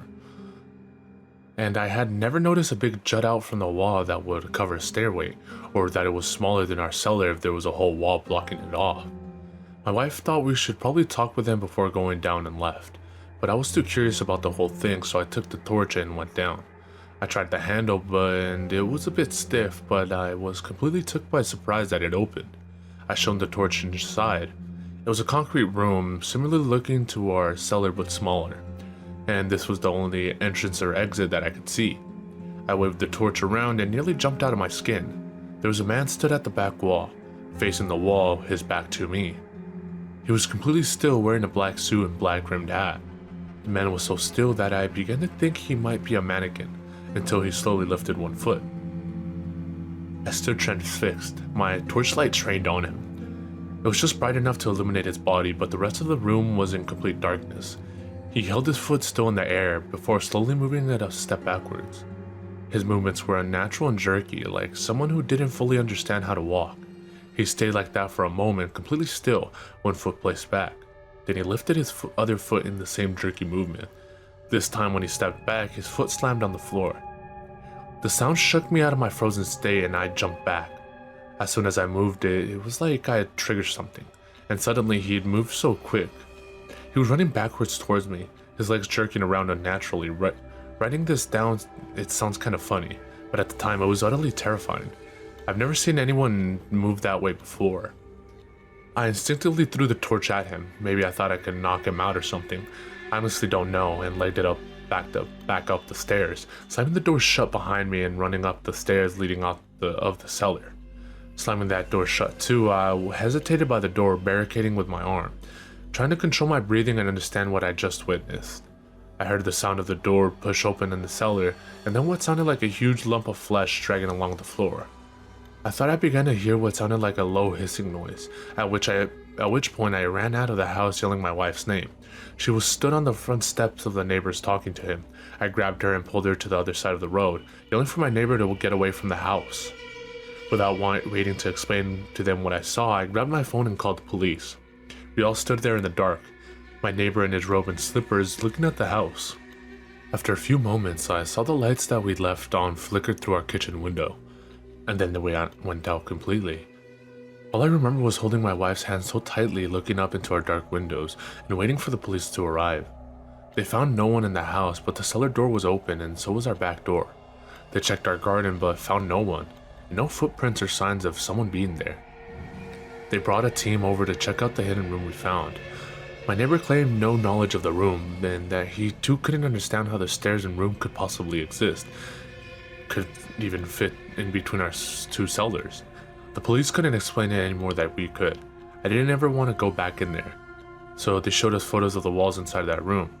The concrete was carved with symbols, and they found what looked like centuries-old dried blood.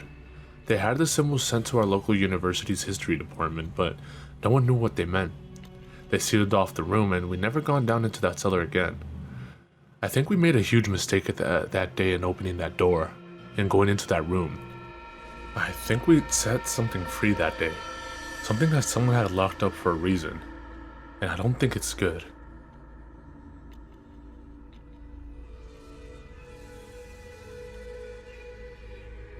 It's been 2 weeks since this whole thing started. It all started with a tanker accident. It was all over the news. Everyone thought it was just another oil spill. There were plenty of volunteers, plenty of people wanting to help the poor defense of the animals, plenty of victims. Within hours of the tanker accident, it started happening. The animals had gone crazy, and they were scratching and biting the cleanup volunteers. They said that it was an adverse effect to whatever was in that tanker. Rescue workers were still trying to get the crew out of the ship. They could hear screaming inside, screams to open the doors, but that's when it all went to hell. As soon as they cut the door out, there was 6 minutes of broadcast before it went silent. 6 minutes of screaming in agony.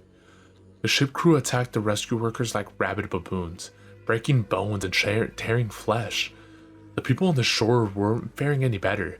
Those that had been attacked by the animals were attacking everyone else. It was worse than any war zone report. It was sheer brutality, and yet the broadcast still went on for 6 minutes. 6 minutes and then blank faces. Nobody could explain what was happening. They tried to continue with regular news, the economy, the weather, a cute human interest story. But they couldn't make us unsee what we saw. I tried to continue with my regular existence, but every time I switched on the news or walked by a newsstand, it was there. This big mystery. They had some explanation, some kind of infection, brain parasites, but it didn't matter. It wasn't an infection we were afraid of. It was them. 4 days after initial report, A state of emergency was raised, and yet, we'd all seen this before. Every zombie movie ever. People didn't know who to trust. People were stockpiling food and weapons. Some tried to flee, but it seems every zombie movie was right. They didn't make it. 3 days later, they arrived in my town. I expected moans, shuffling corpses, dismemberment, but that's where the movie lied. They ran through the streets screaming. I remember running to my front door as fast as I could, locking and barricading, doing anything to make sure it would stay shut. And then I headed for the window. I was on the second story and I could see the carnage. They were unstoppable. They were aware. A group of them made their way through a building across the street. They jumped straight through the plate glass windows. Even the shards slicing through them made no difference. They just kept coming. My barricade wasn't going to hold. I rushed around my flat, grabbing supplies and jamming them into the most secured room of the flat. I went back for one last look across the street, and I wish I hadn't. In a second story window, my face met one of theirs. They knew where I was. I quickly dashed into the room and locked the door. I don't have any kind of panic room or a secure basement, so the safest place I could think of was my bathroom. No windows, one door with a lock. I filled my sink and bathtub full of water so I could stay for a while. So I sat there in the dark room, with distant screams in my ears. I began to feel like I may have overreacted. It had been 2 hours and no sign of them. It actually got quieter and I thought they had moved on. Maybe I could leave the room, get to the kitchen, grab more food to wait it out. A crash came from the front door. The sound of someone running full force into the door and knocking down the barrier behind it. There was a couple more crashes before I knew they were inside. Rapid footsteps moving around the flat, a couple of screams, and then a bang on the wall beside me. My eyes were open to their widest, even in the pitch black darkness of the room.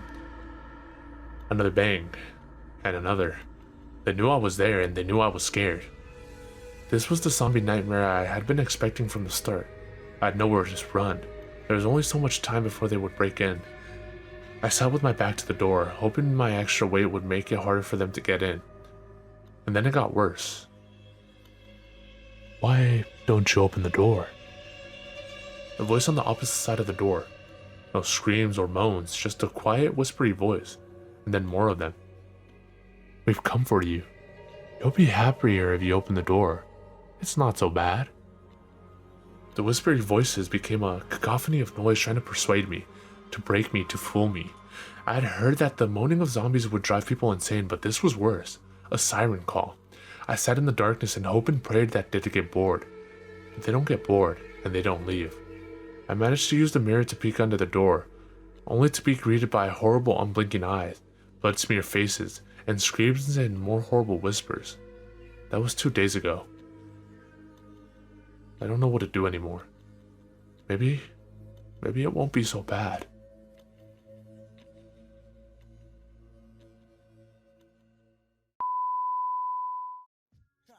In this little shop of horrors, that's how we get down. Yeah, enter, the project's on the prairie, scary. Greet you at the gate with Bloody Marys. Blood, a grail full of blood. Back to the cemetery, get more blood. Standing on the grave, drinking blood, smoking bones. We seen a crew of ghouls running by with stolen tombstones. With Hell's Angels on the chase, they lust to bust a black skull. Want your embrace, they tie you up in chains and they stomp on your face. They go to purgatory and they beat the fucking case. I look around, mad bodies being